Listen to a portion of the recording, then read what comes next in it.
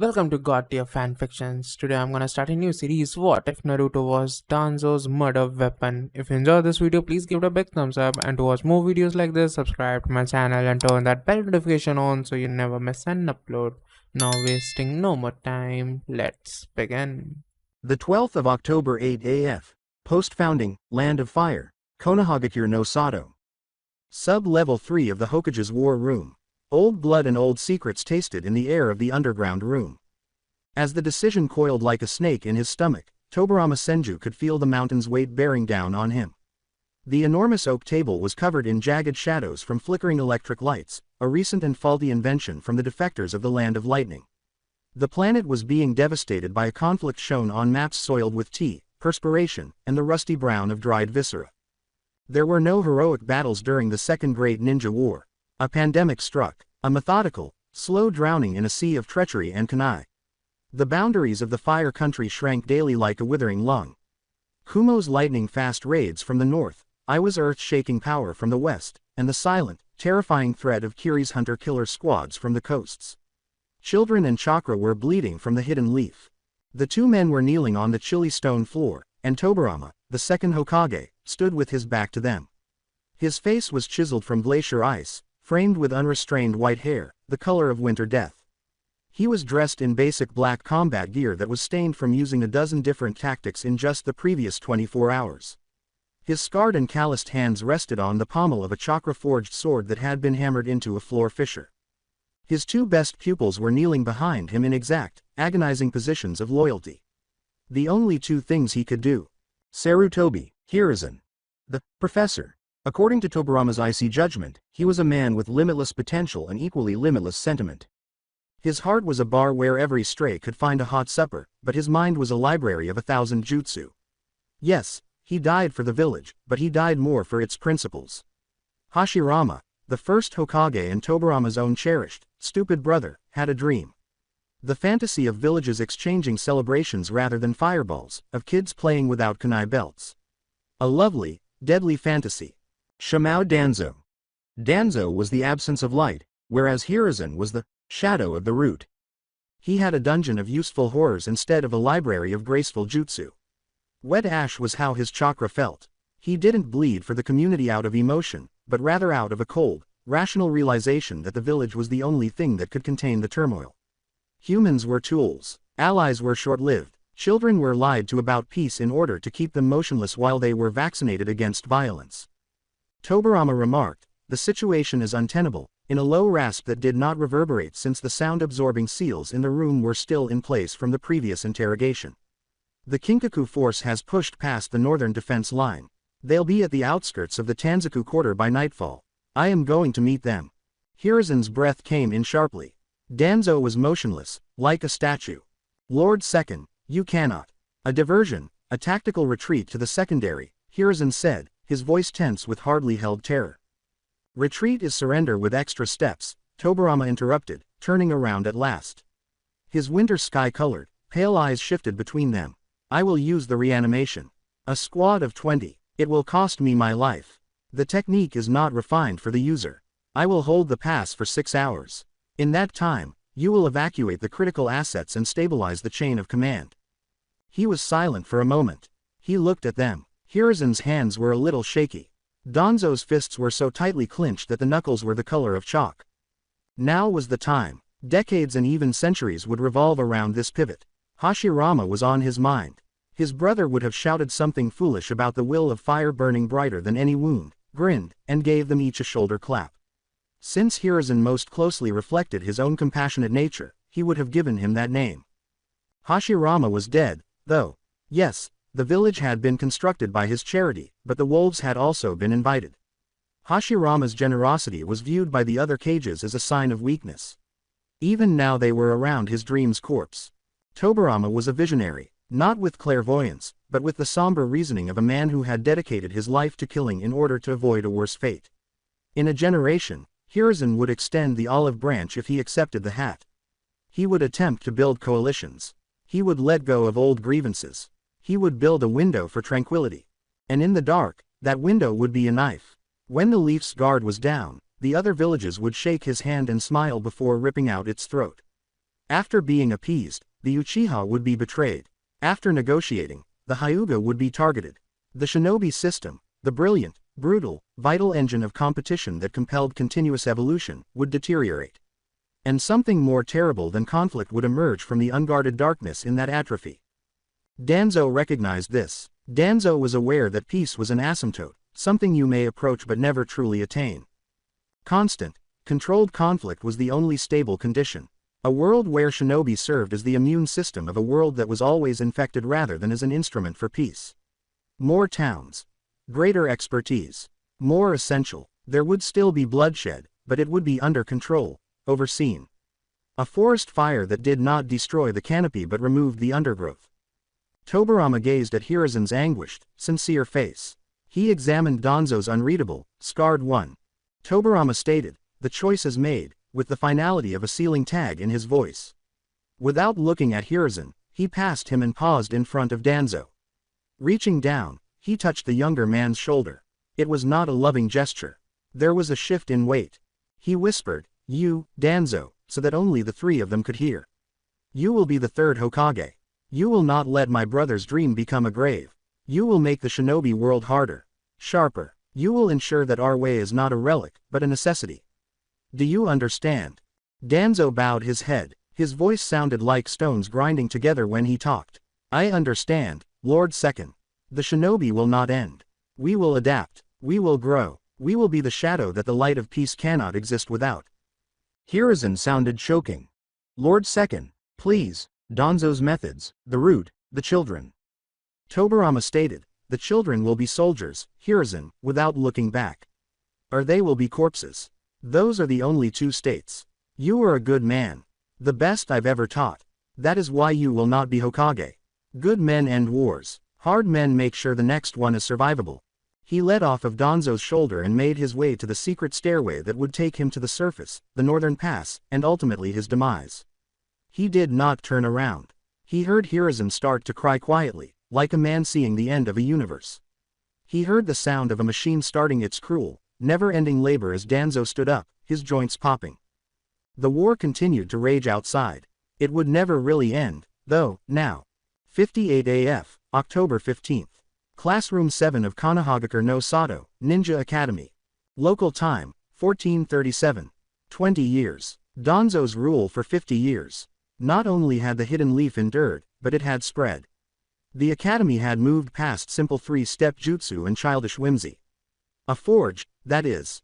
A workplace. The remaining hardliners and Danzo's root operatives had revised the curriculum.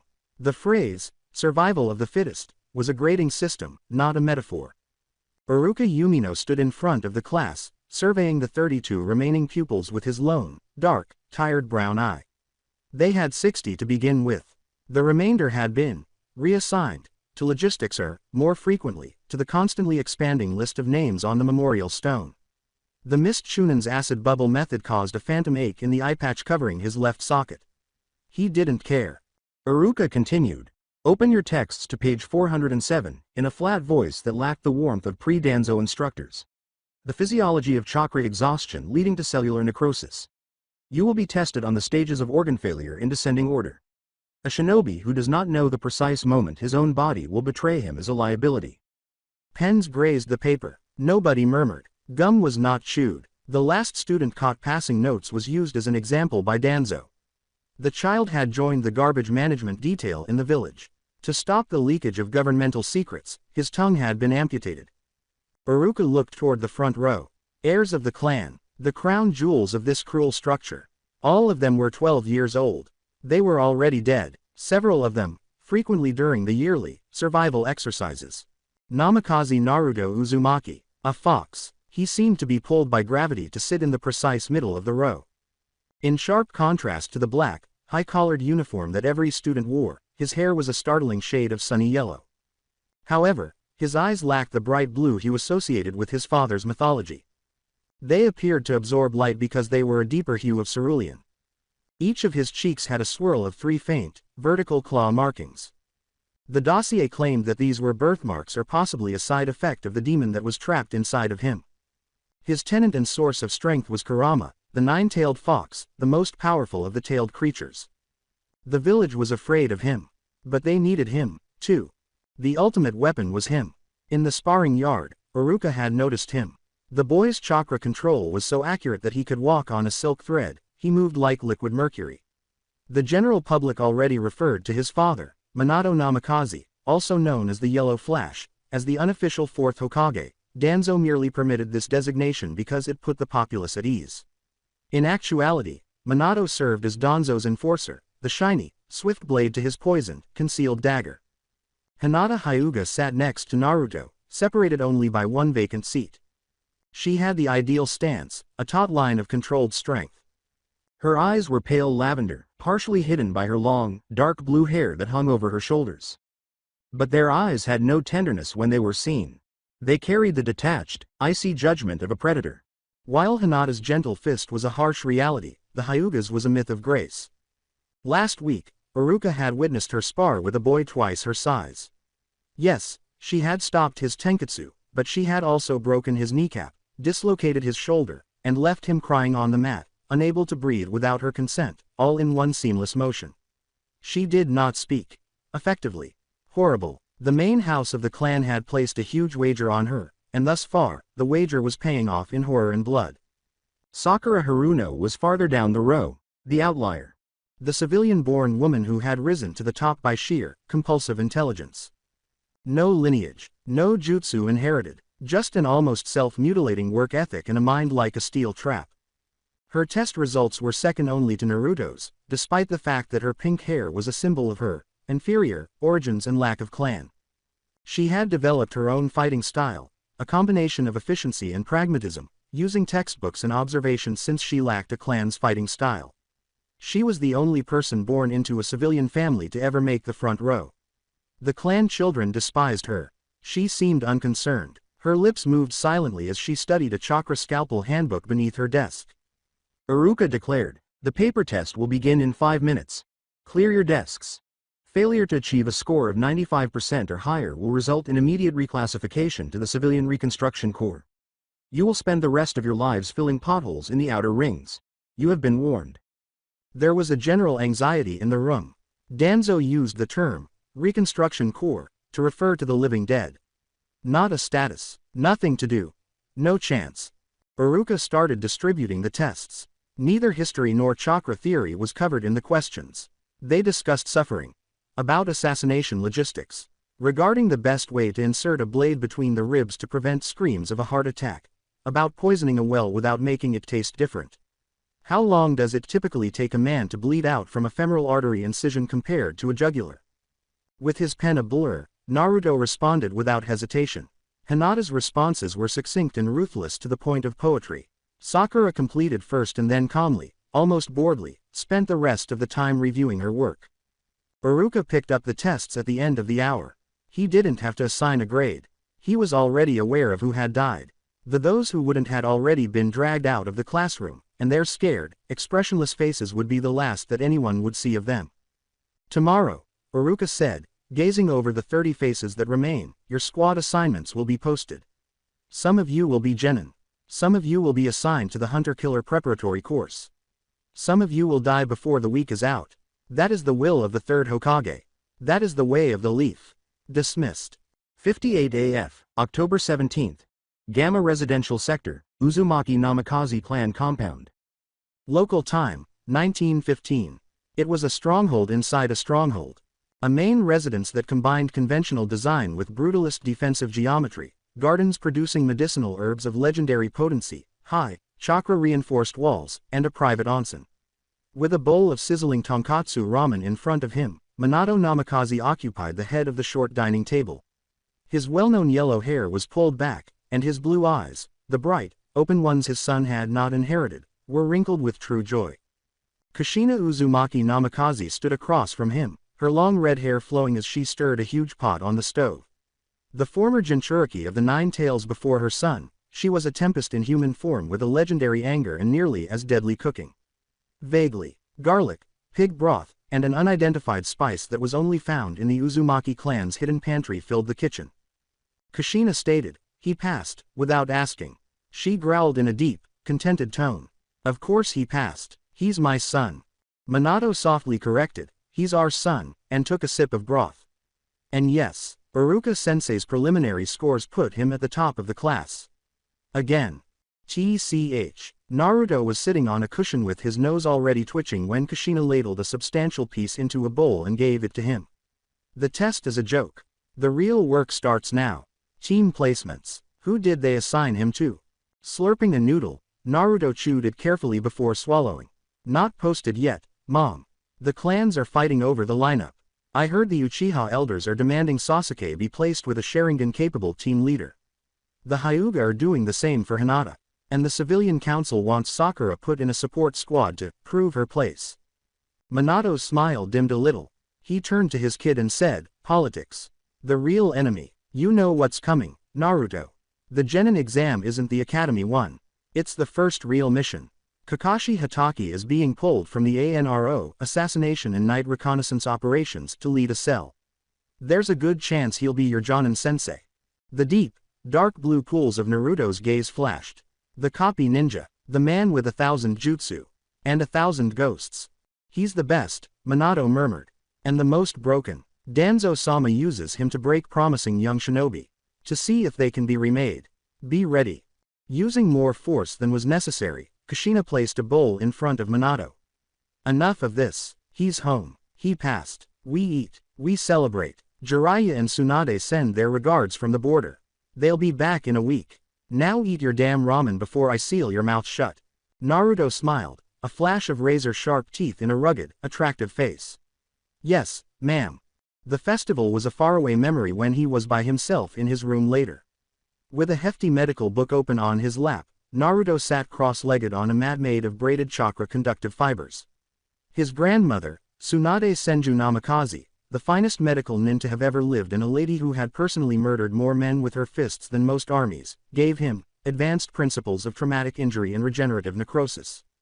Sakura would receive his old novels, but he wasn't reading it for her. He was perusing it on his own. Yes, Kurama was cured by his chakra, but not in the proper way. It overcorrected, fusing excessively dense bones and producing scar tissue. In order to regulate the fox's gifts, he needed to comprehend the body's baseline. Sakura's keen, analytical mind and insatiable curiosity came to mind. Something flickered in his senses. Not in this world, not affection. Regard. A fellow weapon's recognition honing itself to an unbreakable edge. A gentle knock was heard. The way his mother did. Come in. Wearing a plain yukata, Kushina came in with her hair unbound. She didn't look at him as she sat on the edge of his bed. Sakura Haruno is coming by tomorrow to collect those books. I know. She's a sharp one, civilian-born, no clan to protect her. That kind of hunger, it makes a person either very useful or very dead. Kushina sighed. Be careful with her, Naruto. And be careful with the Hyuga girl. The main house has plans for her. Plans that involve powerful allies. Naruto put the book down. I'm not interested in clan politics, Mom. I'm interested in surviving, and making sure my team does the same. Kushina gave him a long look before nodding. Good. That's the only right answer. She got up, gave him a rare, furious kiss on top of his head, and walked away. Naruto gazed at the shadow cast by a tree branch swinging in the fall breeze on the wall. Sakura was coming tomorrow. The team placements would be announced tomorrow.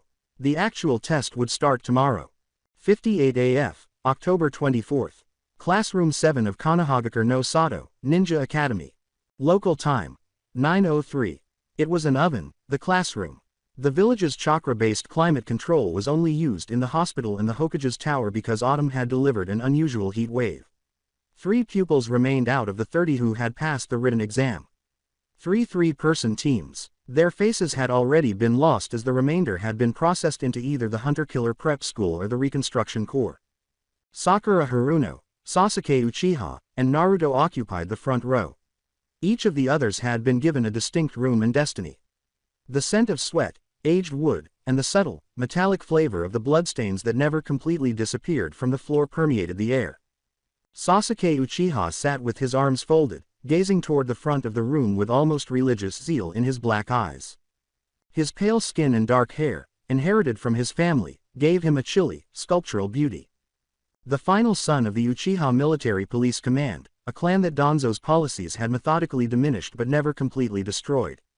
Even while the Sharingan in his eyes had not yet awakened, everyone knew that the correct trauma would eventually cause it to do so. He was the class's second best. He detested being subpar. He detested Naruto's innate strength, easy elegance, and bond with the yellow flash. However, he valued his ability. Respect was more valuable than gold in Danzo's leaf. With the medical textbook he had given her open in her lap, Sakura sat to Naruto's right. She had eaten it all in one night. She was reading it again now, using a little charcoal stick to highlight certain passages. Her pink hair was pulled back in a stiff ponytail, exposing her sharp, jade-green eyes and prominent brow. Her face was devoid of tenderness. It was a mask of focus and hunger. At 10 years old, she had slain her first man during a capture the flag drill that had escalated into a full-fledged battle with a renegade Kiri squad. After stabbing him in the kidney, she watched him die while timing how long it took for his eyes to get glassy. Nothing had affected her. That was both her greatest asset and her biggest shame. Naruto and Sasuke were playing Go. The game was intricate, but the board was tiny, a travel set. Apart from Sakura's sporadic page flipping, the only sound they made while playing was the click of stone on wood. They had been holding out for about 4 hours. Kakashi Hatake sighed outside the window, concealed among the branches of a huge oak. He had a small green book in his left hand and was reclining against the tree with one leg drawn up. The 7th of Jiraiya's notorious series, Ika Ika Violence. A tale of a shinobi who used violent, ethically dubious seduction to solve all of his problems. It was rubbish. It was amazing rubbish. 63 times, he had read it. He was well versed in the plot twists. He was aware of the page where Mirai, the main character, employed a binding method that was unquestionably not covered in any formal curriculum. After reading the final line and appreciating the description of a chakra-infused tongue depressor, he gently snapped the book shut. He peered through the glass at the 3 kids. A fox. Uchiha the last. The ANRO had dubbed her the Pink Menace. Danzo's individual endeavor to test them was Kakashi. Break them if you can. If not, make them. He recalled his own Genin squad. Obito, Wash, a distinct planet, a universe prior to Danzo's actual consolidation of power and the complete execution of the excellence or death directive. This new test would have failed Obito. He had been too generous. Too much hope. Although Rin would have passed, she would have been ashamed of herself. After his death, Kakashi had been reduced to a hollow shell. He remained a lifeless shell. Now he just concealed it better. He let out a half-theatrical groan, slipped the book under his flak jacket, fell from the limb, and landed quietly on the windowsill. He entered the classroom after sliding the window open. The 3 kids raised their eyes. A ghost stone caught Naruto's attention. Sasuke narrowed his gaze. Sakura snapped her book shut decisively. Tall and slender, Kakashi exuded a sense of worn-out lethality. His solitary visible eye was a black, lazy-lidded pupil that missed nothing, and his silver hair was a shock that defied gravity. The left eye was hidden by his forehead protector, which served as a continual reminder of the eye he had lost and the gift he had gained. The bottom portion of his face was hidden by his mask, but there was a faint crinkle at the corner of his eye that suggested a small, inconsequential smile. He said, "Yo," in a sluggish drawl. Before anyone could reply, he disappeared into a whirlwind of leaves. "You 3, follow me. Training Ground 7. Don't be late." Sasuke murmured, "Arrogant ass," but he had already stood up, forgetting his go stones. Naruto gave a narrow, predatory smile. "He's testing us already. The wait. The entrance. It's all part of it." Tucking the medical text into her pack, Sakura rose up. "Then let's not keep him waiting." They moved in unison, though not quite in unison. Out onto the training grounds, past the memorial stone with the names of the glorious fallen, engraved into the black granite, and through the deserted passageways. At the forest's edge was a sizable, fenced-in area known as Training Ground 7. A river ran through the middle, and close to the gate was a small, dilapidated structure that was formerly a weapons shed but is now a gathering place. Kakashi had his book out once more and was leaning against the shed. As they got closer, he glanced up. "You're late, by 4 minutes." Naruto remarked, "We're not late," pausing a deferential 10 feet away. "You said don't be late." "We're here." "You're here." No time was specified. The visible eye of Kakashi had a crescent shape. "Smart. I hate smart ones." He put the book in his pocket and straightened up, instantly changing from a slouched to a coiled position. The air became dense. The birds in the surrounding woods became quiet. The academy test is a joke, Kakashi remarked in a flat, businesslike tone that had replaced his drawl. It weeds out the terminally stupid. The three of them, this is the real genin exam. You will be given a mission. You will complete it in 1 hour, or you will be sent back to the academy for remedial training. And remedial training, under Danzo-sama, means you will be assigned to a penal squad. Your first mission will be your last. From his belt bag, he took out a scroll, wrapped in black silk and sealed with a crimson wax insignia. The characters for prisoner and containment. It was bigger than any they had ever seen. Kakashi explained, this is a prisoner containment seal, while displaying it. Used to transport high-value targets for execution. Treason. Attempted daimyo assassination. Crimes against the state. You will unseal the prisoners. You will hunt them. You will kill them. He turned his attention to each of them. You have 60 minutes. The clock starts now. He executed a seal with one hand. Kai. 3 plumes of black smoke appeared as the scroll exploded. 3 men in ragged, dirty prisoners' uniforms were blinking and coughing on the grass when they cleared. They were scared, malnourished, and smelled of anxiety and perspiration. One was elderly, with missing fingers and a gray beard. One had narrow, sly eyes and was middle-aged and overweight. The third was a young man, barely 20, with a traitor's mark on his forehead and a shaved head. Run, Kakashi whispered softly. It was not necessary to tell the inmates twice. Gasping for breath, they jumped to their feet and ran toward the trees, stumbling over roots. Surprisingly nimble, the obese one was the fastest. The elderly one fell behind. With a frantic burst of speed, the little one disappeared into the bushes. Kakashi looked at the trio of genin. Go. Naruto didn't think twice. Before the word had finished resonating, he had vanished, a yellow blur racing into the woods. He was half a second behind Sasuke, a shadow that moved with deadly elegance. For a little moment, Sakura stopped and followed the 3 paths with her eyes, evaluating and calculating. Then she decided to run after her objective, the middle-aged, obese person who had made her way to the river. The trees engulfed them. The young person was Naruto's goal. A betrayer. Driven by the sheer raw dread of a guy who knew he was going to die, he moved quickly. But Naruto was quicker. In the end, he was the Yellow Flash's offspring. Chakra wasn't even necessary for him. He just ran, his body passing through the openings in the foliage like water through a sieve, his feet finding the ideal places on rocks and roots. For 10, 15, or 20 minutes, the young man ran. He started crying in ragged sobs. Sweat gleamed on his tattooed forehead. In an attempt to elude his assailant, he darted left, then right. However, Naruto was constantly present, a flash of yellow at the periphery of his view, simply hurting him rather than gaining or regressing. The young man finally staggered after over 30 minutes. He landed hard on the muddy bank of a stream when his foot caught on a concealed root and he fell down a tiny slope. With his face buried in the cool muck, he lay there gasping. Silently, Naruto touched down on the embankment above. He produced a scroll by reaching into his pocket. A ninjutsu, a short, curved sword with a dull, non-reflective gray blade, appeared in his hand with a flick of his wrist and a pulse of chakra. The blade glinted briefly in the strong sun before Naruto tilted it away. The young man rolled over and murmured, "Please," with wide eyes. He was at most 19 years old. His lips were cracked and his face was thin. "Please, kid, I didn't do it, I was set up. The daimyo's advisor. He wanted my wife. I didn't." Naruto responded, "I don't care." He spoke in a serene, almost soft tone. With his feet sure on the sticky mud, he strolled down the embankment. "Your guilt or innocence is irrelevant. My mission is to kill you. If I fail, I am sent to a penal squad. I will die, probably badly, so, you die." He came to a halt 2 steps from the man, who was now sobbing uncontrollably, his body trembling with heavy, heaving sobs. The young man said, "Please," in a final whisper. "No," replied Naruto. He then swung the blade. It was a flawless cut. Kushina's years of severe kenjutsu training led a single, seamless motion.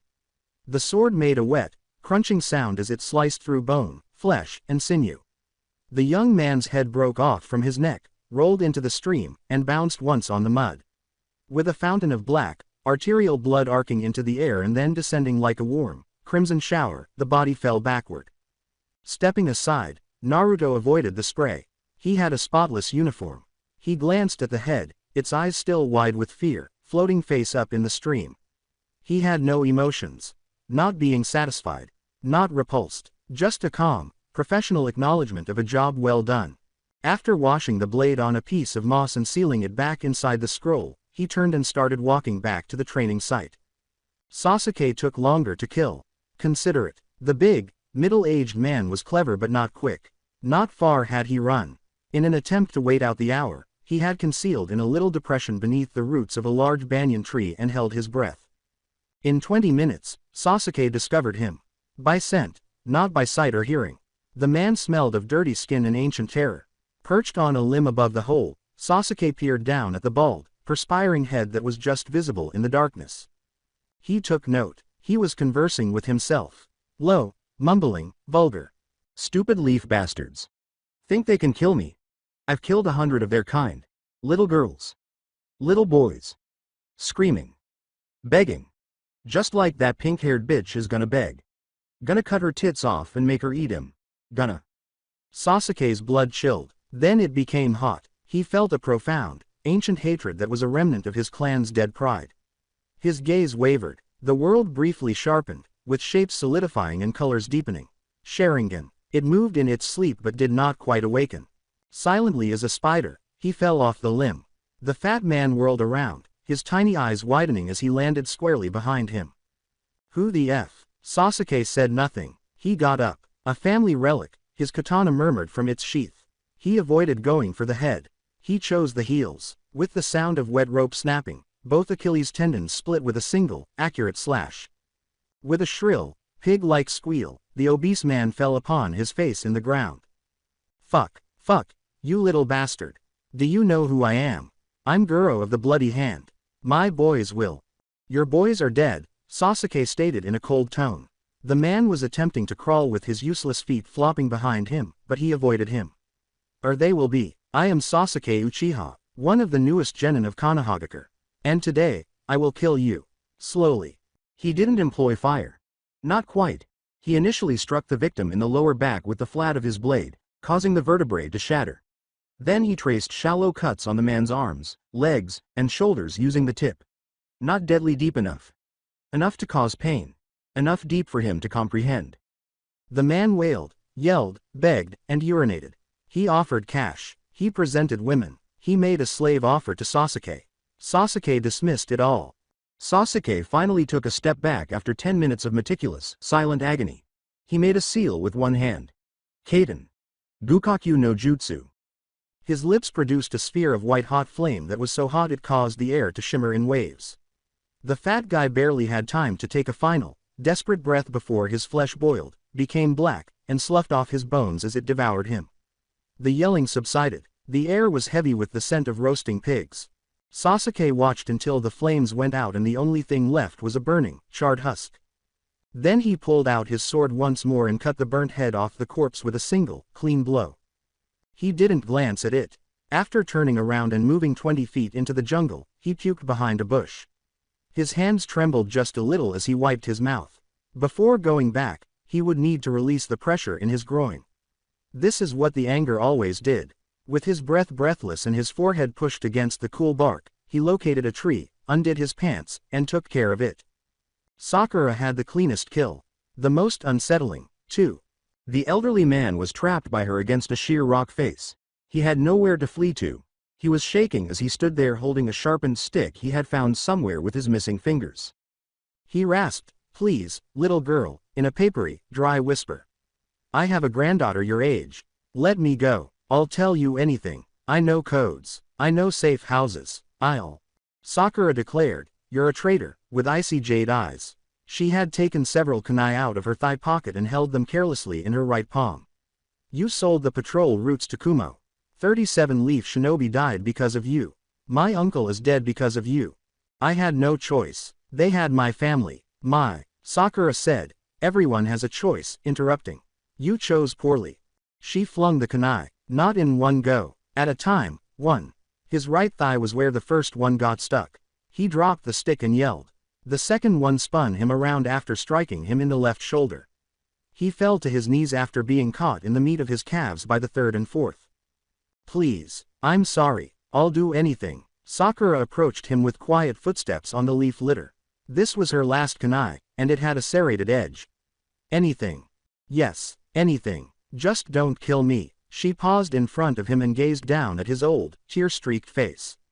Can you bring back the 37 shinobi you killed? His mouth opened and shut as he gazed at her. No, she said on his behalf. You can't. Bending down, she took a fistful of his gray hair and pulled his head back. With wide eyes, he begged her as he stared up at her. She pulled the serrated blade over his throat while maintaining eye contact. Not a swift, forgiving cut. A sawing, sluggish motion. The elderly guy gurgled as he futilely flapped his hands at his neck, attempting to stop the flow of foamy, dark blood. He took almost a minute to pass away. Sakura kept an eye on him, keeping track of his heartbeats. A total of 12. After it was finished, she cleaned her hands of the blood with his shirt. With a single, effective stroke, she severed his head. The serrated blade wasn't perfect, but it worked, and placed it in a sealable bag she had packed specifically for this use. Then she started to walk back while singing a gentle, off-key lullaby that her mother used to murmur. Her pink hair was now streaked with blood. At the training site, Kakashi was waiting with his book open, leaning against the shed. One by one they came, and he didn't glance up. Naruto arrived first, his appearance calm and his clothing spotless. He neatly piled the heads of his prisoners. With a few little spots of blood and soot on his suit, Sasuke finished second. He rested his head against Naruto's. His hands had become steady. Sakura arrived last, her bag soaking in her hair a jumble of crimson and pink. She put the elderly man's head with the others after unsealing it. 3 brains. 3 men died. A full hour. At last, Kakashi closed his book and glanced up. His visible sight traveled over their features, over the blood, over their heads, over their cool, collected expressions. He didn't see any terror. No regrets. Just the quiet, contented tiredness of a task well done. He murmured, "Congratulations," but there was no warmth in his voice, just a somber, formal acknowledgement. You are now full genin of Konohagakure no Sato. You have passed the real test. You are no longer children. You are weapons. He started to move away after pushing off from the shed.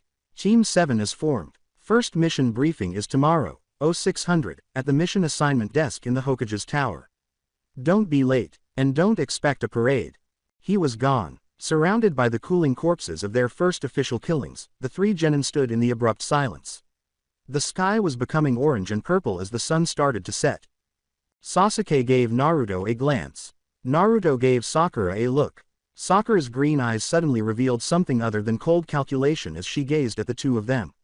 A moment of bonding. Acknowledging that everyone is damned. Tomorrow, stated Naruto. Tomorrow, repeated Sasuke. We're still alive, Sakura said. That's the only thing that matters. No high fives were exchanged. They didn't grin. They merely nodded, making a silent, solemn agreement before turning and leaving the training area, the heads and the blood behind. The actual missions would start tomorrow. They would kill for their village the following day. And tomorrow, they would start the arduous and sinister process of transforming into the shinobi that Danzo's society required. However, Naruto would return home to his mother's ramen tonight. In the huge, deserted Uchiha property, Sasuke would sit by himself and gaze at the wall. Sakura would read her medical texts and commit to memory the exact locations of every organ, artery, and hidden spot where a blade might kill a person as effectively as possible. It ended the Second Great Ninja War. However, the struggle for the ninja world's soul was far from over. The only thing that was certain in Danzo's leaf was that the weak were used as fuel and the strong lived. Team 7 was going to be extremely powerful. 58 AF, October 24th. Gamma Residential Sector, Uzumaki Namikaze Clan Compound. Local time, 19.47. His chakra signature was detected by the compound gates before he had even reached 20 paces. The locks clicked open with the sound of cracking knuckles, and the seals set into the old wood blazed a brief, silent amber. Naruto made his way up the wooden steps to the main house, past the training poles that had been damaged by 1,000 kunai throws, and past the koi pond where his mother's favorite fish circled in sluggish, apathetic arcs. He opened the door. The constant hint of medicinal herbs drying in the rear storeroom was overlaid by the aroma of miso and grilled mackerel. As usual, Kushina's domain, the Genkan, was spotless, and she did not put up with any dust, chaos, or signs of the bloodshed that existed just outside the walls. With deliberate, instinctive movements, he took off his sandals and lined them up.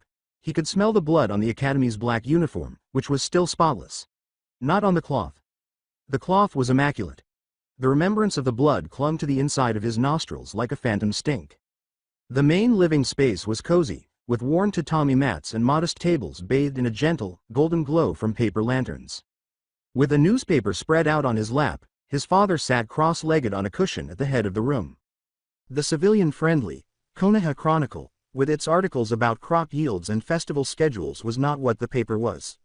It was the Shinobi Information Circular, a thick single-sheet booklet printed on inexpensive gray paper that contained intelligence briefs, casualty lists, and coded mission reports that were so heavily redacted they resembled calligraphy exercises rather than news. The sound of the door caused Minato Namikaze to look up. As though he had been raking his hands over his yellow hair while reading, it looked disheveled. His son's face was met with his warm, wide blue eyes, which instantly won the trust of citizens and caused enemy shinobi to hesitate dangerously. "How did your test go?" It was a blank question.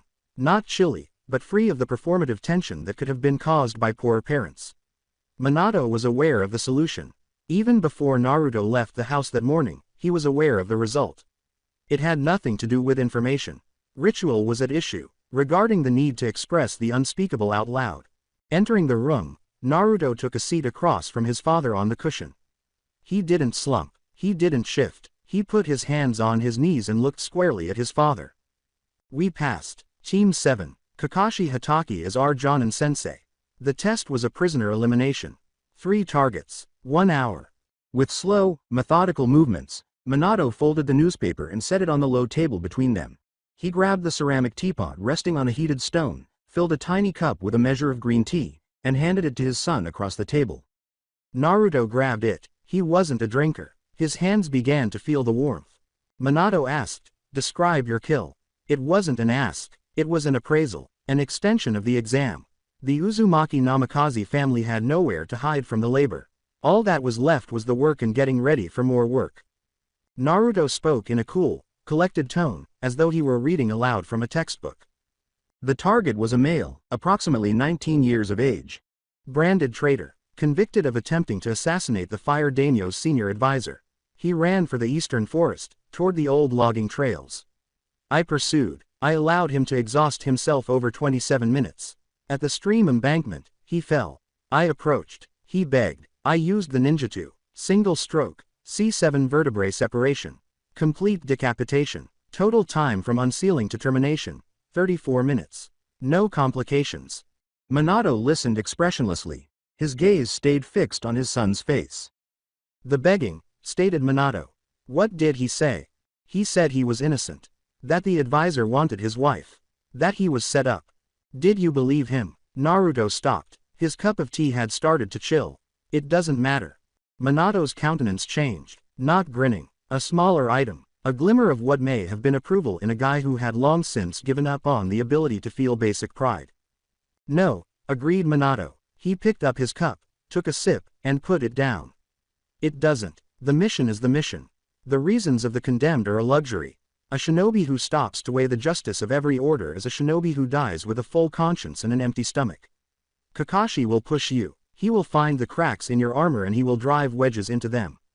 That is his purpose. Danzo-sama did not assign him to Team 7 by accident."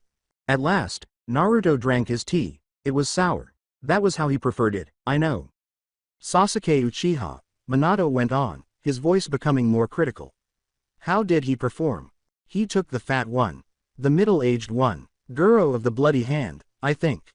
The dossier said he was a slaver. Sasuke took him to the banyan grove. I heard screaming. Then I smelled fire. He used the Gukaku." Minato slowly nodded. "The Uchiha temper. Contained. Then released. He is dangerous. More dangerous than he knows. The Sharingan stirs in him. Did you see it?" I saw his eyes change. For a moment, the color deepened. "Good. And the girl?" Naruto placed his empty cup down. "Sakura Haruno. She took the old one." "The informant. She took him to the rock face by the western stream. I didn't see the kill, but I saw her return. Her hair was wet, she had a bag, she was humming." Minato's eyebrow lifted an inch or so. "Humming.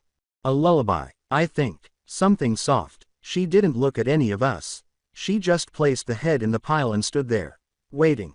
The civilian-born, Minato remarked, perhaps to himself. The one who reads medical texts during combat drills. She is the most interesting of the three. The clan children are forged in expectation. They know what they are supposed to become. The civilian-born who rises to their level, she has no map. No inherited path. She is making herself from nothing. That requires a different kind of hunger. He did not open the newspaper when he picked it up again. His fingertips traced the edge of the gray paper as he held it in his lap. He said, "Your mother wanted to be here," in a calmer tone. "She is at the hospital." Tsunade-sama returned from the border early. There was an incident, a skirmish with Kumo scouts near the Tanzaku Pass. 3 of ours are in surgery. Kushina is assisting. A tiny, tight knot in Naruto's chest loosened a little. It was strange that his mother wasn't at supper. He had believed that her never-ending projects, the garden, the ceiling arrays, the silent, ferocious labor she performed to maintain the compound's impenetrable defenses, were only causing her to be delayed. However, the hospital was blood. Genuine blood. Not the tests sanitized, abstract blood. The blood that screamed as it entered. "Is she okay?" When Minato looked up, the enforcer's mask briefly came off.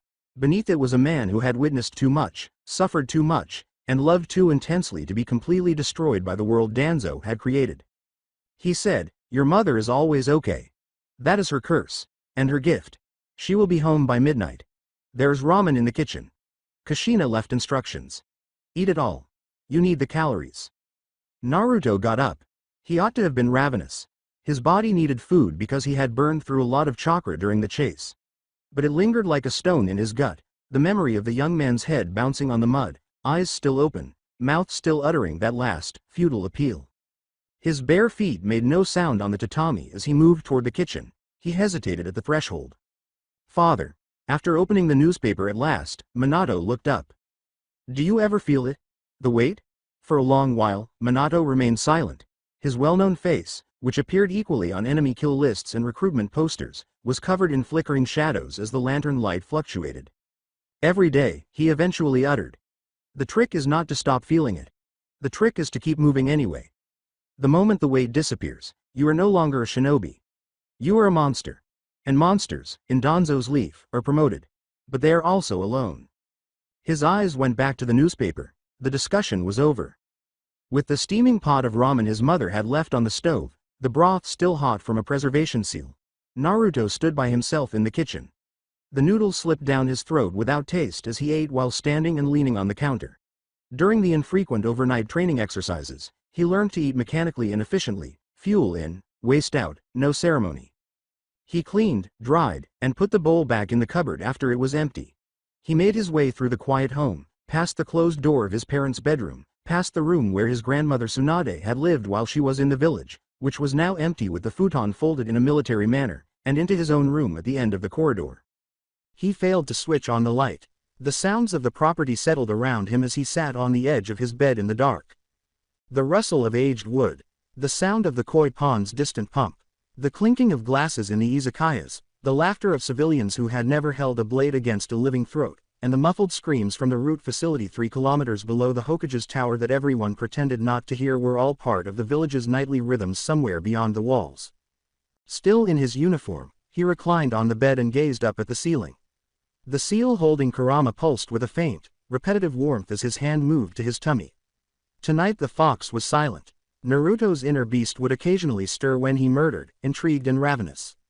It was quiet this evening. Maybe even a nine-tailed devil could see that the youngster needed no encouragement to do what he was doing. His eyes were closed.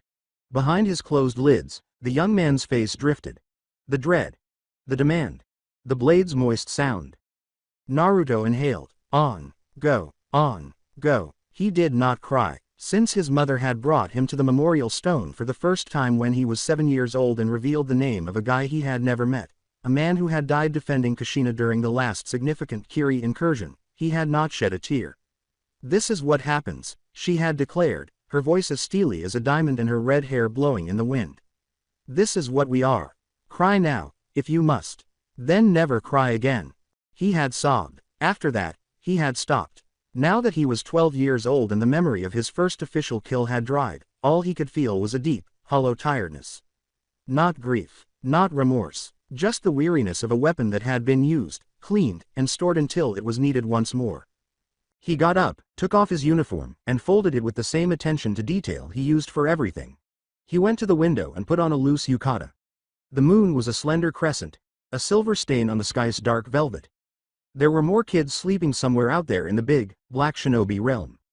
There were other kids killing. Other kids were turning into weapons for their towns, their cages, and their never-ending, grinding conflicts. Sakura's icy emerald eyes when she put the elderly man's head in the heap came to mind. The tremor in Sasuke's palms that he had attempted to conceal came to mind. His thoughts turned to Kakashi, the book of trashy romance that served as a barrier against the outside world, the lethargic drawl, and the buried anguish. Team 7 was now their name. Bound by a test that would have been deemed torture in any civilized country, they were forged in blood on an arbitrary training ground. However, there were no developed countries. Only villages existed, shinobi only the never-ending, vital cycle of survival and death. He closed his eyes, moved away from the window, and lay down on his bed. Sleep arrived as a collapsing tunnel that was black, swift, and merciful rather than as a soft wave. 58 AF, October 25th. Residential Sector Delta's Uchiha clan compound. Local time, 4:13. Surrounded by the spirits of his ancestors, Sasuke Uchiha sat in the middle of the largest chamber in the vacant compound. The founders of the military police, the defenders of the village's internal order for 3 generations, were portrayed on the walls as stern-faced men and women with dark hair and darker eyes. As he walked, breathed, sat in the ideal lotus position, and attempted to clear his head, their painted eyes followed. It didn't function. The obese man's face continued to show. It was not the same face as it had been in life, with its sly sneer and shrewd eyes. The eyes were melting, the mouth was open in a scream that had no oxygen to propel it, and the face was as it had been in death, the skin bubbling. Sasuke had already killed. That was handled by the academy. Animals, primarily. During the field exercises, a few renegade bandits engaged in sanitized murder. But never this way, never let up. Don't be deliberate, never with the cold-blooded intention of causing as much pain as possible before to the ultimate relief. He had relished it. That was the thought that tormented him, sitting like a poisoned glass splinter in his chest. The screams of the fat man had pleased him. The way the man's body had shuddered and twitched beneath the blade had pleased him. As the fire devoured him, he had relished the last, damp gasp. Sasuke's eyes came open. Impassively, the portraits peered back. In front of him, in the middle of the wall, was a picture of his father. Before Danzo destroyed the military police and reduced it to a ceremonial shell, Fugaku Uchiha was the last real leader of the force. Fugaku's painted eyes were harsh and critical, perpetually disappointed in a son who had yet to awaken the Sharingan, exact revenge for the family's lost reputation, and develop into the weapon the clan required. Sasuke muttered, "You would hate me," to the portrait. "If you knew, you would call me weak. You would say that a true shinobi kills without pleasure, without pain, without any emotion at all.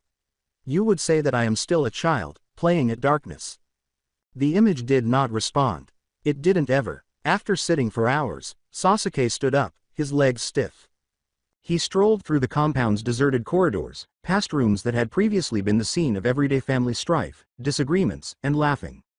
The tatami in his mother's tea room still smelled somewhat like jasmine, since Itachi was assigned to the ANRO and then disappeared into the mysterious hierarchy of Danzo's inner circle. His brother's chamber remained unaltered.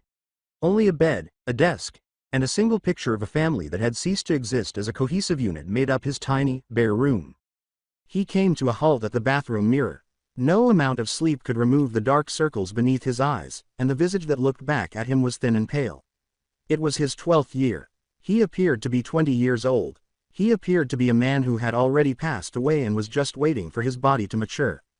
He considered Sakura. It was a sort of clinical curiosity. Rather than want, he wasn't sure he was capable of desire in any form that didn't include violence.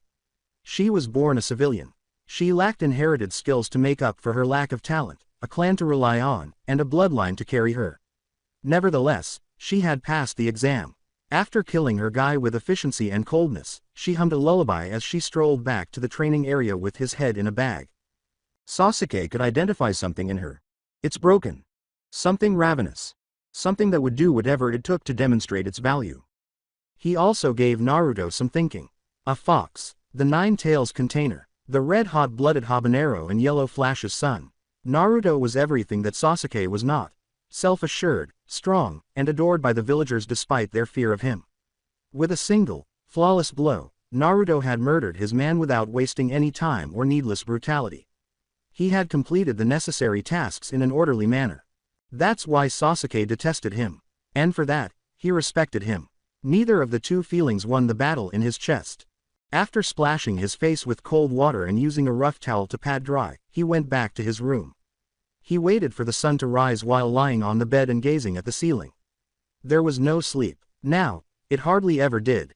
He got up, put on his black uniform, and fastened his katana over his back as the first gray light of dawn peeked through the window. At 6, he received a mission briefing. He would arrive on time. He refused to be weak. Even if it meant destroying all of his humanity, he would become the weapon his clan needed him to be. Without turning around, he departed the compound. The painted eyes of the pictures followed him as he went through the door and into the chilly gray morning. 58 AF, October 25th. Residents of Haruno, Civilian Sector Delta.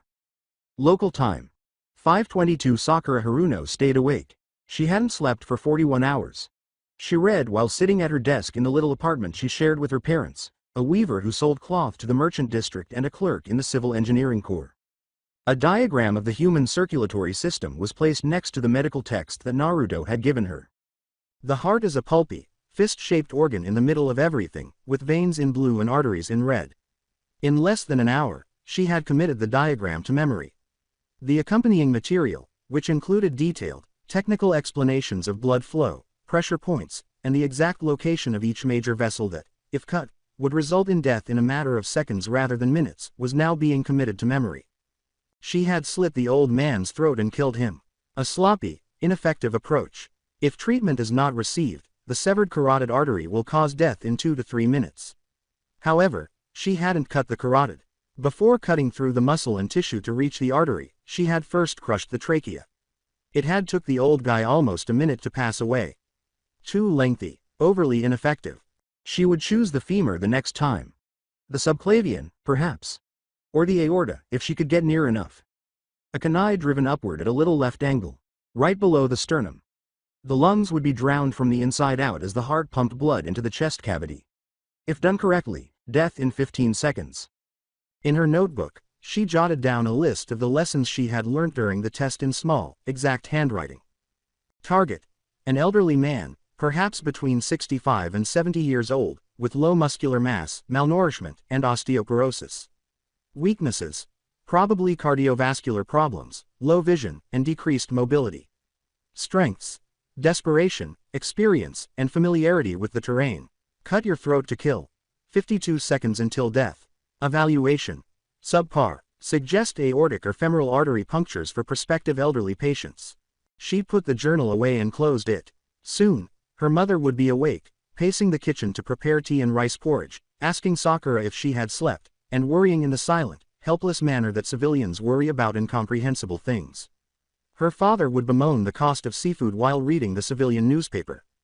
They were unaware. They couldn't find out. They believed their daughter was a great student who would graduate, land a nice job in the administrative corps, marry a nice boy from the merchant district, and have nice kids who would never have to witness what she had witnessed.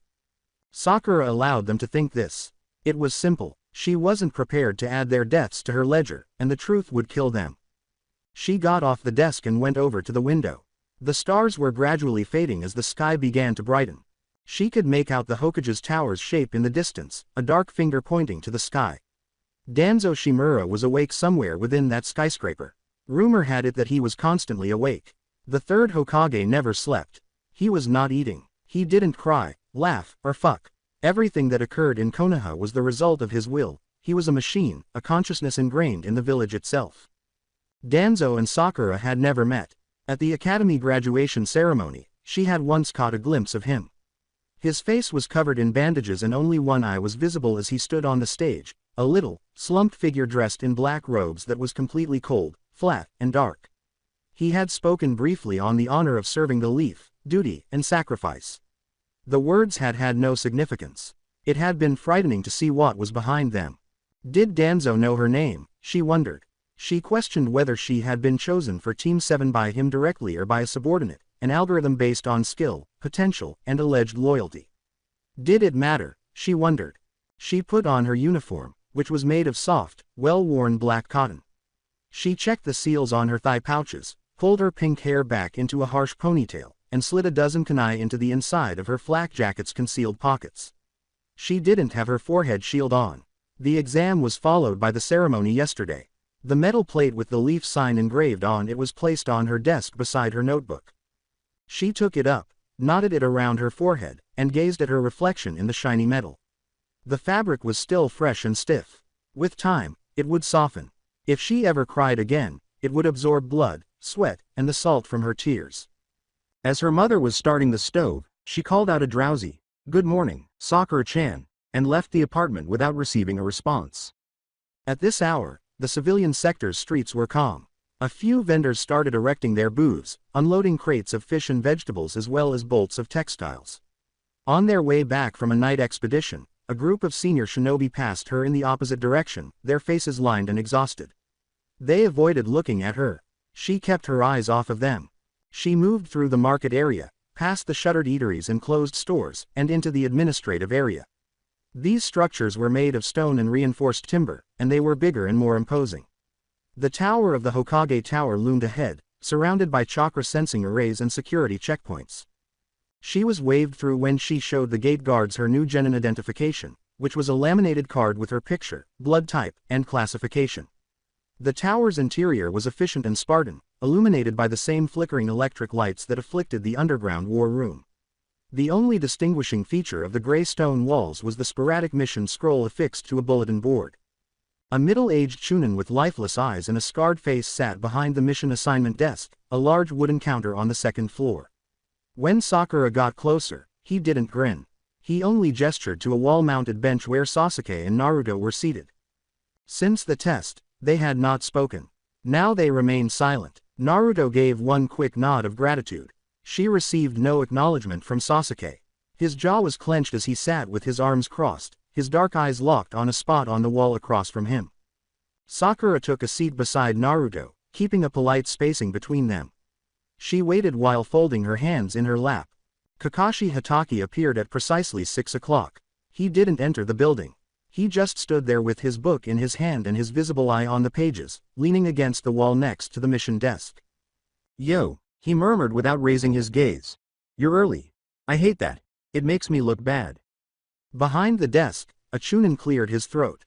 "Hatake-san, the mission roster for Team 7. Over the counter, he slid a scroll.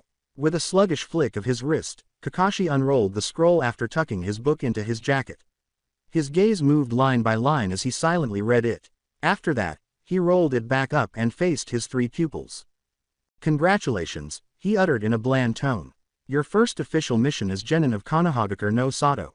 You will be assigned to C-rank escort duty, a merchant caravan traveling from the Tanzaku Quarter to the northern border. The route passes through territory that has seen recent bandit activity. You will protect the caravan and its cargo. The cargo is not your concern. The merchant is not your friend. The bandits, if they appear, are to be eliminated with extreme prejudice." Naruto caught the scroll with one hand after he tossed it to him. "Briefing is over. We leave in 1 hour. Meet at the north gate. Don't be late." He went missing. Naruto swiftly perused the scroll after unrolling it. His face remained the same. Tucking it inside his belt, he rolled it back up. Sasuke said, "Bandits," his first words of the morning. "Easy." Sakura muttered, "Bandits are never easy. Bandits are failed shinobi. Failed shinobi are desperate. Desperate men do unpredictable things." Naruto gave her a glance. Her green eyes met his dark blue ones, the ones that carried the demon's weight. "Then we kill them before they have time to be unpredictable," answered he. He got up and made his way to the stairs. Sasuke came next. Sakura continued to sit with her hands folded in her lap and her heart pounding steadily and slowly in her chest. The old man was on her mind. His blood had felt warm, smooth, and vibrant on her hands. The final sight in his eyes was one of emptiness rather than fear. She had hummed the lullaby because the melody filled the void left by her conscience, not because she was joyful. She got up and went out into the morning light with her crew. The mission was ready. The bandits stood by. The laborious, never-ending task of survival awaited. And Danzo Shimura was observing from somewhere deep within the Hokage's tower. He watched all the time. In the lengthy, sinister process of creating the ideal weaponry for his never-ending conflict, he was already organizing the next test, the next operation, and the next phase. 58 AV, October 25th. Hokage's Tower. Sub-Level 1 Administration. Local time, 7:42. The administrative sub-level's air was recycled and filtered by crystals charged with chakras to eliminate contaminants and, coincidentally, any hint of human warmth. There were no flags or artwork on the plain stone walls. Put function above form. Efficiency as opposed to beauty. Shortly after taking on the role, Danzo Shimura redesigned this level himself, making sure that nothing would interfere with the job. All that was important was the task. Danzo was seated behind a black oak desk that had been used for decades. There were 15 scrolls on the polished wood in front of him. Supply shows up. Calls for reinforcement. Reported casualties. Intelligence summaries from the delicate, lethal, and completely undetectable network of root agents that spanned the continent like a spider's web. With mechanical precision, his lone visible eye scanned the documents. The Sharingan, a gift from a deceased Uchiha and a tool for the constant watchfulness required by his position, was hidden by the bandages covering the left side of his face. The chakra-infused prosthetic hummed at a low, hardly detectable frequency as his bandaged right arm lay on the arm of his chair. As he scribbled documents with his sharp, vertical letters, the only sounds in the room were the faint rustle of paper and the occasional scrape of his brush. Endorsed. Refuted. Awaiting more information. Change your priority to root. With prejudice, terminate. When he got to the 10th scroll, he flicked his wrist and unrolled it. Outlying outposts that lacked the luxury of adequate supplies employed the inexpensive, rough-textured paper. The handwriting was hasty and tight, with smudged ink where the writer's hand had shaken. To the 3rd Hokage's office. Request rapid resupply and reinforcement. Perimeter of Land of Waves, Outpost 17. There are now 46 genin, 3 tokubetsu jonin, and 12 chunin. Critical in terms of operations. Since the last harvest, bandit activity has grown by 300%. Trade routes along the shore are no longer safe. In the last 2 months, 3 supply convoys have been intercepted. 27 shinobi were slain, 19 were injured, and 4 were reported missing or detained. A new power is consolidating in the area, according to civilian informants. Name not given, unknown affiliation, techniques. Harsh, effective, and calculated. Offering amnesty and a purpose, he is gathering failing shinobi from each of the 5 great settlements. He is thought to have 200 soldiers, and that number is expected to rise. Without reinforcement, we cannot hold. I'm requesting 20 chunin, 100 genin, and 2 more jonin. 3 months' worth of medical supplies, a 6-month ration. Weapons replacement for the next quarter. The state of affairs is worsening more quickly than we anticipated. The Land of Waves will fall within the year if we do nothing. Trade routes to the southern islands will be cut off if the Land of Waves collapses. The economy of the Fire Country will collapse in 18 months if the trade channels are cut off. I implore you, Lord Hokage, to take prompt action on this. Inked, Takeda Hiro, the Outpost Commander Rank, Jonin Tokubetsu. Number of Service, 442KNO91. Twice, Danzo read the scroll. After that, he put it down, grabbed his brush, and scrawled one word in the margin. Refuted. It was not written haphazardly by him. With the same icy precision that he devoted to every choice, he took into account every character's stroke and shape. The request made sense. It was a bad situation. The commander's analysis was correct within its constrained viewpoint. However, the request was likewise not feasible. Shinobi were being produced by the Leaf more quickly than the Academy could. Yes, the Second Great Ninja War was over, but the peace was only a temporary break in the never-ending struggle. Kumo was gathering troops along the border to the north. Iwa was increasingly probing the defenses of the west. It was more alarming than any overt danger that Kiri had stopped talking. All of the shinobi that were available had already been deployed, overextended, and killed in a dozen little conflicts that would never be reported by the authorities. The Land of Waves held significance. Danzo didn't refute that. Rice, fish, lumber, and unique medicinal herbs that could only be cultivated in the region's interior forest's constant dusk were all transported along trade routes. It would hurt to lose the area. It would be painful. It would cause the Leaf to deteriorate in ways that would take years to fix. The loss of the Land of Waves, however, might not be fatal to the Leaf. In addition to protecting the western frontier from Iwa's earth-shaking power, it was unable to withstand a full-scale invasion from Kumo. Objectives. Offerings. The survival calculus. Danzo grabbed the 11th scroll. Only 3 people worldwide could decipher this one, which came from his private network. With a chakra pulse, he opened it, revealing the secret words as the paper warmed under his fingers. Psi is the root operator. Designation. RO007. Location. Kagenohana Village, Land of Waves. Goal. Monitoring the consolidation of regional power. The report is as follows. The local term for the person gaining control in the coastal area is Gato. No shinobi training is known. Wealth obtained by usury and shipping. Using the mansion of the old daimyo as his headquarters, he has set up a center of operations in the harbor town of Nami no Kuni. Hiri's renegade shinobi make up the majority of his soldiers. Because of the Bloody Mist's policies, there is an excess of homeless, disgruntled killers, and Gato has been successful in enlisting them. His military might is currently estimated to be over 300, including at least a dozen former Kirijonin. Economic dominance of the area seems to be Gato's ultimate goal. He has already taken over the commercial lanes and is charging protection fees to every ship that travels through the straits. Additionally, he is attempting to take over the main industries in the area, which are fishing, forestry, and the Kagenohana-centered trade in medicinal herbs. Suggestion. Gato is a civilian. He has not been trained in battle. The only things keeping him safe are his money and the assassins he hired.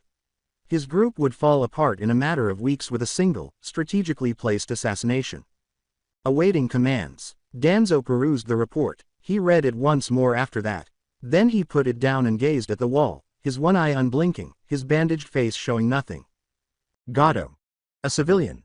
A businessman who had become too wealthy, powerful, and ambitious. It was a familiar trend. Money was always the starting point. Obtaining riches. The buying of allegiance. The gradual, unstoppable growth of power until the civilian power structure started to overtake the shinobi power structure. A generation prior, it had occurred in the Land of Rivers, resulting in the local shinobi village's downfall and Suna's subsequent conquest. It had occurred in the Land of Grass, sparking the ongoing civil war that has killed 40,000 people so far. In the Land of Waves, that wouldn't occur. Not if Danzo had anything to say about it. He grabbed his brush and immediately scrawled his reply underneath Sai's report on the scroll. The observation is still ongoing. Don't participate. Learn about Gato's suppliers, network, and vulnerabilities. Determine who might be a valuable asset. Determine possible liabilities that can be removed. Get ready for sustained infiltration. For the foreseeable future, you will be in the Land of Waves. Make the necessary adjustments. After rolling the scroll and applying a small amount of chakra to seal it, Danzo put it aside. Then he picked up the next document, an academy requisition form for training materials, and carried on with his task. It would burn in the Land of Waves. Now that was unavoidable. The sole concern was whether the fire could be directed, suppressed, or used as fuel for the Leaf's never-ending conflict. Danzo was going to make sure it could. It was always his intention. He had plans all the time. He made sacrifices all the time. And he never, ever turned around. Gate 1 of Konohagakure no Sato, Northern Gate. Local time. 8:15. The Northern Gate, a gigantic iron-banded oak structure that had stood since the Leaf's inception, was the oldest of the village's 4 main exits. The wood was stained with the light lines of old fissures that had been filled in with resin imbued with chakra, and it was dark with age. Every time the gate was opened, the enormous hinges, each the size of an adult man's torso, groaned like living things. The gate was closed today. The next shift wouldn't leave until noon, and the morning patrol had already left an hour ago. Sitting on stools in the guardhouse, the gate guards, Chuchunin with weary eyes and bored faces, played cards while feigning to keep an eye on the road. On the low stone wall that lined the inside of the gate, Team 7 waited. Decades of shinobi sitting in the same position and waiting for the same event had worn the wall's surface smooth. A mission. A reason. A motive to venture outside the gates and into the world of bloodshed. With his hands on his knees and his legs hanging over the edge, Naruto sat at one end of the wall. Since leaving the mission assignment desk, he had not spoken anything. His gaze was always moving, following the merchants, the guards, and the early morning civilians who rushed by with their baskets, their kids, and their vulnerable, unaware lives. Sitting at the opposite end of the wall, Sasuke was as far away from Naruto as the 15-foot gap would let. His dark eyes were locked on the closed gate as though he could force it open with sheer willpower, his arms crossed, and his katana angled across his back. Sakura took a neutral seat halfway between them. She was not reading the medical text that was open on her lap. The morning light had not yet reached the shadows beneath the gate, so she was keeping an eye on them. She felt uneasy about those shadows for some reason. They reminded her of the old man's eyes as the light faded, and there was something about the way they moved and appeared to breathe. For 45 minutes, they had been waiting. 1 hour, Kakashi had stated. Sakura suspected that he had purposefully not mentioned his own timeliness when he said, "Don't be late." One more exam, one more lesson. They would wait because that was what shinobi did, and the Jonin-sensei would show up just when he wanted to. They held out. They observed. They persevered. Naruto moved on the wall, shifting his weight. Sakura saw the movement, even though it was hardly noticeable. Everything was captured by her. It served as her survival strategy and a stand-in for the hereditary skills and bloodlines she lacked. She observed. She noted. She recalled. "He's coming," Naruto muttered. Sasuke's head twisted just a tiny bit. Sakura put down her book. Kakashi Hatake appeared on the road in front of the gate 3 seconds later, his book in his hand, his silver hair catching the morning sun, and his visible eye wrinkled in that unreadable half-smile that never goes away. "Yo," he uttered, "you're still here. I'm impressed." Most genin would have wandered off by now. Gotten bored. Found something else to do. You three just sat there like good little soldiers. He tilted his head and studied them while tucking his book into his flak jacket. Or maybe you just don't have anywhere else to go. Maybe this is all you have. The mission, the village, the endless, pointless cycle of killing and waiting to kill again. He turned and headed for the gate, whose enormous hinges groaned in mechanical protest as the guards started to open it. "Let's go. The merchant is waiting. The bandits are waiting. The world is waiting. And I, for one, I'm tired of waiting." Without turning around, he entered through the gate. Leaping from the wall, Naruto trailed after. With his palm on his katana's hilt, Sasuke trailed him by a half-step. Sakura trailed behind, her medical literature concealed in her bag while her emerald eyes scanned the sky above, the trees on either side, and the road ahead. It was a different world outside the fence. The aromas of cooking fires and human waste were less prevalent, and the air was cleaner. The cobblestones were replaced with packed soil, gravel, and finally the hard packed earth of the forest floor, making the road narrower and less well-maintained. They strolled silently. The pace, which was neither a run nor a stroll but a fast, ground-eating walk, was set by Kakashi. The kind of speed that could be sustained for hours, days, or however long the mission called for. We're not in a rush, but we're also not stopping.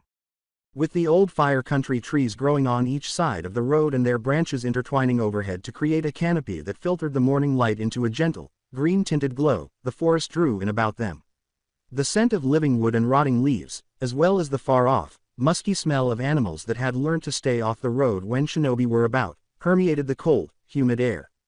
Naruto's eyes were half-closed as he walked, not because he was tired but rather because he was focused. He was paying attention. His ears were sharp enough, but not with them. He was listening to the deep, dark ocean of power that slumbered in his belly, using his chakra and the part of him that was linked to Kurama. The fox's senses were far more keen than his own, and he was able to perceive the world in a way that no typical shinobi could when he was beyond the walls and the village's barriers had stopped dampening the link. He sensed the forest's animals' chakra, bright, tiny, flickering sparks of life. He sensed his colleagues' chakras. Sasuke's was a banked coal that glowed with barely contained heat, Sakura's was a precise, controlled flame, and Naruto's was a conflagration. He sensed Kakashi's peculiar, multi-layered chakra, which resembled a river flowing over undiscovered rocks. He also experienced another emotion. At the very edge of Kurama's vision, something dim and far away, a presence. A meeting, a deluge of chakra signs that did not belong to tourists, animals, or the dispersed hermits who inhabited the depths of the forest. His eyes opened. "Kakashi-sensei," he murmured. Kakashi didn't look back. "I know. There's something ahead. Many somethings. They're not moving." "I know, sensei. I know, Naruto. I've known since we passed the first marker post. They're not a threat. Not yet. They're watching. Let them watch. We'll deal with them when we need to." Naruto stopped talking. This did not sit well with him. He disliked being observed. The sensation of eyes on his back, of unidentified adversaries measuring and evaluating him while they waited for the ideal opportunity to attack, did not sit well with him. However, he had faith in Kakashi. He didn't believe Kakashi was a human in the traditional sense. Instead, he saw him as a shinobi. Things that would have shattered weaker men had not affected the copy ninja. He had eliminated more adversaries than Naruto had encountered. He was skilled at what he did. Most likely, for an additional hour, they strolled. As they got closer to the foothills that signified the change from the central highlands of the Fire Country to the coastal lowlands, the road started to slope lower and the forest thinned. The moisture that poured in from the eastern sea made the air heavier, warmer, and thicker. The trees also underwent modification. Shorter, denser flora replaced the old oaks and maples, including bamboo thickets, blooming shrubs, and the twisted, gnarled shapes of trees formed by poor soil and sea winds. The distinct ecology of the coastal transition zone is where the trade in medicinal herbs originated. In this small area of moisture and shade, plants that were unable to flourish in the deep forest or the open plains flourished, and both poisoners and healers desired their qualities. Konohana materialized out of nowhere. They were strolling down a bamboo tunnel one moment, and then they were standing at the edge of a small, bowl-shaped valley, gazing down at a settlement that appeared to have sprouted out of the forest floor rather than been constructed upon it. The buildings were low and dark, made of dark stone and old wood, with lichen and moss growing on their roofs. Between them were narrow roadways that followed the land's natural curves. A stream with cold, clear water flowed through the middle of the village, feeding a number of tiny ponds that mirrored the gloomy sky. There was no wind in the valley, no breeze to break the silence, just thin, vertical columns of smoke rising from chimneys. The fragrance of cooking fires, moist dirt, and the strong, astringent aroma of dried and processed medicinal herbs filled the air. With his hands in his pockets and his visible eye scouring the streets, buildings, and shadows in between, Kakashi came to a standstill at the village's outskirts. Konohana, he murmured, population 312, according to the last census. Mostly herb farmers and their families. A few merchants, a few inns, a few secrets. His eyes crinkled in that unreadable half-smile as he turned to face his class. This village is not what it appears to be. The people here are not what they appear to be. The merchant we are escorting is not what he appears to be. Nothing in this world is what it appears to be. Remember that. Let it guide you. Let it keep you alive. He began to down the slope in the direction of the settlement, the merchant who was waiting, and whatever mysteries the dimly lit valley may contain. With their eyes open, their hands close to their weapons, and their hearts pounding steadily and slowly, Team 7 trailed behind. The actual mission was still to come. However, they sensed it was coming. An airborne weight. The ground is tense. A dark, ferocious storm is building up on the horizon. There was a reason why Danzo's world had brought them here. They were going to discover what it was. Even if it resulted in their death. 58 AF, October 25th. Great Tree Inn, Konohana, Land of Fire. Local time. 8:47. Team 7 stood in front of the great tree in 15 minutes after they had descended into the bowl-shaped valley. The structure was just what its name implied. A huge, old tree that had been hollowed down and transformed into a livable edifice centuries before the secret communities were established. The trunk was easily 30 feet in circumference, with patches of pale green moss that gleamed softly in the darkened light covering its dark, deeply furrowed bark. The windows were carved out of the live wood, their glass panes thick and wrinkled with age, and their frames strengthened with iron bands. At the base of the trunk was a hardwood door that was strengthened with steel that had been chakra-treated. Its surface was carved with protective seals that had been repeated so many times that the original wood was hardly noticeable under the layers of ink. The inn was Konohana's biggest structure and the unofficial hub of the community. Here, travelers lodged. This was where merchants did business. Additionally, if the stories were accurate, route agents staged tasks requiring complete discretion in the basement. With his fingers on the iron clasp, Kakashi paused at the door. He didn't bang. He made no self-announcement. As if he owned the space and had done this 1,000 times before, he merely pushed the door open and entered. Most likely he had, with lanterns hanging from the curved walls and their flames creating dancing shadows on the wooden surfaces. The great tree inn's interior was cozy and gloomy. The walls were lined with shelves that held bottles, jars, and occasionally a human skull, which was perhaps decorative, but one could never be sure in this world. The ceiling was high and vanished into the darkness of the upper trunk. The room's focal point was a long bar that was carved from a single, mirror-polished slab of black wood. A woman in her 50s was behind the bar, cleaning glasses with a once white rag. Her face was creased with wrinkles from years of squinting in low light, and her gray hair was tied back in a stiff bun. But her eyes were piercing. Shinobi savvy, she'd witnessed things, she'd taken action, she was not a lady to be taken lightly. Kakashi, she uttered in a harsh, low contralto. You're early. The merchant isn't ready yet. He's still in his room, doing whatever it is merchants do when they're alone. With a clear wrinkle in his eye, Kakashi leaned on the bar. And what do merchants do when they're alone, Hanako-san? Hanako, the woman, scoffed. Counting his money, I assume. Or maybe he's polishing something else. The man has a reputation.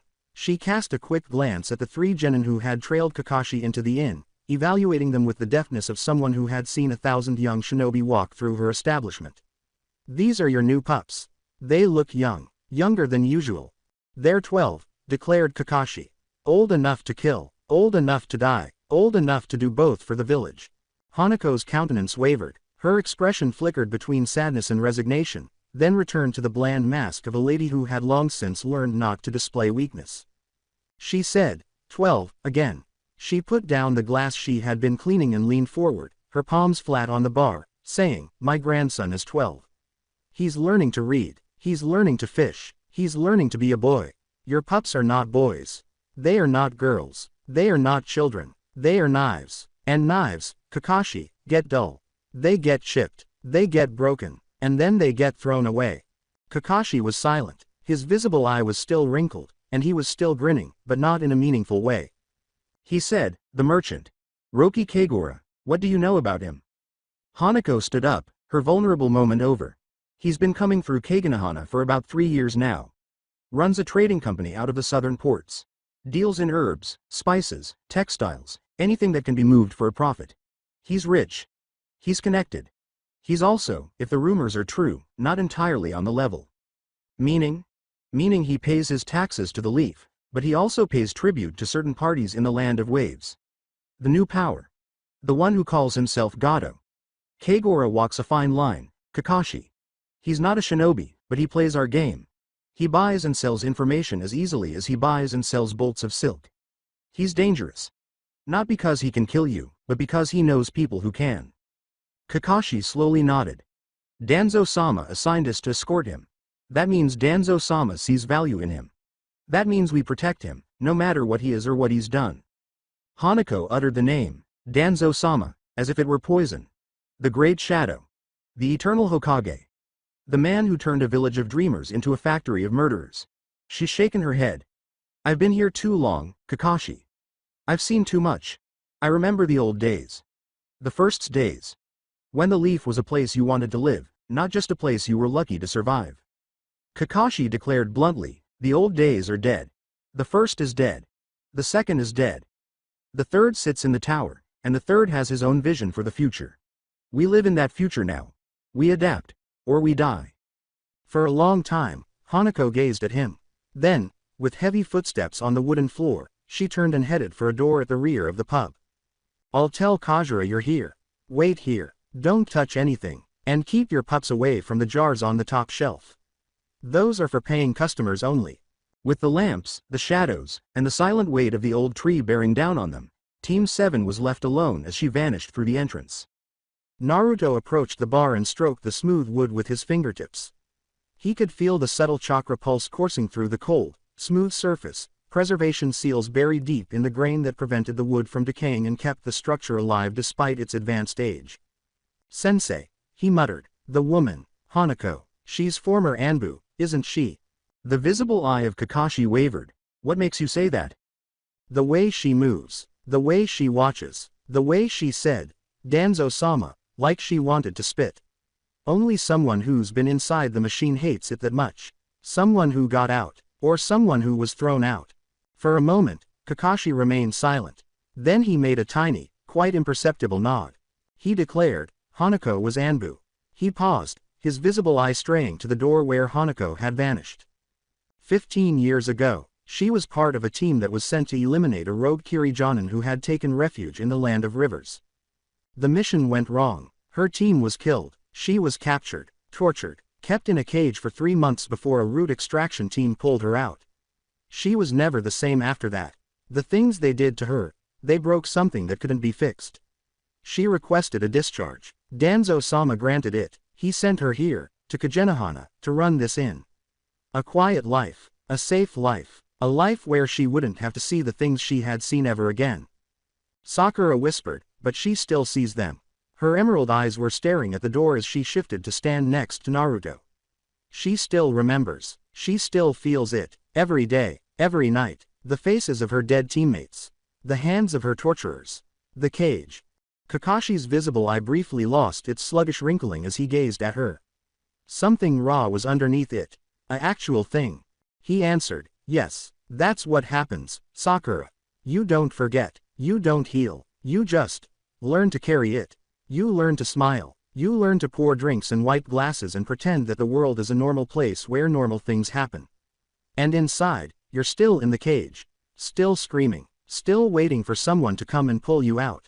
The ensuing stillness was oppressive and heavy, bearing the weight of things that could not be left unsaid. Sasuke ruined it, with his back to the wall and his eyes sweeping the room with the incessant, paranoid alertness that had been ingrained in him since childhood. He had not moved from his spot next to the door. He said, the merchant. What's his angle? Why does Danzo care about a trader who walks a fine line between the leaf and Gato? Kakashi looked over at him. That's the right question, Sasuke. That's the question you should always ask. Why does this matter? Why does the Hokage care about this particular merchant, this particular cargo, this particular mission? He hesitated, allowing the question to linger. The answer, finally, he said, is that Roki Kagura is not just a merchant. He's a courier. A smuggler. A man who moves things that cannot be moved through official channels. The cargo he's transporting north is not bolts of silk or jars of spices. It's information. Coded scrolls. Intelligence that cannot be trusted to the regular networks. Naruto questioned, intelligence about Gato. Intelligence about everything. The land of waves. The land of water. The political situation in the southern islands. Kajira has informants everywhere. He knows things that the Leaf's intelligence network cannot access. And Danzo-sama wants those things. Needs them. The war with Kumo is coming, Naruto. The war with Iwa is already here. We cannot fight on two fronts without knowing what is happening on the third. The rear door of the bar opened. A man who could only be Roki Kajira came through after Hanako. None of them had anticipated him at all. Kajira had an angular, weathered face from years of exposure to the sun and salt wind. She was tall and slender. He wore his long, gray, white-streaked hair pushed back from his face and secured with a leather cord. His nearly colorless, pale blue eyes moved continuously, absorbing everything and missing nothing. His basic travel attire consisted of a black tunic, strong leggings, and boots covered in dried muck. A long, curved dagger with a worn-out sheath hung from his belt. However, it wasn't his appearance that caught their eye. It was his being there. Even when he wasn't in charge, the man exuded a feeling of composed authority.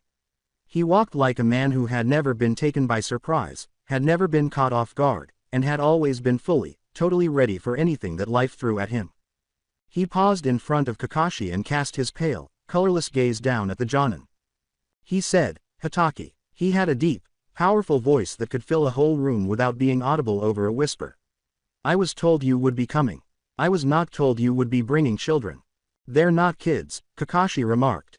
They're genin, the best of their class. Danzo-sama assigned them to Team 7 personally.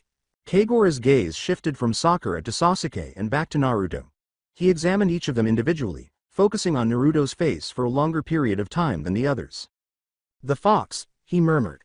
I can feel it, the weight of it, the hunger. You carry a demon inside you, boy.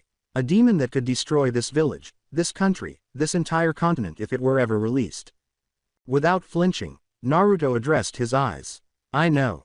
Do you really, do you understand what it means to be a vessel?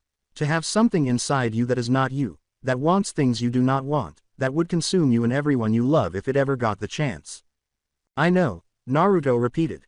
I've known since I was old enough to understand the seal on my stomach. The fox is not my friend. The fox is not my ally. The fox is a weapon, and I am the hand that wields it. That's all. For a long time, Kajira gazed at him. Then he gently grinned. It was not a friendly grin. It was the grin of a man who had acknowledged, valued, and benefited from something he had seen. Good, he murmured. He turned to face Kakashi and said, that's the right answer. The only answer that matters. We leave in 10 minutes. I have 3 wagons, 12 guards, and a cargo that cannot be compromised. Your team will provide additional security. You will follow my orders. You will not ask questions. You will not interfere with my business. Is that understood? Kakashi wrinkled his visible eye. Understood. Good. With his boots thudding on the wood floor, Kajira turned and headed back toward the door. 10 minutes. Don't be late. With a blank expression on her face, Hanako shut the door behind him as he vanished. Kakashi turned to face his team. You heard the man. 10 minutes. Use them wisely. Eat something. Drink something. Piss somewhere private. We're going north, into the shadow of Gato's growing power, and I don't know when we'll have another chance to stop. Leaning on the bar as though he had endless time, he took out his book, turned to a random page, and started reading.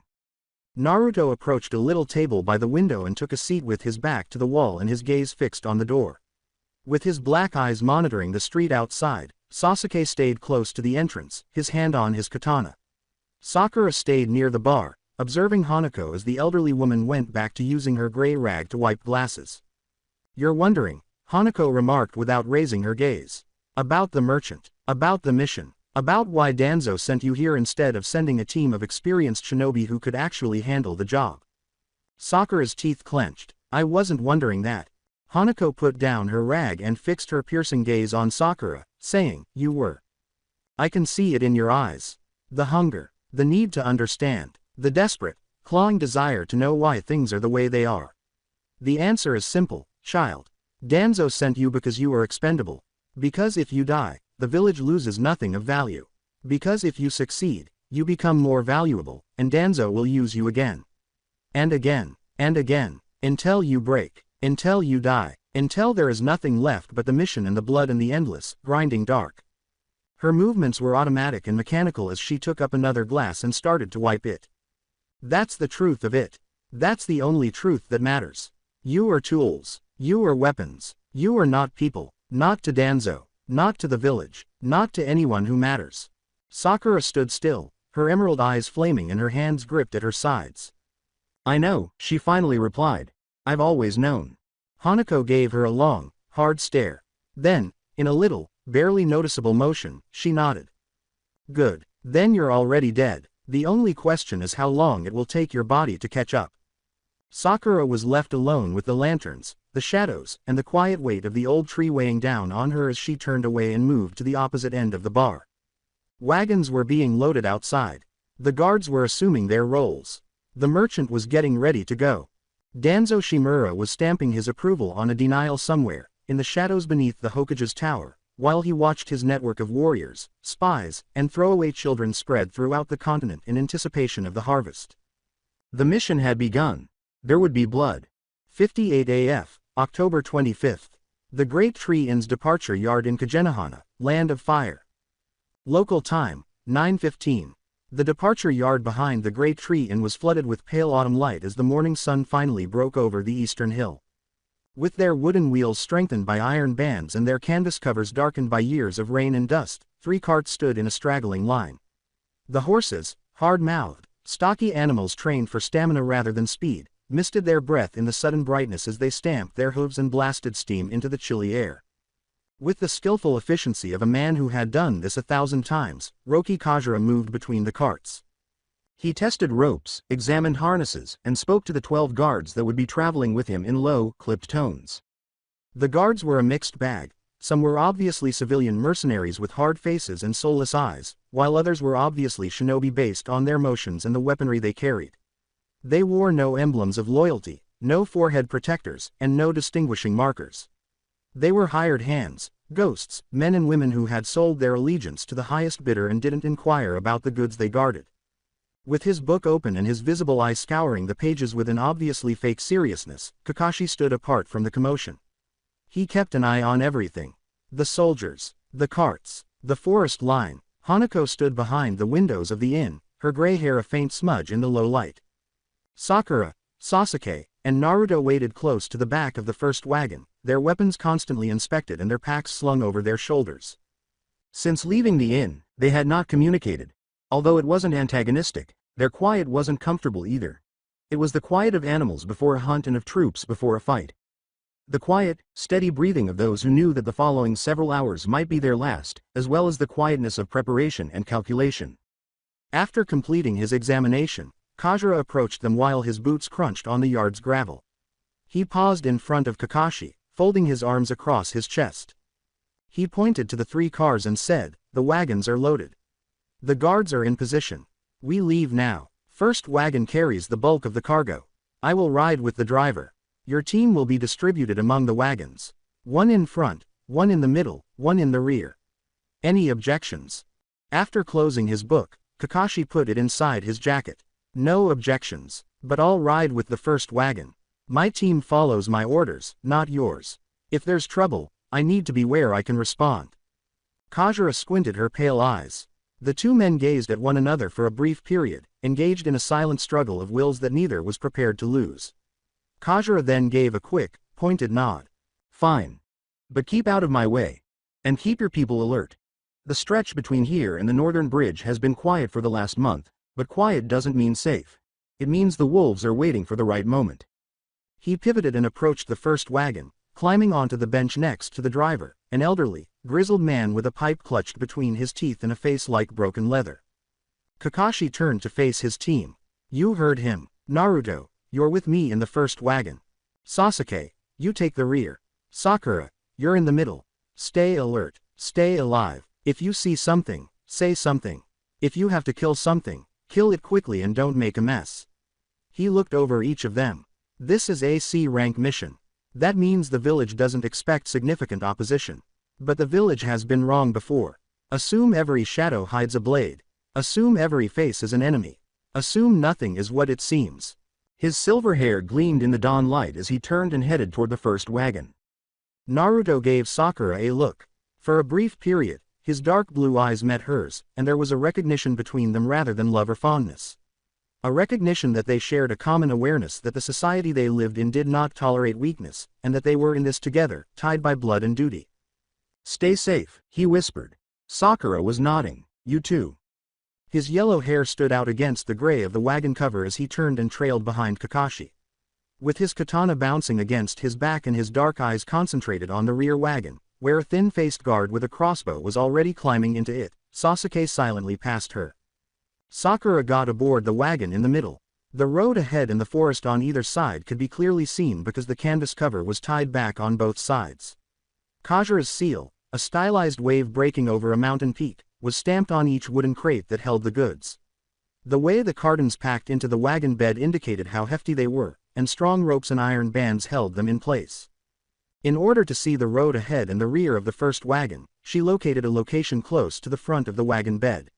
She was sitting with her hands on her thighs, knees drawn up, and her back against a crate. She carried 12 kunai in her thigh pouches, 1 in each sleeve, and a garrote wire wound in a secret pocket sewed into the flak jacket's inner. She was all set. She was never unprepared. The convoy started to move as the wagon stumbled forward. 58 AF, October 25th.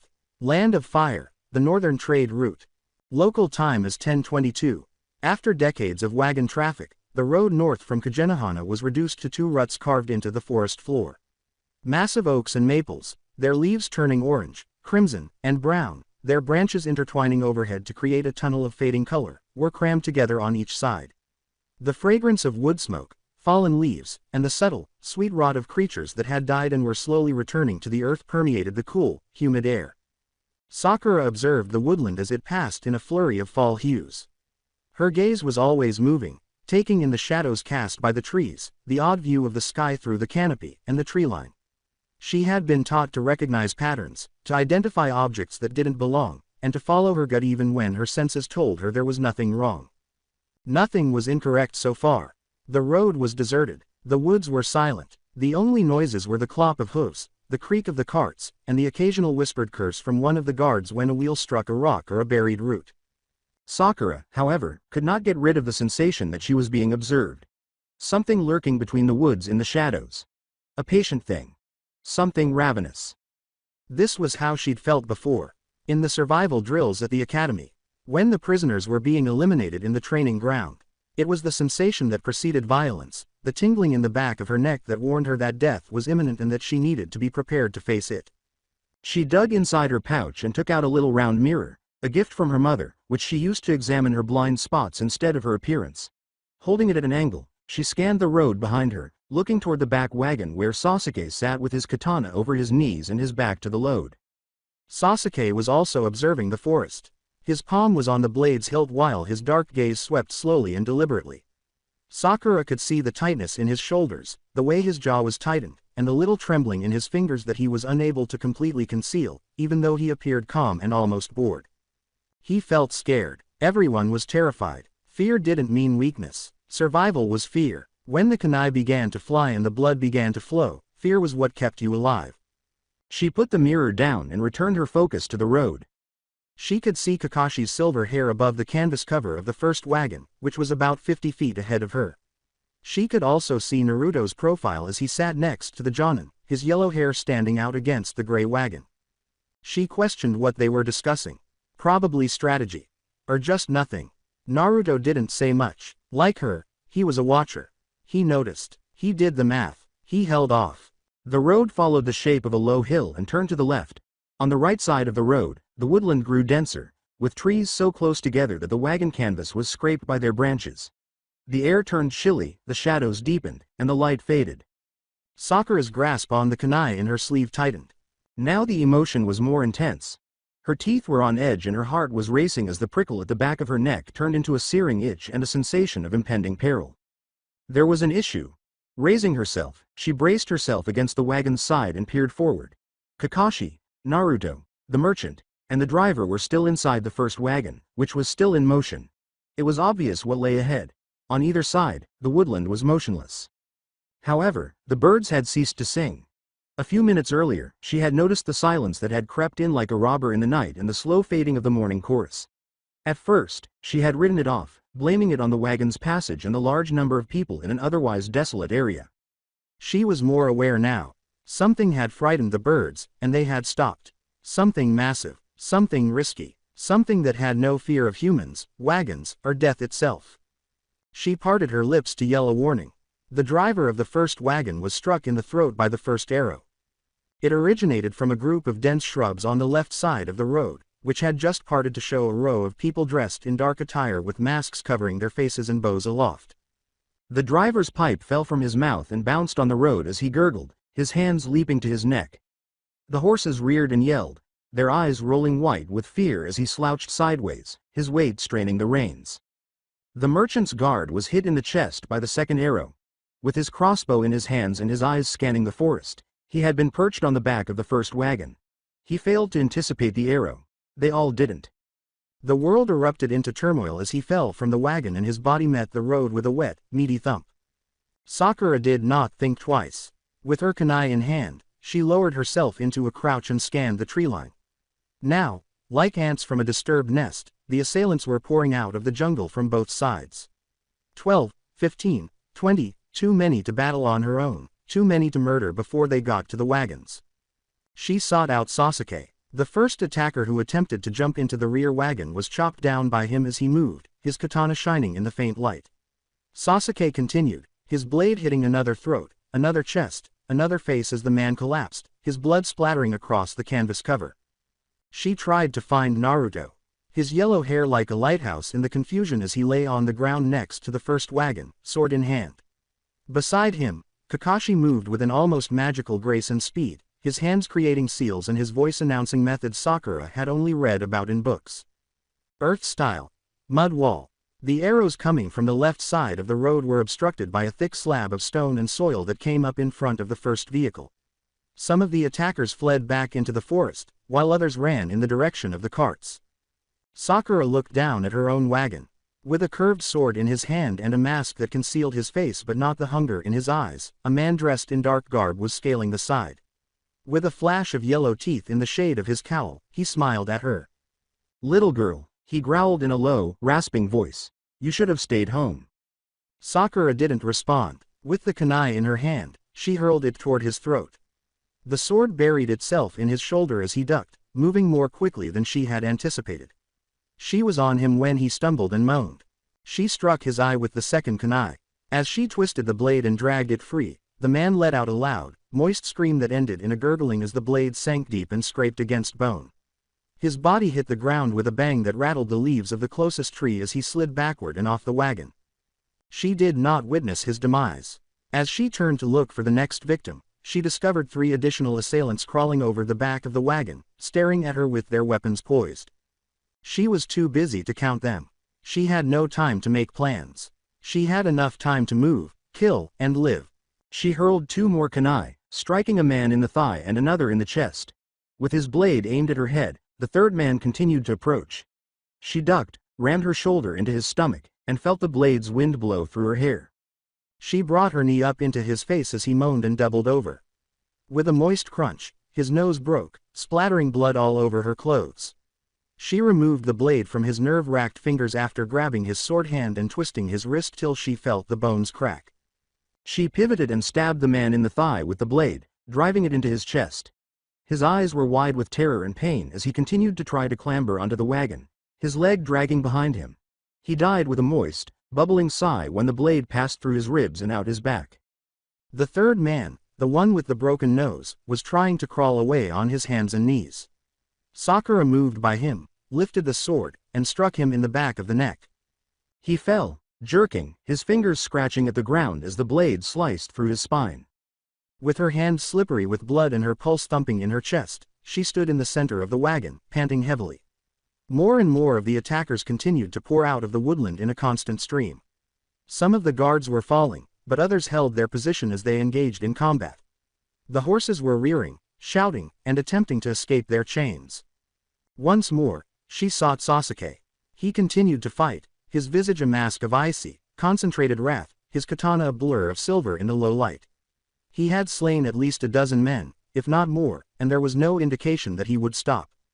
She tried to find Naruto. With his sword in his hand and his body moving with the fluid grace of a dancer, he was lying on the ground next to the first cart. He continued to battle, kill, and advance despite the bodies all around him, at least 10, possibly more. Somewhere ahead, Kakashi's methods illuminated the woodland with bursts of earth, fire, and lightning. The assailants were falling before him like wheat in front of a scythe because he was a one-man army and a force of nature. But the number of them was enormous. Too much. With the pilfered blade still in her possession, Sakura leapt from the wagon and sprinted in the direction of the caravan's front.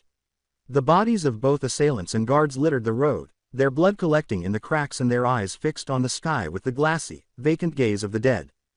Her boots slipped on the damp ground as she walked over, around, and through them, her breath coming in harsh, short gasps.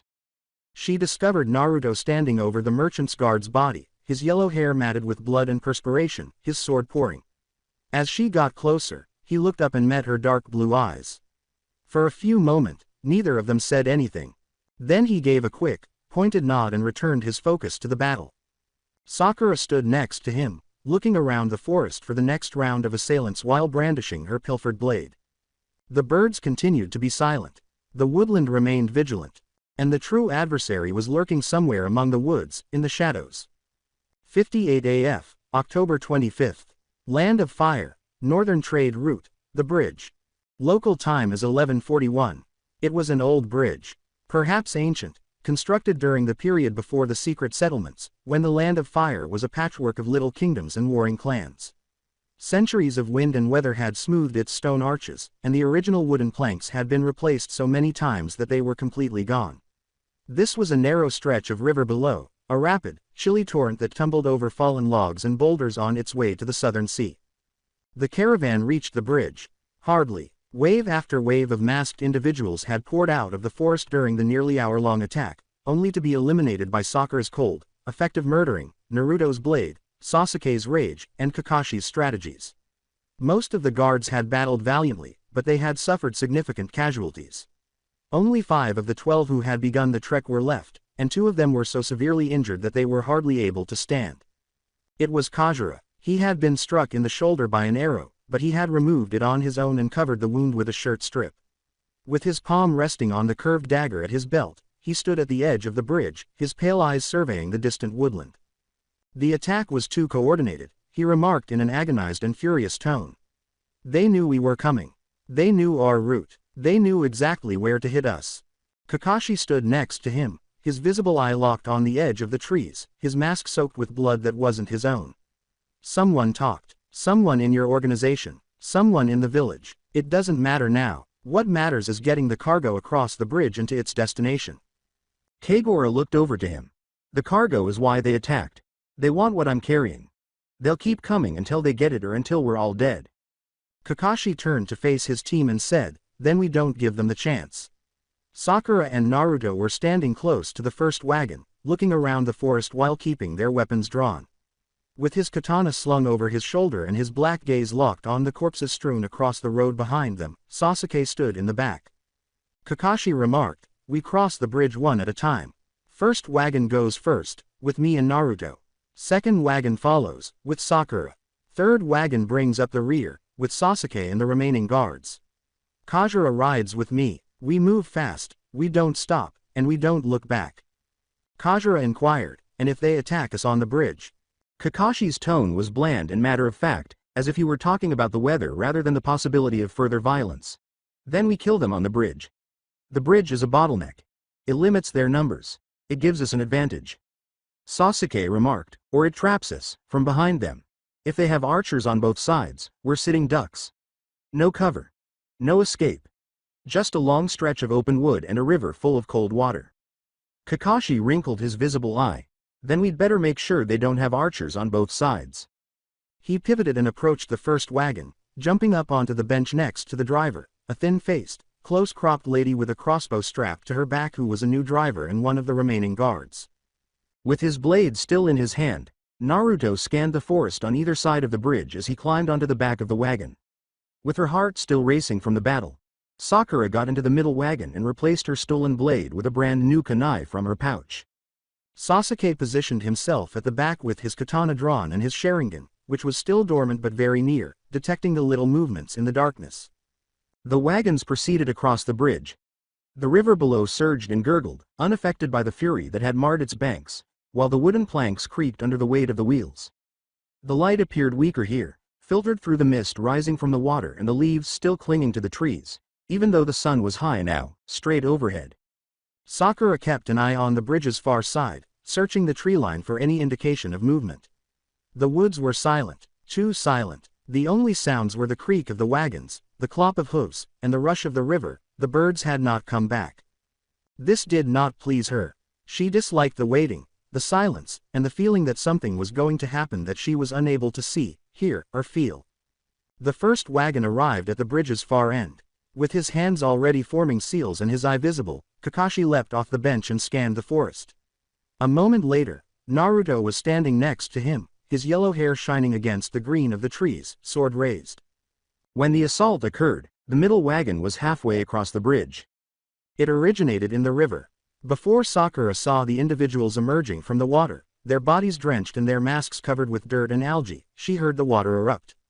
They had been waiting for the wagons to pass over them by hiding beneath the bridge and hanging to the stone arches. 6 of them were present. Possibly more, she was too busy to count. The first one attempted to overturn her wagon by grabbing the wheel. Sakura was flung against the crates, her head hitting the wood and her vision momentarily dimming as the wagon rocked and the horses shouted. With her kunai in her palm, she forced herself to stand after a swift recovery. With his mask covering his face but not his hungry gaze, the assailant was scaling the side of the wagon and aiming for her throat. He was stabbed in the throat by her. She booted him in the chest, sending him plummeting back into the water as he gurgled and his hands flew to his neck. The water around him grew red, and suddenly the torrent carried him away. With their weapons leveled and their gazes fixated on her, 2 more assailants were scaling the back of the wagon. She struck one in the face with her kunai before grabbing the other with her bare hands. His hands gripped her wrists and attempted to push her arms apart as they wrestled, their bodies pressed close to each other and his breath hot and foul in her face. He was larger and heavier, and he was gradually driving her back into the crates despite the fact that she was stronger than she appeared and stronger than he anticipated. He was headbutted by her. His grasp loosened as he stumbled, his nose breaking with a wet crunch. He doubled over and gasped as she thrust her knee into his groin. She pushed her thumb into his eye, grabbed his hair, and pulled his head back. As she pushed forward, her thumbnail brushing the bone of his socket, he let out a high, moist scream that ended in a gurgling. She released him as he fell, jerking, his body thudding against the wagon bed. She glanced up. It was a chaotic bridge. With his sword in his hand and a look of icy, concentrated hatred on his face, Naruto was sprinting toward her as the first wagon wheeled around. Behind him, Kakashi formed seals with his hands and called out techniques that caused fire and lightning to flash through the forest. Now that he was on the bridge, Sasuke was cutting down the assailants who were rising up from the river with his katana, a blur of silver. His body was a weapon, his dark eyes blazing, and he moved with an almost supernatural speed and grace. The other guards were engaged in combat as well, striking their swords at the figures that appeared out of the mist and firing crossbows into the lake. With her boots splashing in the shallow water at the bridge's edge, Sakura descended from the wagon. She could feel the stream pulling at her legs and attempting to submerge her in the frigid, numbing river. She didn't care. She needed to work. The closest assailant, a tall man with a curved blade and a face-covering mask, was the one she waded toward. He let out a harsh, barking laugh that reverberated off the sea when he saw her approaching. He said, "Little girl, you should have stayed in the wagon." Sakura didn't respond. With the kunai in her hand, she hurled it toward his throat. The sword buried itself in his shoulder as he ducked, moving more quickly than she had anticipated. She was on him when he stumbled and moaned. She struck him in the stomach with the second kunai. She twisted the sword, feeling the metal scratch across his ribs as he moaned and let his sword slip from his grasp. His strength was waning and his arms were already feeble when he attempted to grab her. She withdrew the sword and stabbed him in the chest once again. The river carried him when he tumbled backward into the water. Sakura turned to see the next victim and spotted Naruto standing on the bridge with his yellow hair matted to his forehead and his sword dripping. His dark blue eyes met hers as he gazed at her, and for a few while, neither of them said anything. Then he gave a quick, pointed nod and returned his focus to the battle. Sakura waded back to the bridge and stood next to him after climbing up onto the wooden planks. Now the assailants were fleeing, disappearing back into the river, the forest, and the shadows from which they had originated. The survivors were either dead or dying, their bodies strewn all over the banks and the bridge, their blood soaking the wood and the water. Kakashi approached them, his fists still raised and prepared, his visible eye scouring the trees. He declared, "They're gone. For now. But they'll be back. They know where we're going. They know what we're carrying. And they're not going to stop until they have it." Beside him, Kajira emerged with a pallid face and a red-stained bandaged shoulder. "Then we move faster. We don't stop. We don't sleep. We reach the northern border by nightfall, or we die trying." Kakashi turned to face his team. With his blade still in his grasp and his eyes still searching the jungle, Naruto was panting heavily. With his katana dripping and his black eyes staring at the bodies strewn across the road behind them, Sasuke stood at the back of the bridge. Sakura stood next to Naruto, her jade eyes glowing with the aftermath of violence, her uniform drenched, and her hands smeared with blood.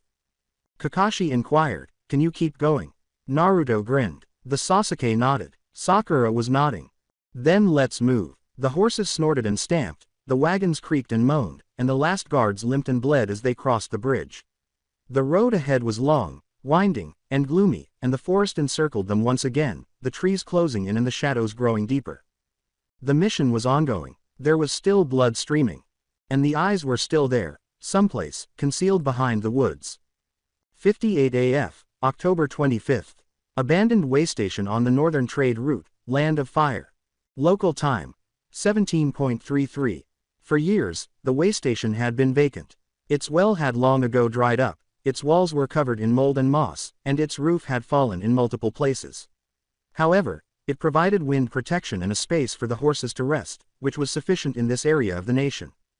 20 minutes prior, Kakashi had halted after making sure there were no intruders in the forest surrounding the way station. With their eyelids heavy with fatigue, the remaining guards had established a perimeter with their crossbows pointed at the tree line. The horses had been given water from a nearby stream, and the injured had been bandaged. Sakura's medical skills had finally come in handy in a practical setting.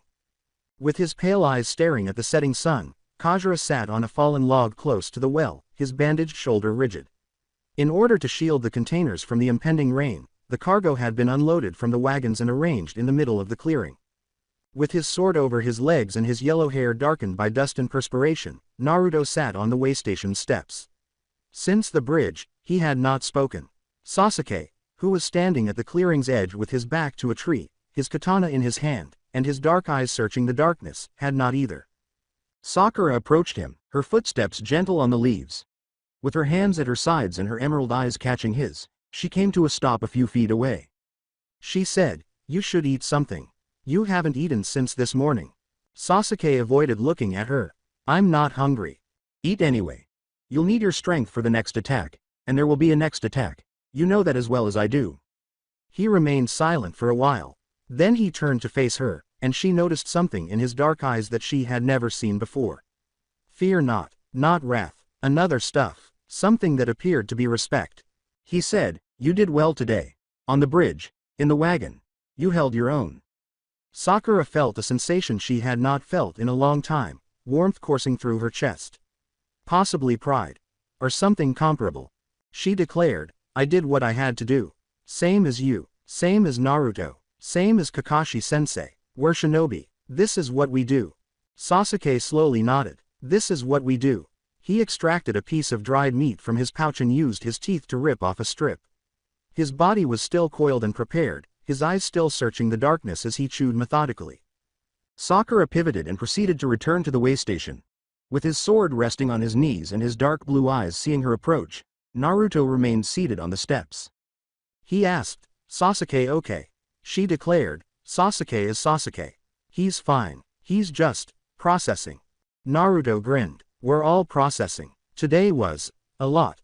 Sakura took a seat on the step next to him, just far enough to keep the spacing required by the task but close enough to feel the warmth of his body.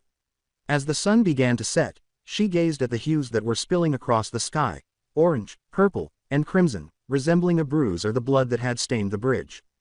"I killed 6 of them," she whispered. "Maybe 7. I lost count."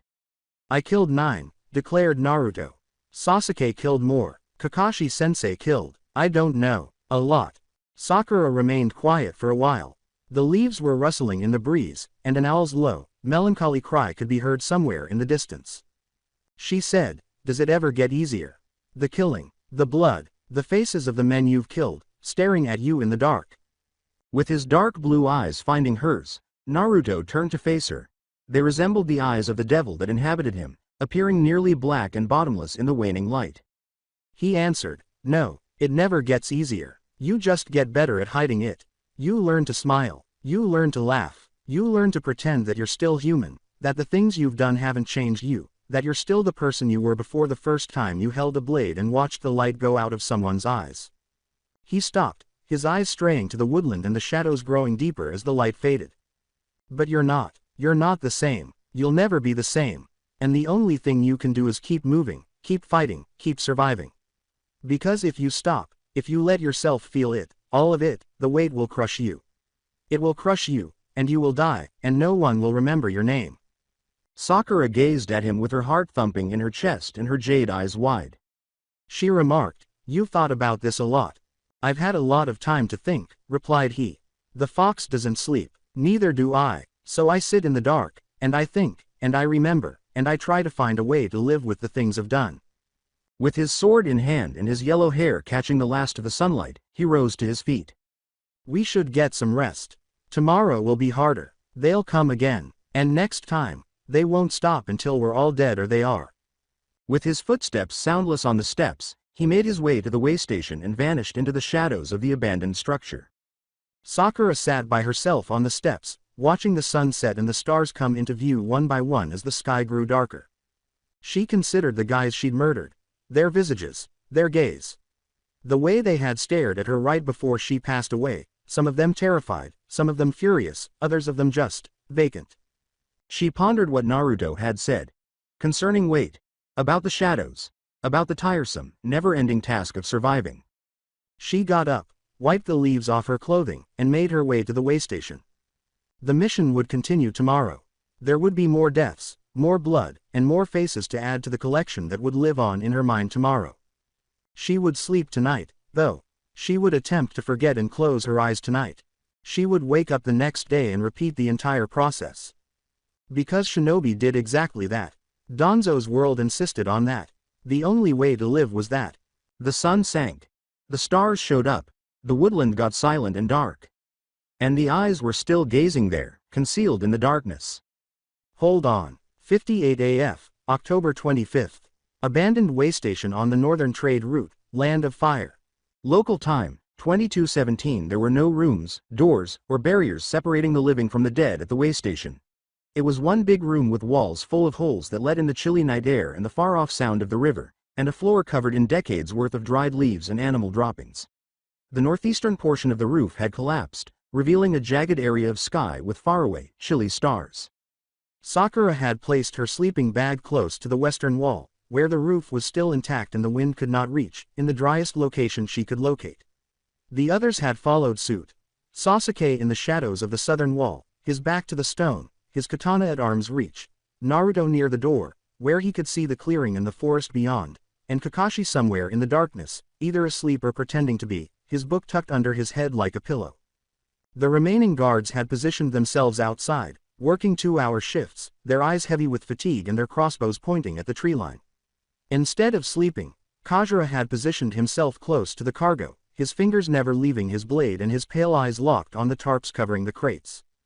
Sakura was lying on her back, gazing at the shadows dancing across the decaying timbers of the ceiling. She could feel the cold seeping up through the floor, through the cloth, through her uniform, and into her bones, and the sleeping bag was thin and insufficient. Her eyes were closed. It was hard to fall asleep. It didn't ever. The bridge, the river, and the faces of the men she had murdered were all vivid images in her head. How their eyes had appeared just before they passed away. The sensation of their blood, warm, smooth, and vibrant, on her hands. She pondered what Naruto had said. Concerning weight. About the shadows. About the tiresome, never-ending task of surviving. She pondered Sasuke. When she'd told him to eat, he'd stared at her. Something that appeared to be respect in his eyes. She pictured her mother waiting for a daughter who would never return home. Not genuinely, not the same daughter who had left that morning with a fake grin and a forehead protector strapped over her head. Her mother was alone in the small apartment in the civilian sector. The old man was on her mind. The sensation of her blade against his throat.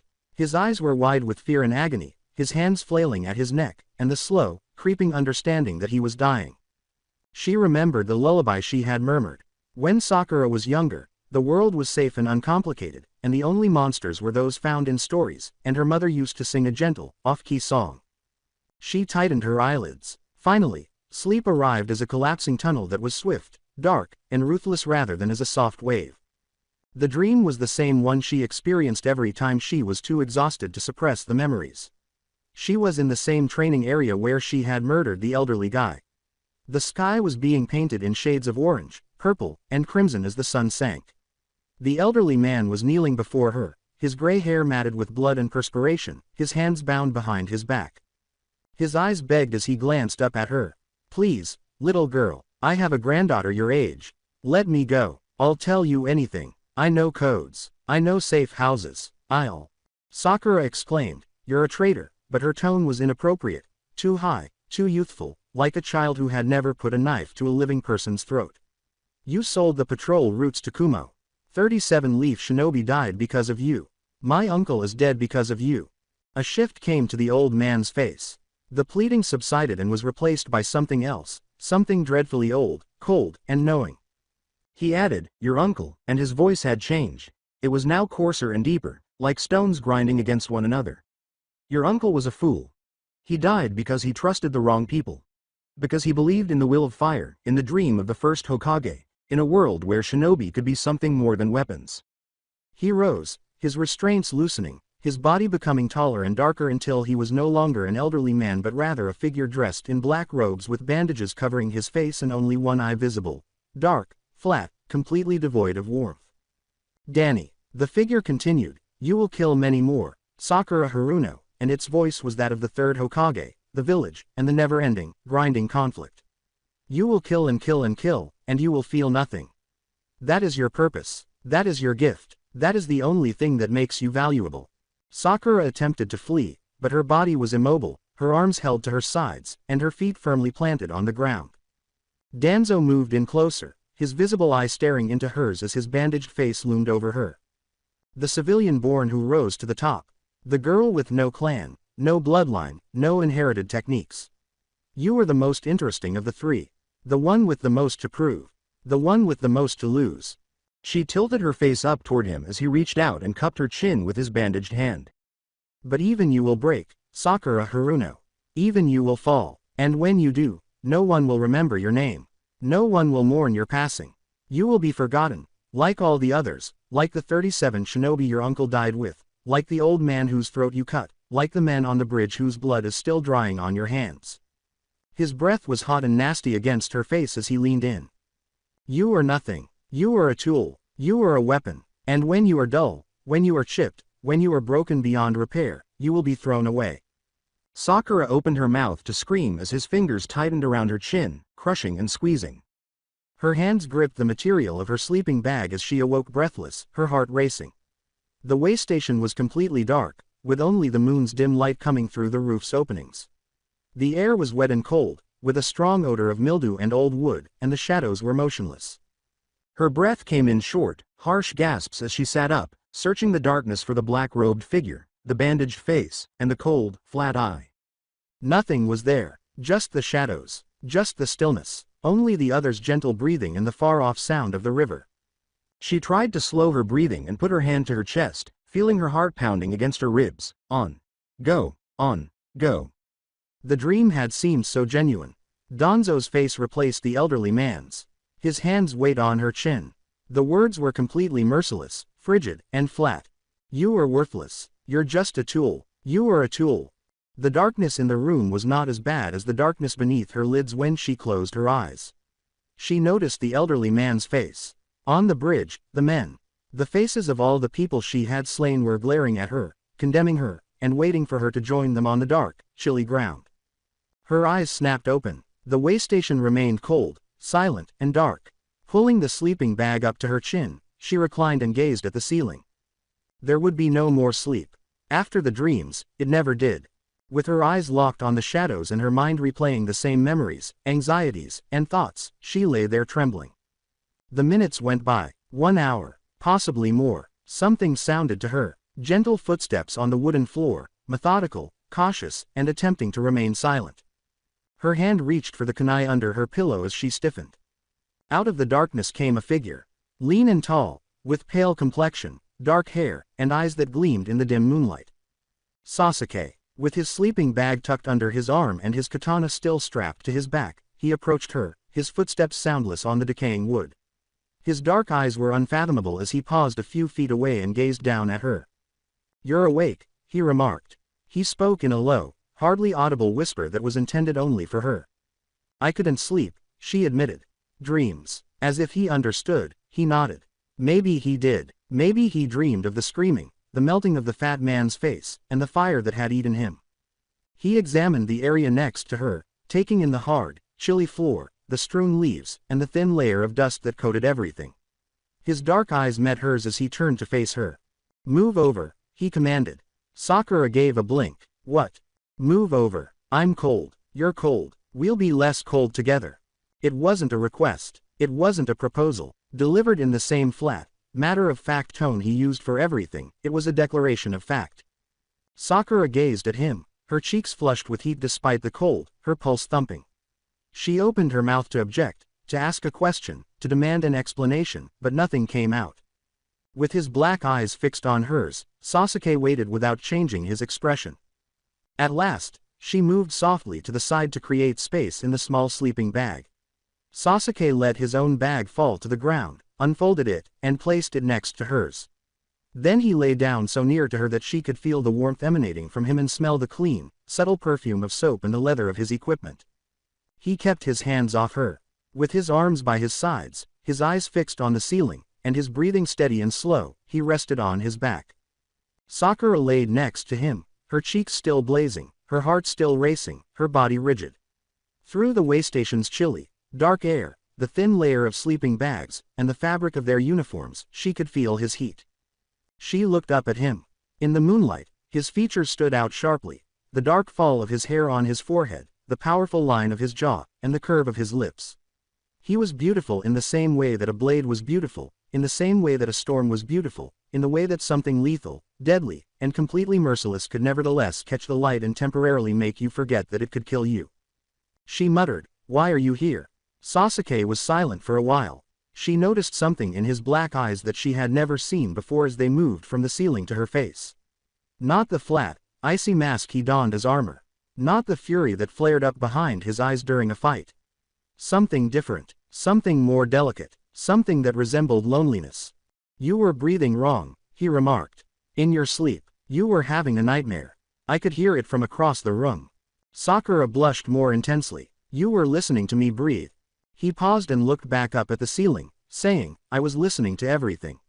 That's what shinobi do. We listen, we watch, we wait." "You were saying something. A name. Danzo."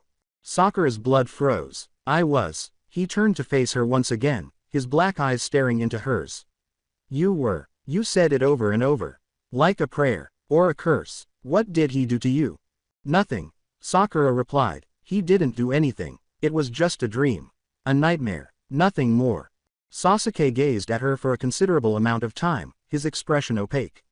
Then he looked away and gave a brief, sharp nod. "Everyone has nightmares," he declared. "Everyone has something they're running from. The trick is not to let it catch you." Sakura slept in the dark, her cheeks still burning, her heart still racing, her body still near his. She wanted to know why he had come. Why, of all people, had he choose to lie next to her? Why had he listened to her pleas in whispers, her dreams, and her breathing? However, she didn't. She feared the response. "I was afraid it would be something clinical and chilly, something about body heat conservation and mission efficiency. Fearful that it would be something delicate and weak, something that would destroy the mental picture she had of him."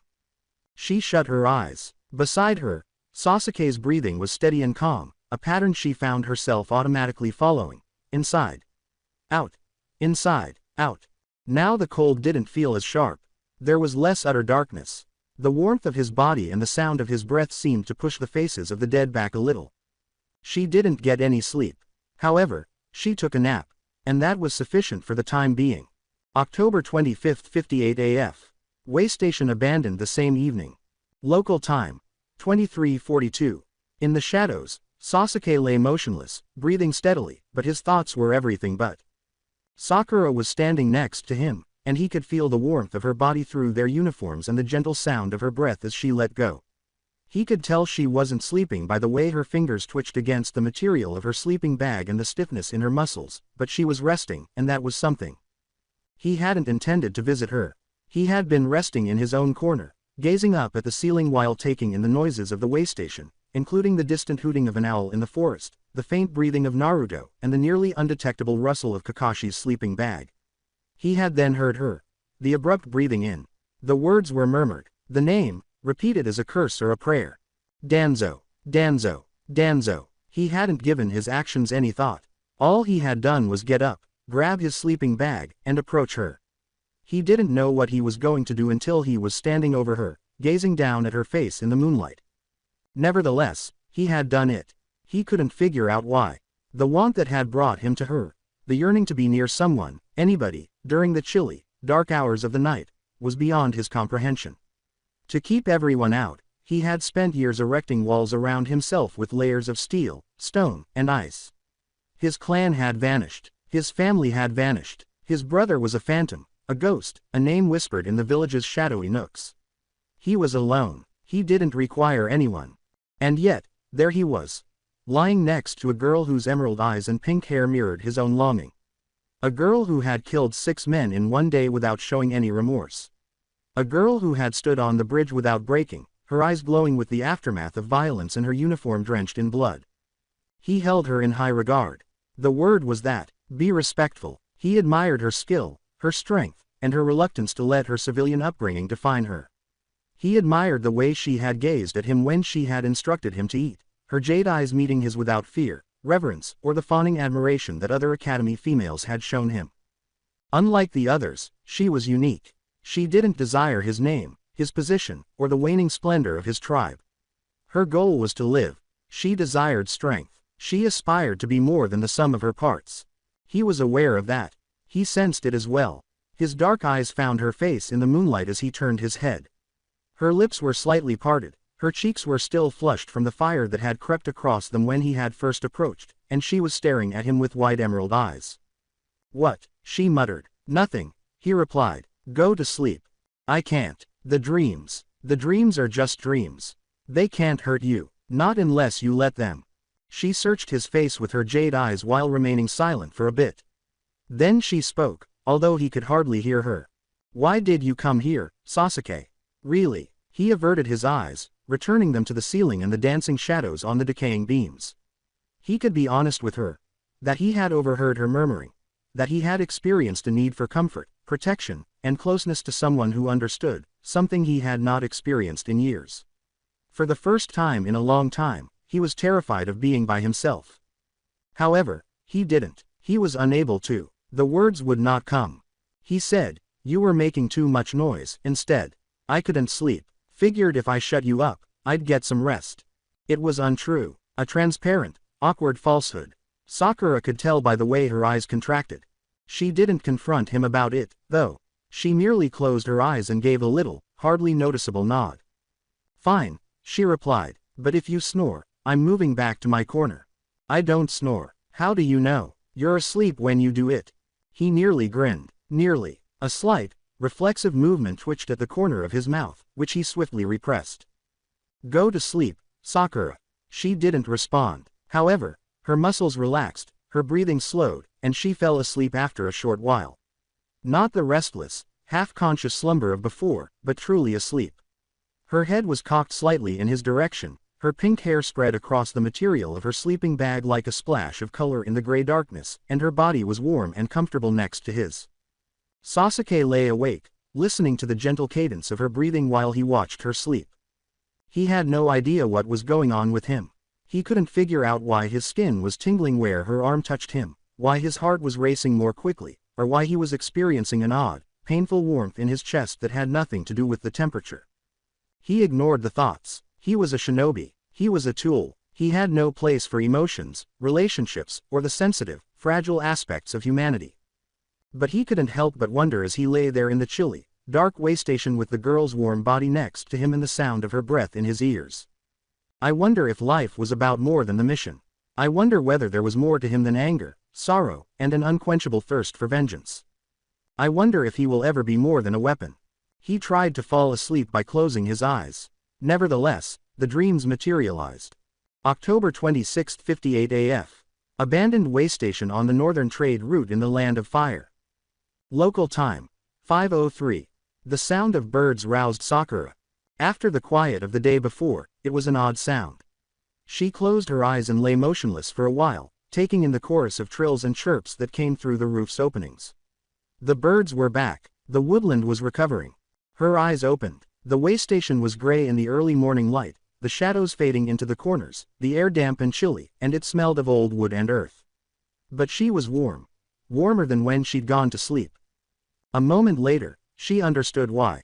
Sasuke remained by her side. However, the cautious gap that had separated them the previous evening had vanished. She had turned toward him at some point in the darkness, and he had followed suit, his face buried in her hair and his arms slung around her waist.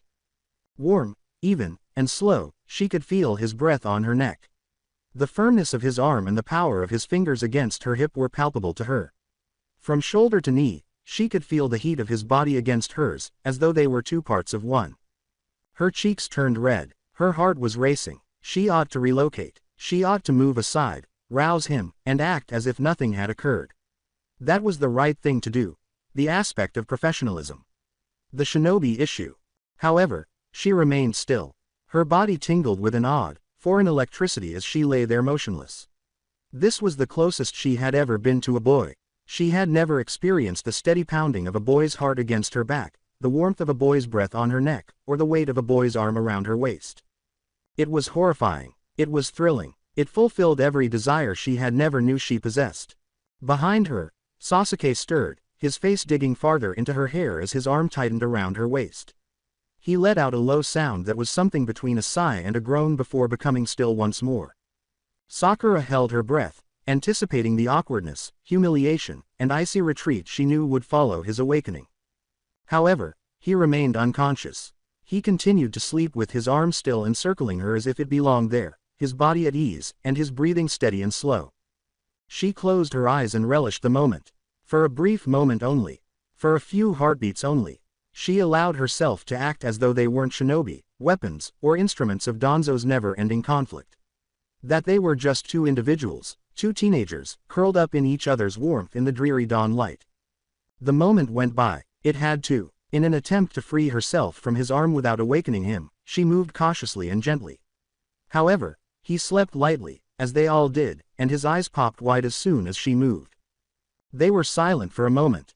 With his arm still around her waist and her hand pressed against his chest where she had attempted to push him away, they lay face to face, his black eyes meeting her jade ones. Sasuke's eyes then grew wide. He glanced down at the way their bodies were squeezed together, at her waist and his arm. He glanced back at her face, her wide, shocked eyes, her parted lips, her flushed cheeks. As though he had been scorched, he withdrew. He began, then stopped. His jaw clenched. His dark eyes darted from her to the door, to the ceiling, to anything other than her face. Sakura pulled her sleeping bag around herself like a shield and sat up. Her body was still tingling where his arm had been, her cheeks were still flaming, and her heart was still racing. "You were cold," Sasuke remarked in a monotone, nearly robotic voice. "I was cold. Body heat. It's basic survival." Sakura gazed at him. His face was a mask, the same icy, unintelligible mask he wore during combat. However, he had crimson ears. His hands were quivering slightly where they lay on his knees, and his ears were flushed. "I know," she responded, sounding more composed than she actually was. "Basic survival." "Right." He got to his feet, moving in a stiff, almost mechanical manner. With practiced speed, he picked up his sleeping bag, rolled it, and fastened it to his pack. "We should get ready. The others will be waking soon. We need to move before the sun is fully up." "Right," Sakura repeated. With a straight back, stiff shoulders, and dark hair flowing across his forehead, she watched him walk away. He didn't turn around. He remained silent. She was left alone with her scarlet cheeks, her heart racing, and the recollection of his arm around her waist as he just vanished into the waystation's darkness. Her hand was pressed to her chest as she sat there for a long time, gazing at the place where he had been. There had been an incident. There was a change. She had no idea what it was, what it represented, or where it would take her. However, she was terrified by the conviction that nothing would ever be the same. She hurriedly put on her clothes, gathered her belongings, and stepped outside into the hazy dawn light. There was a lot going on in the clearing. Despite their weariness, the guards were already loading the wagons with efficiency. With his pale eyes scouring the woodland, Kajira stood close to the load, his bandaged shoulder rigid. With his book open and his eye exposed, Kakashi leaned against a tree and looked at the pages with an obviously fake attention. With his golden hair shining in the morning light, Naruto stood close to the first wagon. As Sakura got closer, he raised his head and met her dark blue eyes. He said, "You okay? You look different." Sakura's blush came back, scorching her cheeks. "I'm fine. Just didn't sleep well." Naruto's eyes darted to Sasuke, who stood at the back of the caravan with his katana slung across his shoulders and his back to them. A tiny, knowing smile pulled at the corner of Naruto's lips as his eyes narrowed slightly. "Right," he replied. "Didn't sleep well." Sakura gave him a fierce look. "Shut up." Naruto's smile grew, but he remained silent. With his sword in hand and his eyes scouring the forest, he just turned and climbed aboard the first wagon. With her pulse still racing and her cheeks still burning, Sakura got into the middle wagon and replaced her pilfered sword with a brand new kunai from her pouch. Rolling out of the clearing and into the northern road, the wagons started to move. The road ahead was long, twisting, and dark, and the forest closed in around them as the trees grew closer and the shadows deepened. Sakura sat in the back of the wagon, staring at the back of the first wagon, where the canvas cover barely showed Sasuke's dark hair. His arm around her waist was on her mind. His breath touched her throat. The way he had withdrawn and his ears had flushed. She considered the dream. Danzo's expression. The sword was under the elderly man's throat. As she had watched him die, she had softly and off-key murmured the lullaby. She considered what Naruto had said. Regarding the weight. Regarding the gloom. About the tiresome, never-ending labor of survival. She considered what Sasuke had said. Regarding the nightmares. Regarding the things they were fleeing. About how to avoid being caught by them. The road ahead was dark, lengthy, and winding. It was not the end of the mission. The blood continued to flow. Sakura, however, experienced something other than the icy, harsh assurance of survival for the first time in a long time. She was filled with hope. Hope was a hazardous thing. Hope was seen in Danzo's world as a vulnerability, a weakness that the enemy could take advantage of. But she couldn't help but cling to it as she heard the sound of the carts, the horses, and the guards, as she observed the dawn light filtering through the trees, and as she recalled the warmth of Sasuke's arm around her waist. For a brief moment only. For a few heartbeats only. Then she ignored it, hardened her heart, and concentrated on the task at hand. Hope would come later. If they made it out alive. The caravan continued northward toward the border and the unknown as the sun rose higher and burned through the morning mist. And the eyes were still there, somewhere in the shadows. Waiting. October 26, 58 AF. The northern border, the northern trade route, and the land of fire. Local time. 1422. There was no fence, wall, or guarded checkpoint at the border. It was a brown, wide, and meandering river with willow trees lining its banks, their branches trailing in the water like fingers. The land of the earth, a new nation, a different settlement, and a separate conflict, started on the other side. At the river's edge, Kajira had stopped, his pale eyes searching the distant bank for any indications of Iowa patrols. Here, the cargo had to be moved and given to a contact who would transport it the remaining distance. It was nearly the end of the expedition.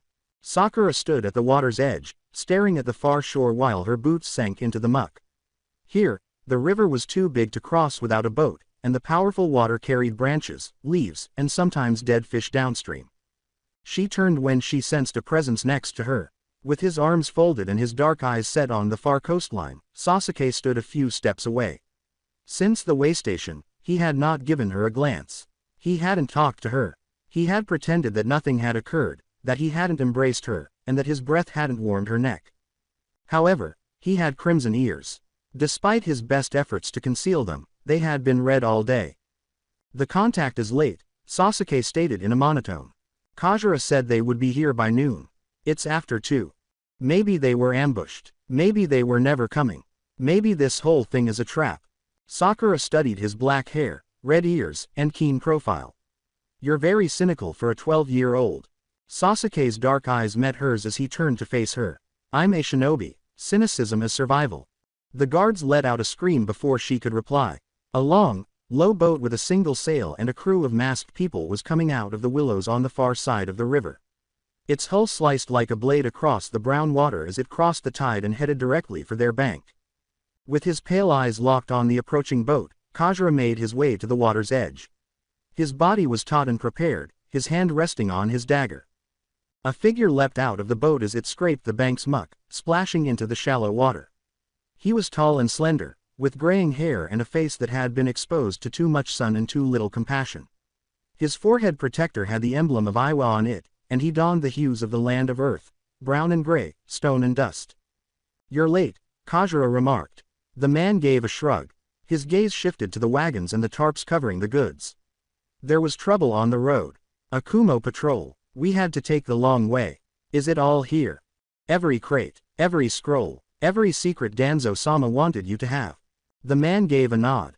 Then let's move. The longer we stay here, the more likely we are to be seen. The transfer was stealthy, swift, and effective. The packages were transported from the wagons to the boat, where Kajira and the Iwa agent checked and double-checked their contents and seals. With their crossbows directed at the forest and their eyes searching for any indication of pursuit, the guards stood guard. Sakura pondered what was inside the cartons as she watched them vanish one by one into the boat. Kajira had mentioned secrets. Danzo desired for the Iwa to possess secrets. Secrets that could either benefit or harm the Leaf's adversaries. The politics of the shinobi world were beyond her comprehension. She couldn't comprehend why the third Hokage would form an alliance with the enemy, why the Leaf would send secrets to Iwa, or why the battle that had occupied her entire life seemed to have no end. All she knew was that she was a weapon, a tool, a disposable item in an invisible game. The final crate was filled. The current caught the hull and pulled it toward the distant beach as the Iwa agent stepped back into the boat and his masked crew pushed off from the bank. With his pale eyes fixated on the boat, Kajira watched it go till it vanished among the willows on the far side of the river. He then faced Kakashi. The mission is complete. Your team's role is finished. You may return to Konoha. Kakashi's visible eye wrinkled as he nodded. We'll leave immediately. The sooner we're back within the village's walls, the better. He glanced at his group. With his blade sheathed and his yellow hair standing out against the gray sky, Naruto was standing close to the first wagon. With his arms folded and his dark gaze set on the distant beach, Sasuke remained at the water's edge. Sakura stood next to him, her hand resting on the kunai in her pouch while her jade eyes scanned the jungle. Team 7, Kakashi stated. We're going home. October 26, 58 AF. Hokage's Tower, Konohagakure no Sato. Local time, 1903. A root employee wearing a white mask conducted the quick, clinical debriefing. Danzo didn't show up. He never showed up for ceremonies, debriefings, or anything that his shadow army could handle. The agent posed queries. Kakashi responded, with their bodies still, their faces expressionless, and their eyes concentrated on a spot on the distant wall. The genin stood at attention. Victims. Number of enemies. Strength estimate. Estimated place of origin. Weaknesses were noted. Strengths were noted. Suggestions for upcoming missions. Kakashi responded to every query in the same flat, businesslike manner. He made no mention of how Sakura had engaged in combat on the bridge, how Sasuke's Sharingan had flickered during combat, or how Naruto had sliced through the opposition like a sword through flesh. The way station was not mentioned by him. The bags for sleeping. Sasuke's face buried in Sakura's hair as he lay next to her in the dark, his arm around her waist. The agent didn't inquire. The agent didn't give a damn. The debriefing came to a close. The agent brushed them off. Team 7 left the tower and entered the chilly, dim evening. At this hour, Konoha's streets were silent, with the shinobi on patrol, at bars, or in their lovers' beds, and the civilians tucked up in their houses. Dancing shadows were cast across the cobblestones as the lanterns along the main street flickered in the breeze. At the point where their paths parted, Kakashi came to a stop. "Good work today," he remarked, glancing over each of them. "You survived. That's all that matters. Get some rest. I'll contact you when the next mission is ready." They were left alone in the chilly, dark street as he disappeared in a whirlwind of leaves. After glancing at Sakura, Naruto turned to face Sasuke. A tiny grin teased the corner of his mouth. "I'm going home," he declared. "My mom is making ramen. You too, do whatever it is you do." His footsteps faded into the darkness as he left, his golden hair glowing in the lantern light. With the stars shining overhead and the wind chilly on their faces, Sakura and Sasuke stood by themselves in the junction. Sasuke avoided her gaze. His dark eyes were locked on the road ahead, the road that led to the ghosts in the shadows and the paintings on the walls, the road that led to the deserted Uchiha complex. "The way station," Sakura whispered. "This morning, when we woke up, it didn't mean anything," Sasuke cut in with a final, icy, and flat tone. "Body heat, basic survival, that's all." Sakura gazed at him, examining his face with her jade eyes. He had red ears. His hands, which hung at his sides, were shaking a little. "Right," she replied. "Basic survival." Her pink hair glowed in the lantern light as she turned and left, her footfall resonating on the cobblestones. She didn't turn around. If she had, she would have seen Sasuke standing in the junction, his hands balled into fists at his sides, his dark gaze fixed on her fleeing figure. She would have witnessed the struggle on his face, the struggle between the youngster he was making such an effort to forget and the weapon he had been shaped into. For a little period, she would have seen him lift his hand as if to summon her back. However, she didn't turn around. After a long period, Sasuke turned and walked out into the darkness by himself, lowering his hand. October 26, 58 AF. Residence at Haruno, Civilian Sector Delta. Local time, 2015. When Sakura got there, the apartment was dark. Her father was reading the newspaper in the dim kitchen light with his glasses perched on his nose and his tea getting cold next to him. Her mother had already fallen asleep, worn out from a day at the loom. He said, "Welcome home," without raising his gaze. "How was the mission?" "Fine," Sakura replied. "We protected the cargo. No one died. Well, no one on our side." With a nod, her father turned a page. "Good. That's good. Your mother left dinner in the oven. There's rice and fish. Eat something before you go to bed." Sakura went to the kitchen, took the plate out of the oven, and took a seat at the little table in the corner. Even though the rice was chilly and the fish was dry, she continued to eat in the methodical, effective manner that she had been taught. She cleaned, dried, and put the dish back in the cupboard once it was empty. She went to her room, shut the door, and took a seat on the edge of her bed. There was just a bed, a desk, and a shelf of medical books in this tiny, bare room. The window overlooked the street, and through the flimsy curtains she could see the lights of the civilian sector, the cozy, golden glow of houses where families gathered to eat dinner, laugh, and pretend that everything was normal and secure. Still wearing her uniform, she lay down on the bed and gazed up at the ceiling. The way station crossed her mind. The gloom. Sasuke's body on hers was warm. The sensation of his firm, solid, and certain arm around her waist. She considered what he had said. It was meaningless. Body temperature. Simple survival. She shut her eyes. Silent and unanticipated, the tears trickled down her cheeks and seeped into the pillow. She had no idea why she was crying. It had been years since she had shed a tear. She had convinced herself that tears were a luxury she could not afford and that she was done with them. But she was unable to stop them as she lay there in the dark of her small room, remembering Sasuke's scarlet ears and shaking hands. She sobbed for the elderly man whose throat she had severed. Her hands were still drying with blood, and she sobbed for the soldiers on the bridge. She sobbed for her uncle, who had died due to the avarice of a traitor. She sobbed for herself, for the young woman she had been prior to the academy, the murder, and the never-ending, arduous struggle for survival. She cried until there were no tears left, until her eyes were dry and swollen, until her chest ached with the effort of holding in the sobs.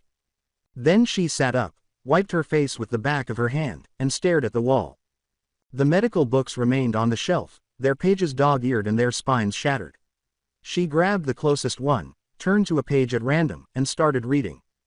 Before her eyes, the words became hazy. She wiped her eyes once again, blinked, and pushed herself to concentrate. Anatomy. Physiology. The exact position of every organ, artery, and hidden spot where a blade may kill a person as effectively as possible. She read until her head hurt, her eyes burned, and the words started to blend into a meaningless mess. She then put the book down, closed it, and reclined. Slowly and grudgingly, sleep pulled her into the shadows. The dreams also appeared. This time, however, something else emerged in the shadows when the old man's face changed to Danzo's. The wrapped hands reached for her throat, and the icy, flat voice said that she was nothing more than a tool or a weapon. A figure with pale complexion, dark hair, and moonlit eyes.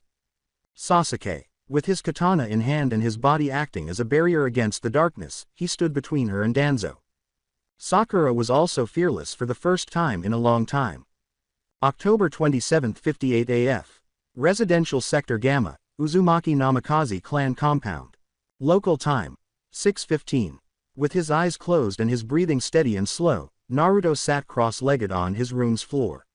The fox twitched in its cage deep within him, and the seal on his stomach pulsed with a dull, regular warmth. "Boy, you're in trouble." Kurama's voice sounded like distant thunder, a low rumbling.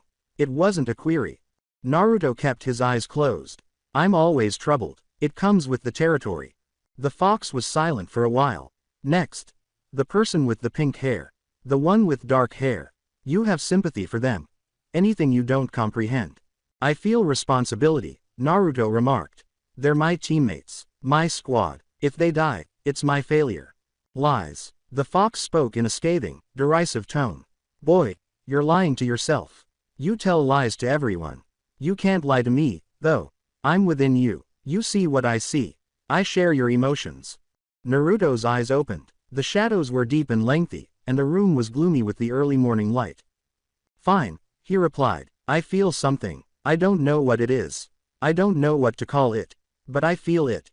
The fox remained silent for a considerable amount of time. Then it suddenly burst out laughing. A loud, rumbling noise that reverberated throughout its prison cage. "Boy, you don't realize how much you resemble your father."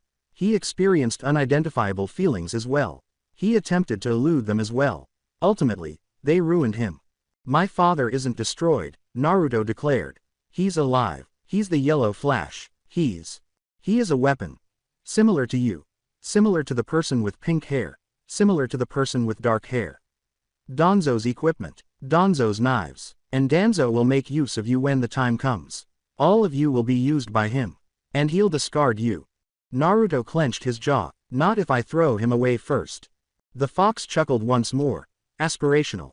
That appeals to me. Boy, maybe there is yet hope for you. Maybe you won't be just a weapon in the end. Maybe you'll turn into a monster. And the only living things in Danzo's planet are monsters." Naruto was by himself as the fox withdrew into the seal's depths. His dark blue eyes were locked on the wall as he sat in the gray morning light, his hands on his knees. Sakura crossed his mind. How she'd battled on the bridge. Her cheeks were flushed and her jade eyes were wide as she gazed at Sasuke in the way station. The way she had left the junction the previous evening, her head held high, her shoulders straight, her pink hair glowing in the lantern light. He considered Sasuke. Sakura was held by him in the dark. The way he had attempted to conceal the struggle in his eyes, his shaking hands, and his red ears. The way he had raised his hand and stood in the crosswalk, perhaps calling her back. He considered Kakashi. The way he had observed them, his book serving as a barrier against the outside world and his visible eye missing nothing. Danzo crossed his mind. The way his shadow hung over the hamlet, the mission, and the lives of all the people he had ever encountered. Naruto got to his feet, went to the window, and peered out onto the compound. The water in the koi pond was chilly and gloomy, and it was motionless. 1,000 hours of exercise had left the training poles broken and damaged. Strong and tall, the walls were built to shut out the outside world. However, the world was already within. It had been inside all along. After turning away from the window, he put on his uniform and left his room. His mother's red hair was twisted and loose from sleep as she stirred a pot of rice porridge in the kitchen. As he walked in, she raised her head and met his gaze with her black eyes. "You're up early," she remarked. "Couldn't sleep." "I slept," Naruto declared. "Enough." With a nod, Kushina poured porridge into a bowl and moved it across the counter. "Eat, you have a long day ahead." Warmth seeped into Naruto's palms as he took up the bowl. He gazed at his mother, at the lines of concern that had carved themselves into her face, at her weary hands and eyes. "Mom," he murmured, "what was the world like before Danzo?" Kushina's hands remained motionless on the counter. Her black eyes were locked on the steam rising from the kettle as she remained silent for a considerable amount of time. "Different," she finally uttered. "Not better, not worse, just different." There was hope. There was a sense that things could change, that the wars could end, that the children could grow up to be something other than soldiers. Her eyes were full of unshed tears as she gazed at her kid. The first Hokage. He believed that the villages could be places of peace, that the shinobi could be protectors instead of weapons. He was wrong, of course. The world was not ready for his dream. But for a little while, he made us believe it was possible. Naruto put his bowl down. "And now," Kushina's expression tightened, "now we survive, we fight, we kill, we do what we have to do to protect the people we love. That's all that's left. That's all that's ever been left." She turned back to the pot, her hands moving mechanically, stirring the porridge that no one would eat. Naruto picked up his bowl and ate, the porridge warm and bland, fueling his body for the day ahead. He cleaned, dried, and put the bowl back in the cupboard once it was empty. He made his way to the door, put on his sandals, and went outside into the chilly morning air. The only sounds in the compound were the distant murmur of the village waking up and the whisper of the wind. He passed the training poles, the high, sturdy walls, the koi pond, and the courtyard. He had no idea where he was heading. He had no idea what he was searching for. However, something stirred in his chest as he strolled through Konoha's streets, the hamlet sprang to life around him, and the sun rose higher. Not optimism. Not exactly. Something more difficult. Something more acute. Something that had the feel of a blade. Resolve. He would live. His group would make it out alive. They would get deadlier, stronger, and sharper. They would engage in Danzo's game and prevail. And they would burn everything down at the appropriate time. The roofs of Konoha were painted in tones of red and gold as the sun rose above the city. The third Hokage watched from the shadows as the hamlet sprang to life, with the shinobi carrying out their tasks and the citizens going about their daily lives. Danzo Shimura grinned somewhere deep within the Hokage's tower. The game was only getting started. 58 AF, October 27th. Yamanaka Flower Shop at Konohagakure no Sato, Commercial Sector Delta. Local time. 6:25. Breath turned into mist in the chilly early air. With his hands stuffed in the pockets of his black suit and his sandals smacking against the wet cobblestones, Naruto strolled aimlessly. Shutters were opening, lamps were being extinguished, and the first merchants were spreading out their wares as the business sector's streets gradually sprang to life. With his breath clouding the air, a baker swept the step in front of his store. A supplier and a fishmonger disagreed about the cost of mackerel. With her head down and bundles of material in her arms, a woman in a worn kimono rushed by. They didn't give Naruto a glance. They didn't. They turned their heads away as they felt the fox that slept beneath his skin. That made it safer. It's safer to avoid a weapon's eyes. It is safer to ignore the monster among them. It wasn't new to him. Since he was old enough to comprehend why the other kids at the academy had crossed the street to avoid him, he had grown accustomed to it. Every conversation, every look, every whispered word had the persistent, low hum of anxiety beneath the surface. He paused when he rounded a corner. Occupying a corner building at the crossroads of two small streets, the Yamanaka flower shop had arrangements of chrysanthemums, asters, and the season's final roses in its windows. Elegant calligraphy adorned the sign over the door, with pictures of blossoming flowers on either side of the Yamanaka letters. Inoichi Yamanaka's family had owned the store for 3 generations, which was a remarkable stability in a community that had undergone significant upheaval under Danzo's reign. Naruto saw movement through the glass door. She wrapped a bundle of flowers in brown paper while wearing a green apron, her long blonde hair pulled back in a high ponytail, and her hands worked with experienced efficiency. Yamanaka, Ino, she had been in the academy with him. He was the container of the 9 tails, the most potent and feared weapon in the village, and she was a clan heir schooled in the Yamanaka mind-body techniques, therefore they had never been close. They had, however, sparred together. They had passed the same exams, attended the same classes, and executed their first inmates during the same cruel graduation ceremony. Like him, she had survived. Additionally, survivors in Danzo's leaf knew one another. He pushed the door open. When compared to the outer world, the cheery sound of a bell chiming seemed almost obscene. For a brief moment, Ino's blue eyes widened as she looked up, but then her expression smoothed into the professional, courteous grin she had been taught to wear. Naruto, she replied in a friendly but cautious tone. Didn't expect to see you here. You're not exactly the flower-buying type. With no sound on the wooden floor, Naruto moved in the direction of the counter. The store smelled of pollen, soil, and the sweet, crisp scent of freshly cut flowers. Flowers in every hue of the rainbow, including red, yellow, purple, and white, were arranged in rows of buckets along the walls, their petals still damp from the morning dew. He said, I'm not. I was just walking. Saw you through the window. After securing the paper around the roses, Ino placed the bundle aside. With her arms folded, she leaned against the counter and studied his face with the critical, perceptive blue eyes of someone who had been educated to read people. She said, you look like shit.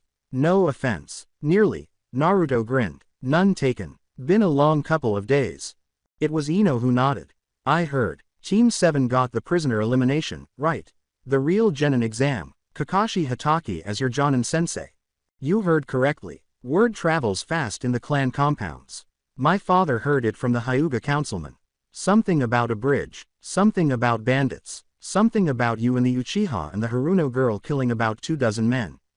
Naruto's teeth clenched. 23. We counted.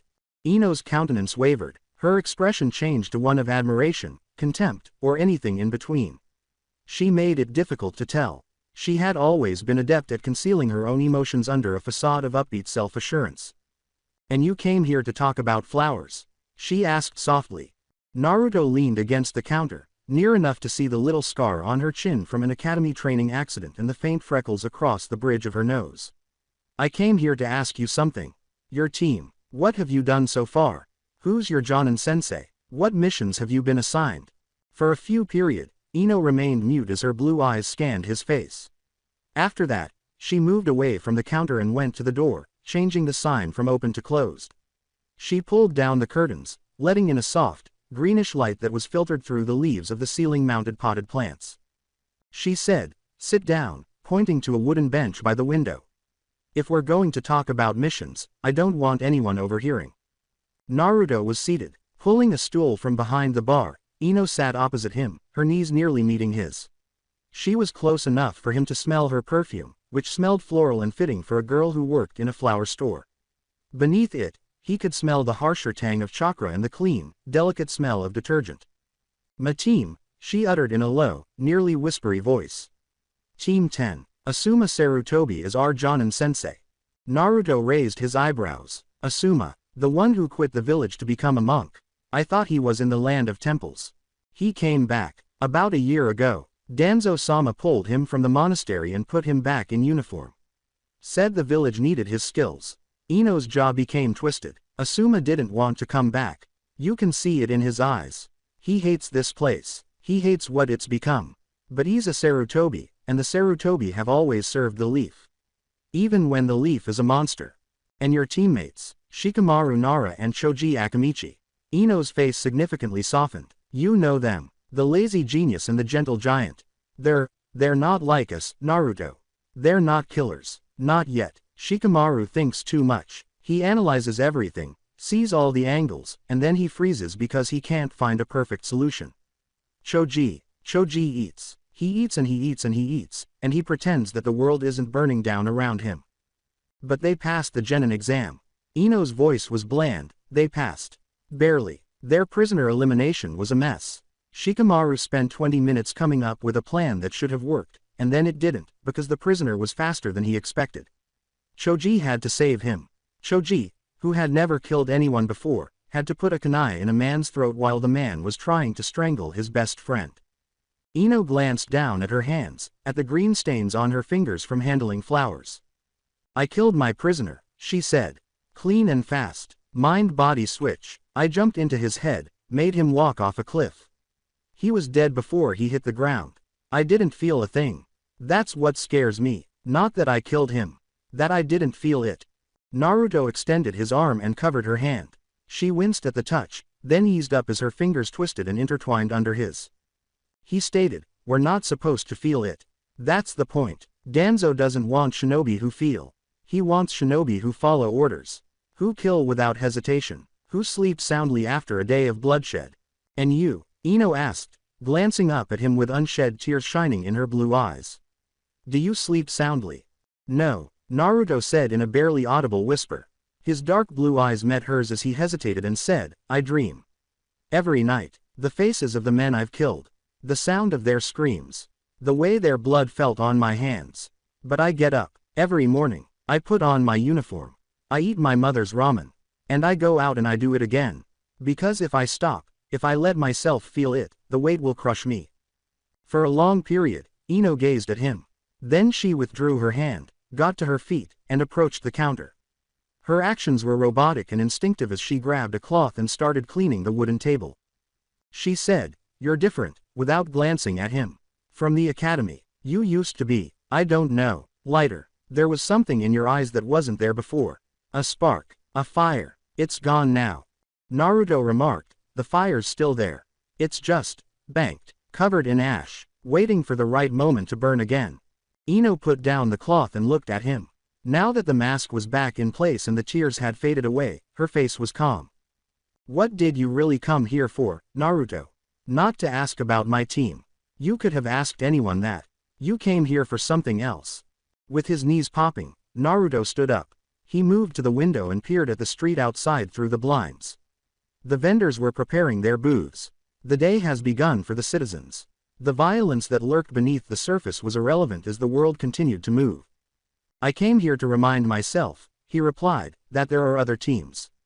Other shinobi, other people fighting the same war, carrying the same weight, trying to survive in the same world. I came here to remind myself that I'm not alone. With quiet footsteps on the wooden floor, Ino approached him. She came to a stop next to him, nearly touching his shoulders. She said, You're not alone. You never were. You just forgot. We all forgot. Danzo wants us to forget. Wants us to think that we're just tools, just weapons, just disposable assets. But we're not. We're people. We're children. We're the ones who will have to live in the world after Danzo is gone, if any of us survive that long. Her blue eyes met his as she turned to look at him.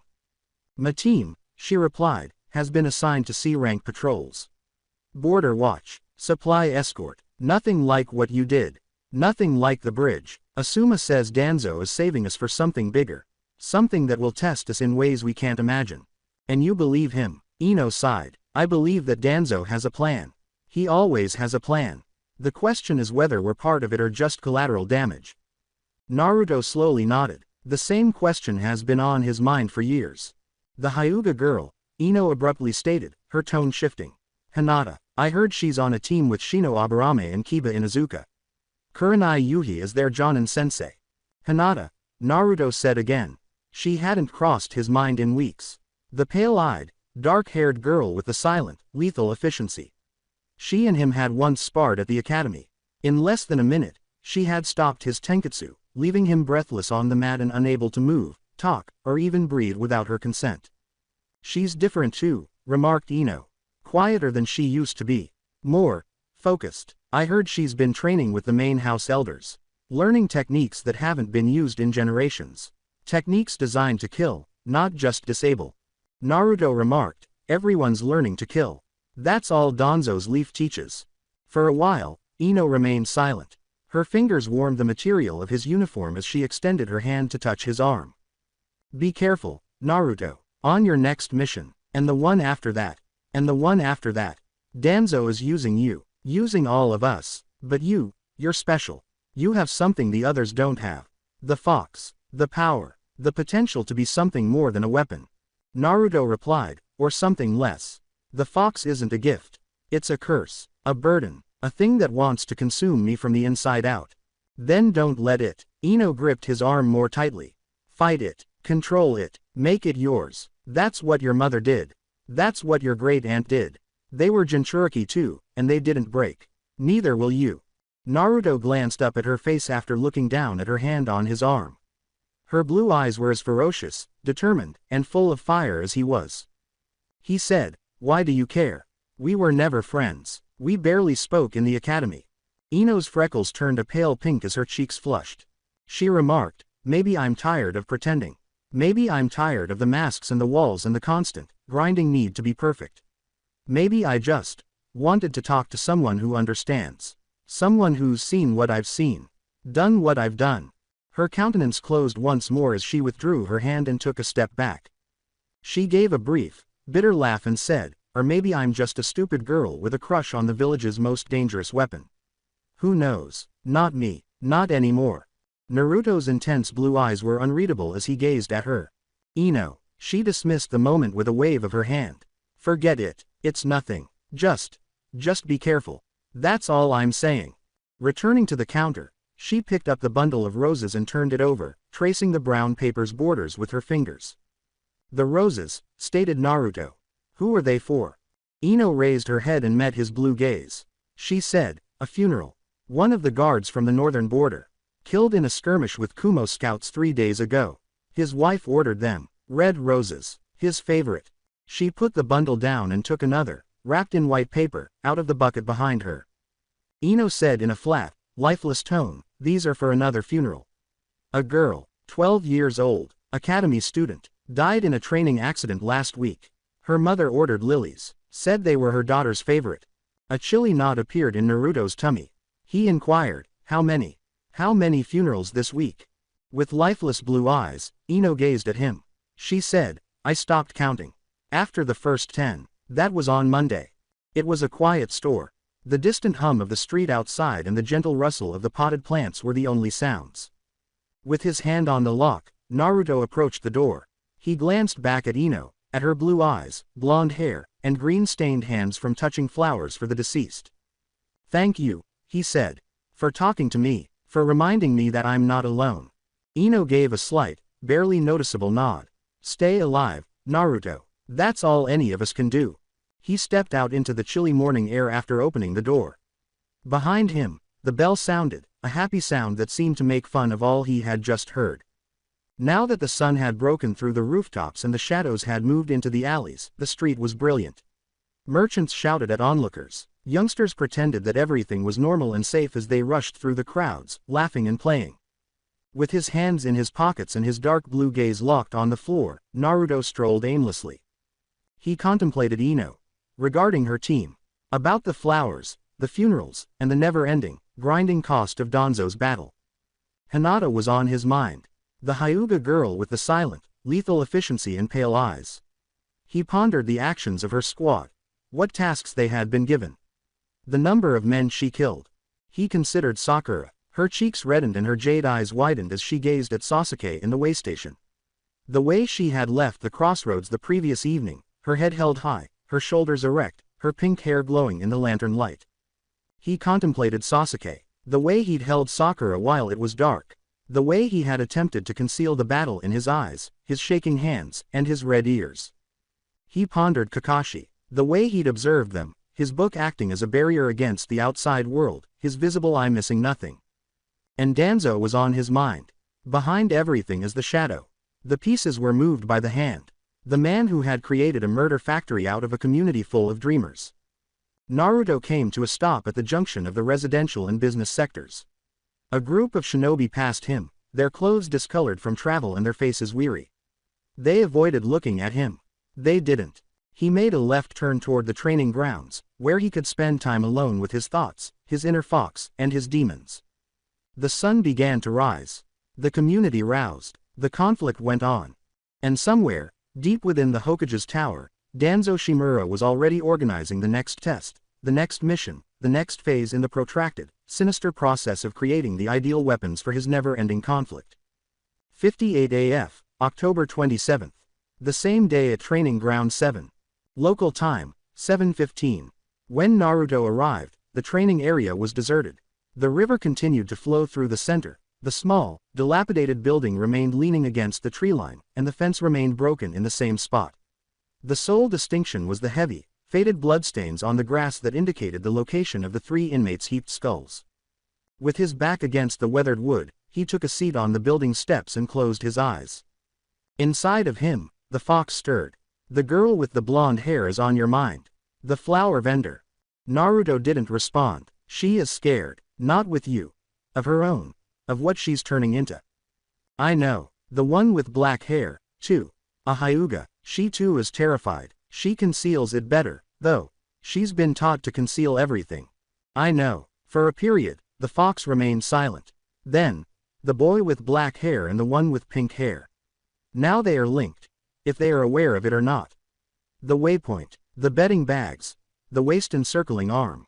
Something started. Something that is beyond Danzo's control. When he opened his eyes, Naruto gazed up at the sky. Like the wounds on a shinobi's back, the thin, white clouds stretched across the azure.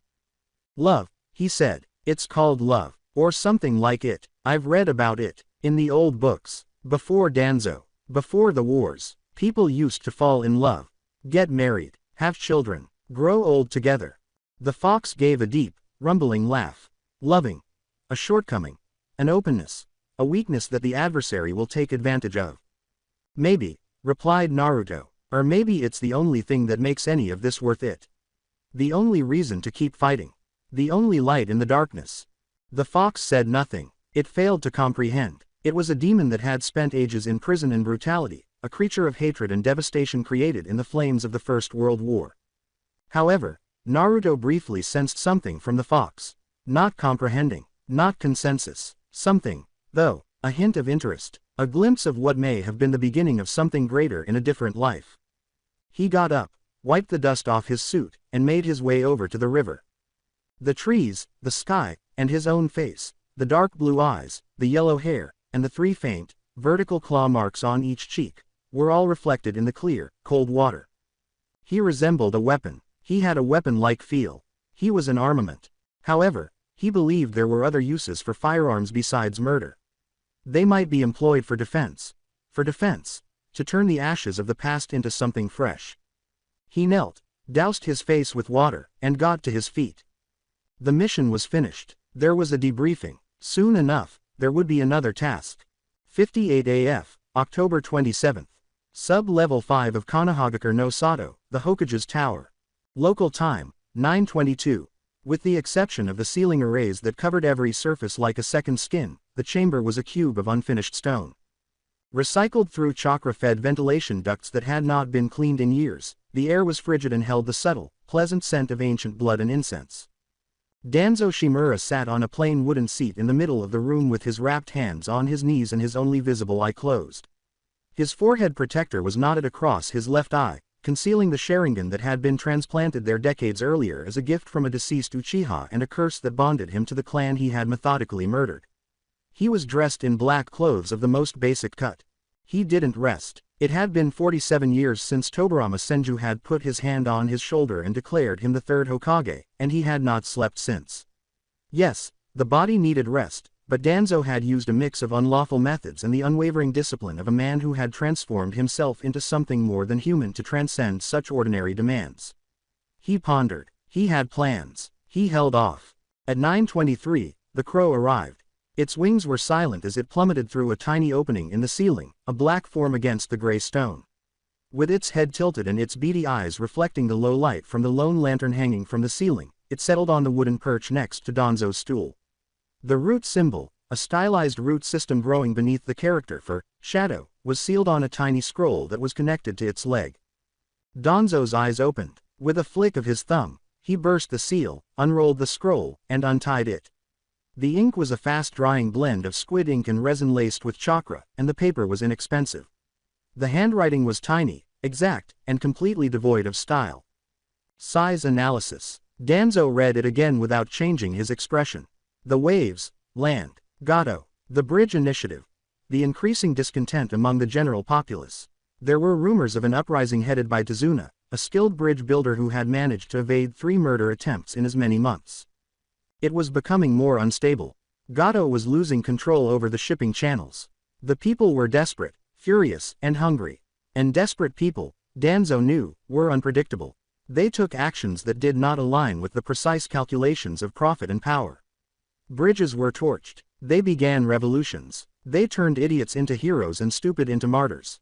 He put down the scroll and fixed his gaze on the wall. In the grand scheme of shinobi politics, the land of waves had always been a backwater.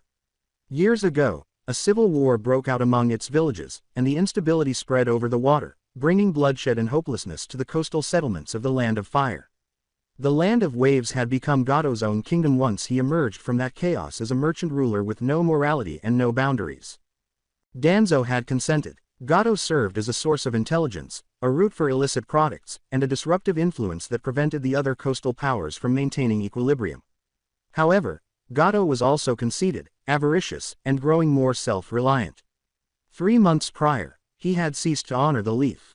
He had begun to approach everybody who would listen, including Kumo and Iwa. The crow's feathers ruffled as it moved on its perch.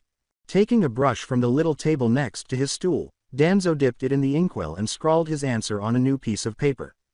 Continue to observe. Determine the rebel commanders. Don't interact. Return in 3 days.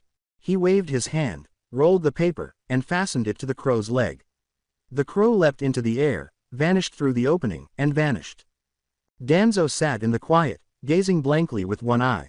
The Land of Waves was but a little flame. However, tiny fires could become into infernos if they are not put out. Furthermore, given the current political situation, infernos might expand to Konoha, the Land of Fire, and the Fire Country. He'd have to take action.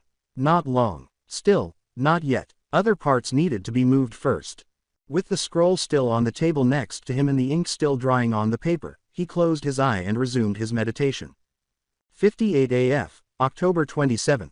Gamma Residential Sector, Uzumaki Namikaze Clan Compound. Local time, 9:45. Naruto was only 20 paces away when the compound gates identified his chakra signature. The locks clicked open, the seals flashed amber, and he passed the training poles, the koi pond, the back garden, and the outside courtyard. At the edge of the flagstone path, he came to a halt.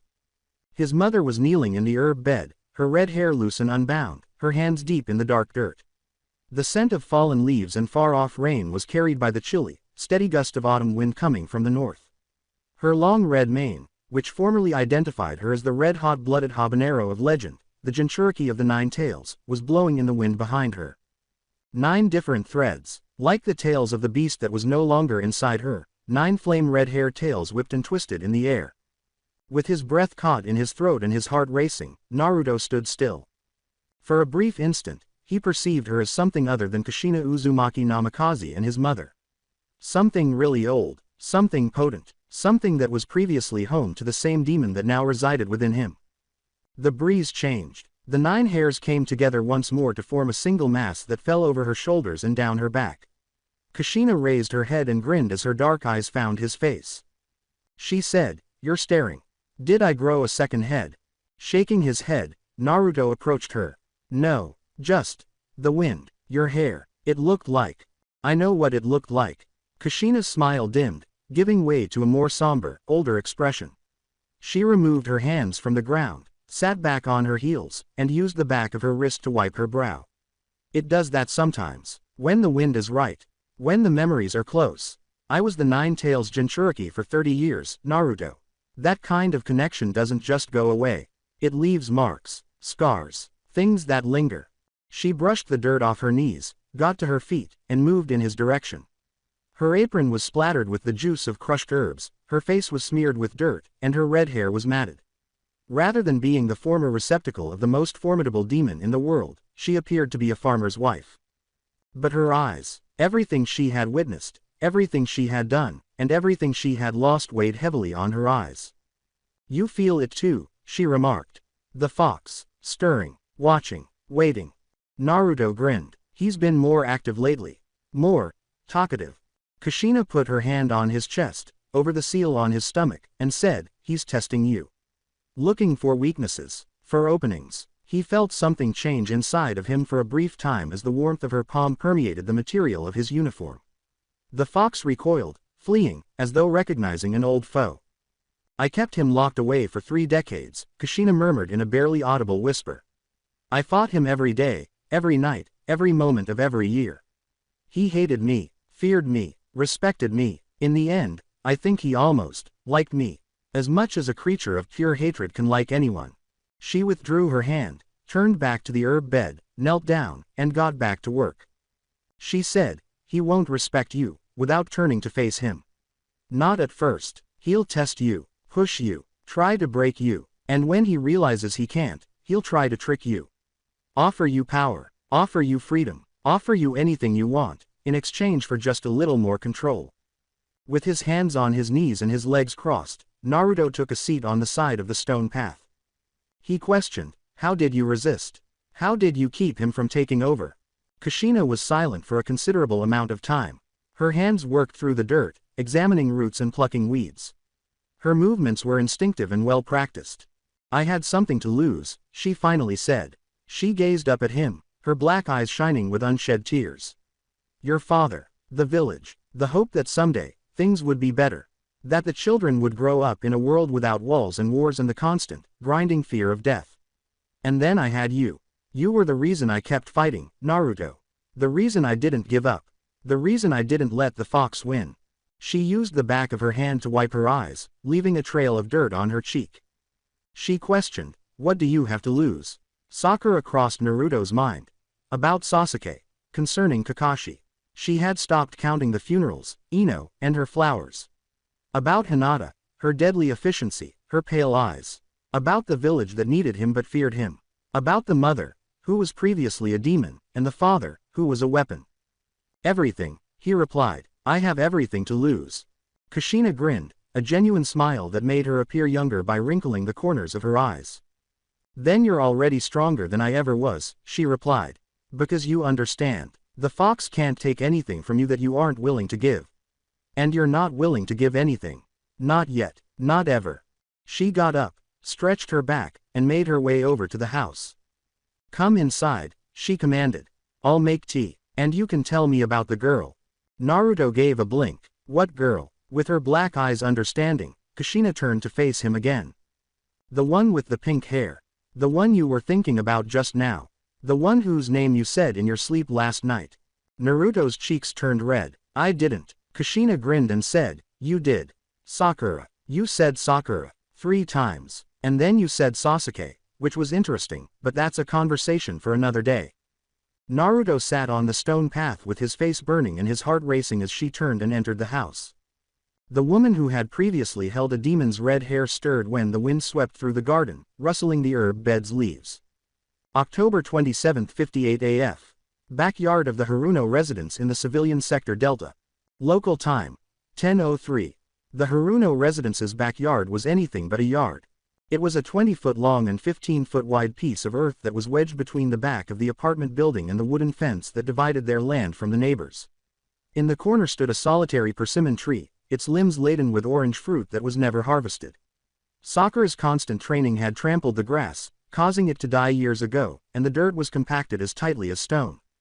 With her hands raised in a combat posture and her feet shoulder-width apart, Sakura stood in the middle of this strip. Despite the chilly morning air, her black uniform was drenched with perspiration.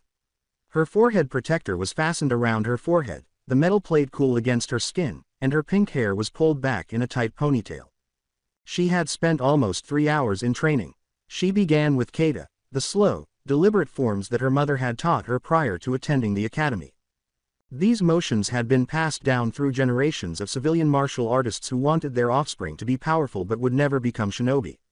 The kata were too slow, too predictable, and too rooted in the customs of a vanished culture to be of much use in real warfare. However, they put her in the center. They calmed her thoughts. They brought back memories of her pre-killing self. The strikes followed the kata. At the far end of the yard, she had erected a number of wooden stakes, each covered in layers of burlap and rusty rope. With her hands still up and her gaze set on a spot slightly below the location of a throat, she walked up to the first post. Punch, punch, elbow, knee. The collision caused the timber to tremble, the rope to rip, and the burlap to break. Driven by memories of the men on the bridge, the men in the wagon, and the elderly man whose throat she had severed, she advanced to the next post, her blows now stronger and faster. Punch. Palm-heel motion. Knife hand. Punch. A tiny fracture ran down the middle of the third post. Ignoring it, she went on to the fourth, her muscles burning from the exertion and her breath coming in sharp, short gasps. Kick, kick. Knee, punch. She came to a stop, her knuckles bruised and bleeding where the rope had scratched through her skin, her hands drenched in perspiration. Breathing heavily, she stood in the middle of the yard, staring at the broken post. Her eyes drifted over the elderly man's face. The sensation of her blade on his throat. Warm, smooth, and vibrant, his blood had poured all over her clothes. She took a deep breath and closed her eyes. Inside, out. Inside, out. In the few months the renowned medic had spent in the community in between border missions, Tsunade had taught her the meditation technique. Pay attention to your breathing. Ignore the recollections. Discover the serenity in the middle of the storm. It was ineffective. It was never successful, but since attempting was all she could do, she persisted. She went to the persimmon tree after opening her eyes. At the base was a pail of water with dead bug carcasses and fallen leaves scattered over its surface.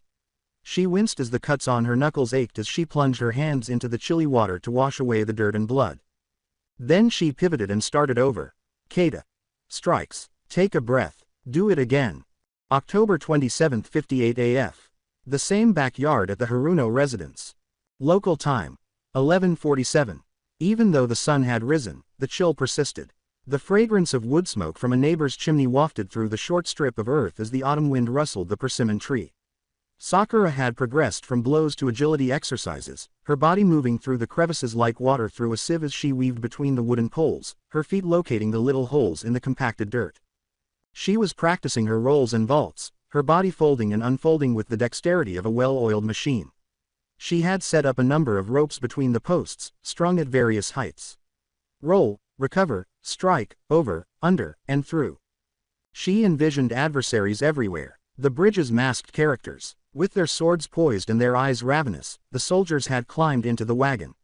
Her hands found eyeballs, throats, and the tender places under the ribcage as she repeatedly murdered them all. She was worn out by midday. Her muscles let out a scream. Her lungs burnt. Her knuckles were a jumble of crusted blood and ripped skin. With her back against the rough bark, she took a seat at the base of the persimmon tree and closed her eyes. The only sounds in the garden now were the distant murmur of the community going about its business and the whisper of the wind. Somewhere in the neighbor's yard, a bird whistled a happy, unaware tune that appeared to make fun of her tiredness.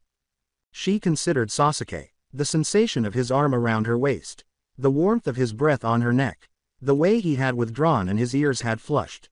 She considered what he had said. It was meaningless. Body temperature. Simple survival. For the previous 24 hours, she had repeatedly told herself the same thing. It was meaningless. He was chilly. She was chilly. Because that's what shinobi did in the field when the temperature fell below freezing, they had exchanged body heat. However, she was aware that it was false. When she'd woken up in his arms, her body against his face buried in her hair, she knew it. There had been an incident at that way station. Something neither of them had anticipated, desired, or comprehended.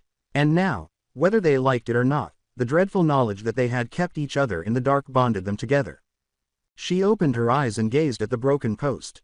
She had to have more strength. Quicker, deadlier. The following task would be more difficult than the last one. Danzo would take care of that.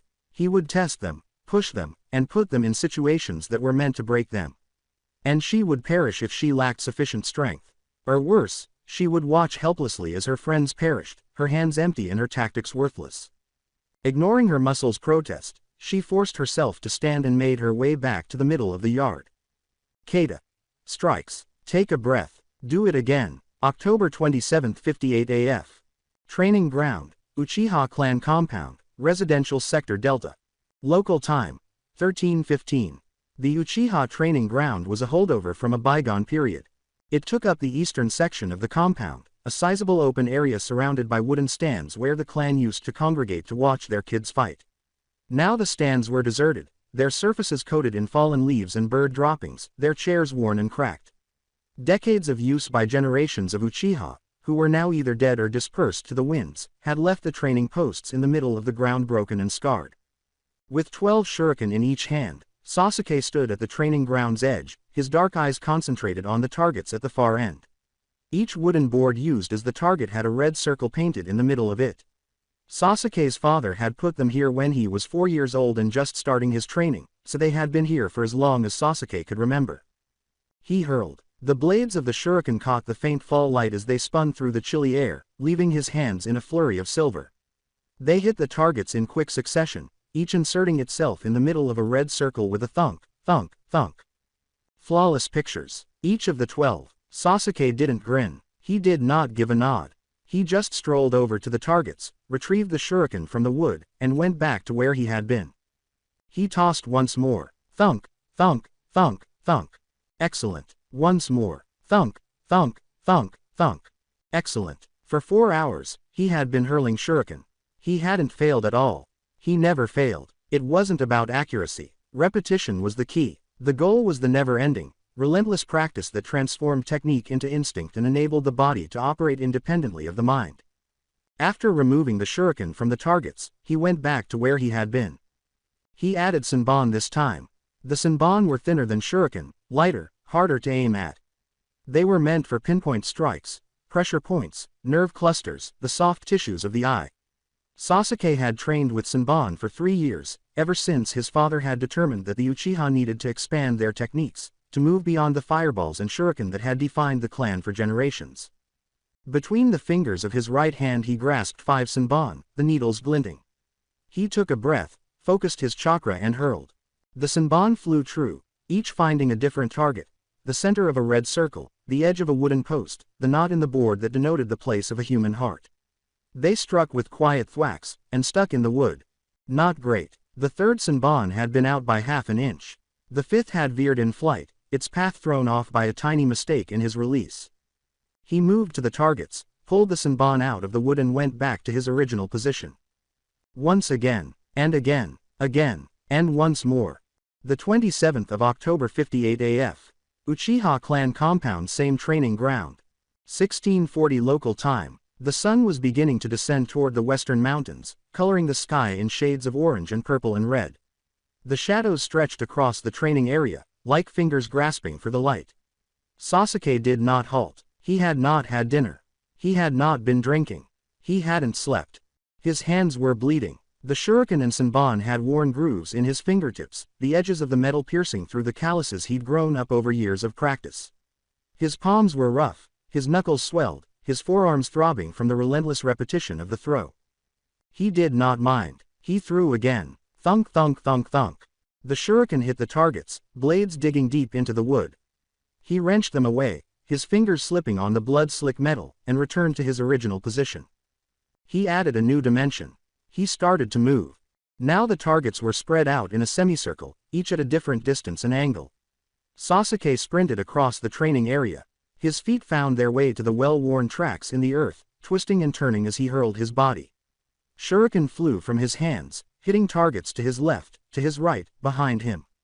Senbon followed, their needles probing the narrow crevices between the planks of the yielding timber at the margins of the uprights. He didn't think at all.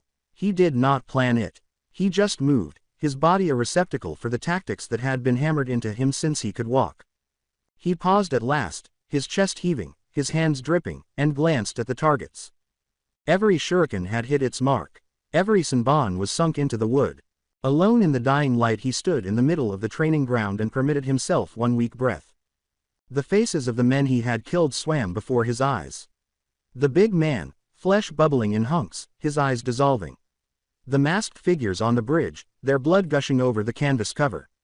The inmates on the training ground, heads in a tight row. He closed his eyes and tried to push the pictures away. He thought about Sakura, the way she had gazed at him in the waystation, her emerald eyes wide, her cheeks flushed. The way her body had felt against him, warm and vibrant and sensitive. The way she'd walked away from the junction the night before, her pink hair shining in the lantern light, her shoulders straight, her head up. He thought of how his arm had been draped around her waist when he woke up. The way his face was pressed in her hair. The way he didn't want to let go. He opened his eyes and looked at the targets. His hands trembled, not from fatigue, from another thing, something he would not name. He strolled to the water barrel at the side of the training ground and put his bleeding palms into the cold water, watching the red swirl away. The water was cold enough to numb the ache, but not to numb the memories. Nothing would. He took his hands off the barrel, wiped them with a towel and began retrieving his shuriken and senbon from the targets. AF. The 27th of October 58. Uchiha Compound. Main house. Local time 1815. When Sasuke came back, the main house was dark. It was always night. The windows were boarded, the lanterns dark, the apartments cold and empty. He strolled along the silent corridors, past the portraits of his ancestors, past the rooms where his mother had read him stories and his brother had shown him how to tie his sandals. He paused at the bathroom mirror. The face staring back was pale and emaciated, black circles under the eyes, a tiny line of dried blood across the chin where a senbon had cut him during an especially violent throw. His hands were painful, the incisions still seeping, the skin around his fingernails broken and swollen. He was a dead body in looks. He felt like a one. He turned on the tap and let the water run until it was hot, then cleaned his hands. The heat burned, but he didn't flinch. He had been taught not to flinch. He bandaged his hands with pieces of gauze from the medical kit in the cabinet, his movements unhurried and deliberate when they were clean. The bandages would be drenched by morning, but that didn't matter. Then he'd modify them. He would train again. He would hurl shuriken and senbon until his hands were raw again, and then he would bandage them again and again, and the cycle would repeat. He went inside his room, sat on the edge of his bed and stared at the wall. The photograph on his desk attracted his attention. His family, stolen from him when he was 7 years old, before the Uchiha had been reduced to a shell of their former splendor. His father, stern and proud, on Sasuke's shoulder. His mother, smiling, dark hair flowing across her cheeks. His brother, Itachi, dark eyes already bearing the weight of the world. Sasuke gazed at the photograph and felt nothing, nothing at all. Not at all. That was a lie. He sensed something, a cold, hard knot in his chest that may have been grief or wrath or something else entirely. He had felt it so long that he had ceased attempting to name it. He put the photos on the bed next to him and leaned back, his bandaged hands on his chest, his black gaze on the ceiling. The ceiling had a crack. A narrow, dark line stretched from the corner of the room to the light fixture, a scar in the plaster he'd never noticed before. His father had vowed to mend it, but his father had never gotten to it. His father had been too preoccupied with the military police, with the clan, with the relentless, grinding job of trying to hold together a family that was already coming apart. Sasuke shut his eyes. Sakura's face appeared behind his eyelids.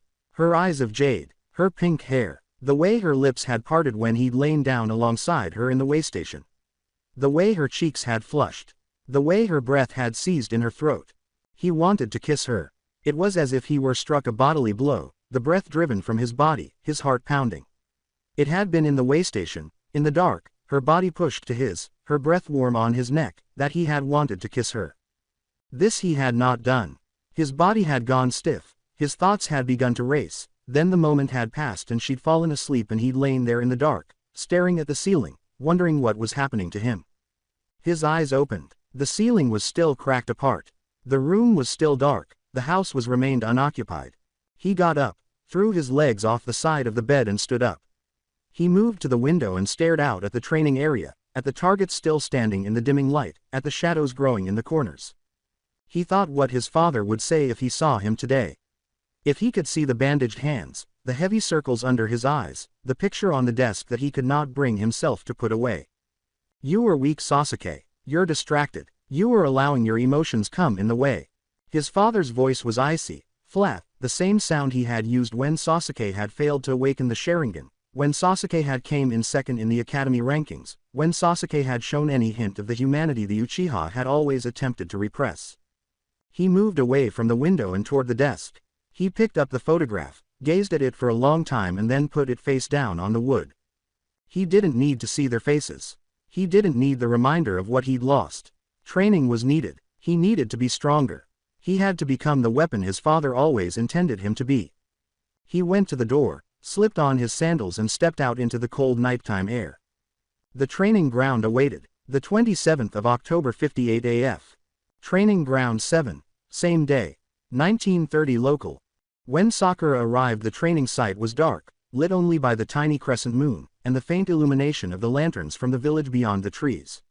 She hadn't intended to come here. She had been roaming aimlessly, her feet taking her through the deserted streets, past the closed businesses and the darkened houses, until she found herself at the broken gate, the river, the little, rickety building. She stepped over to the pile of inmates' heads. The bloodstains were still there, black and fading, just discernible in the moonlight. She sat down on the cold grass, drew her arms round her knees and stared at the river. In the darkness the lake was black, reflecting the stars and the moon and the dim brightness of the settlement. It flowed slowly, softly, with leaves and branches and the occasional flash of a fish's belly toward the southern sea. She heard footfall behind her and did not turn. She knew who it was. Sasuke sat down next to her, close enough that their shoulders nearly brushed. He was silent. He didn't glance at her. He just sat, his bandaged hands on his knees, his dark gaze on the water. They sat in silence for a long time, the only sounds the whispering breeze and the soft gurgling of the water. I couldn't sleep, Sakura remarked at last. After the way station, I kept thinking about what went on there.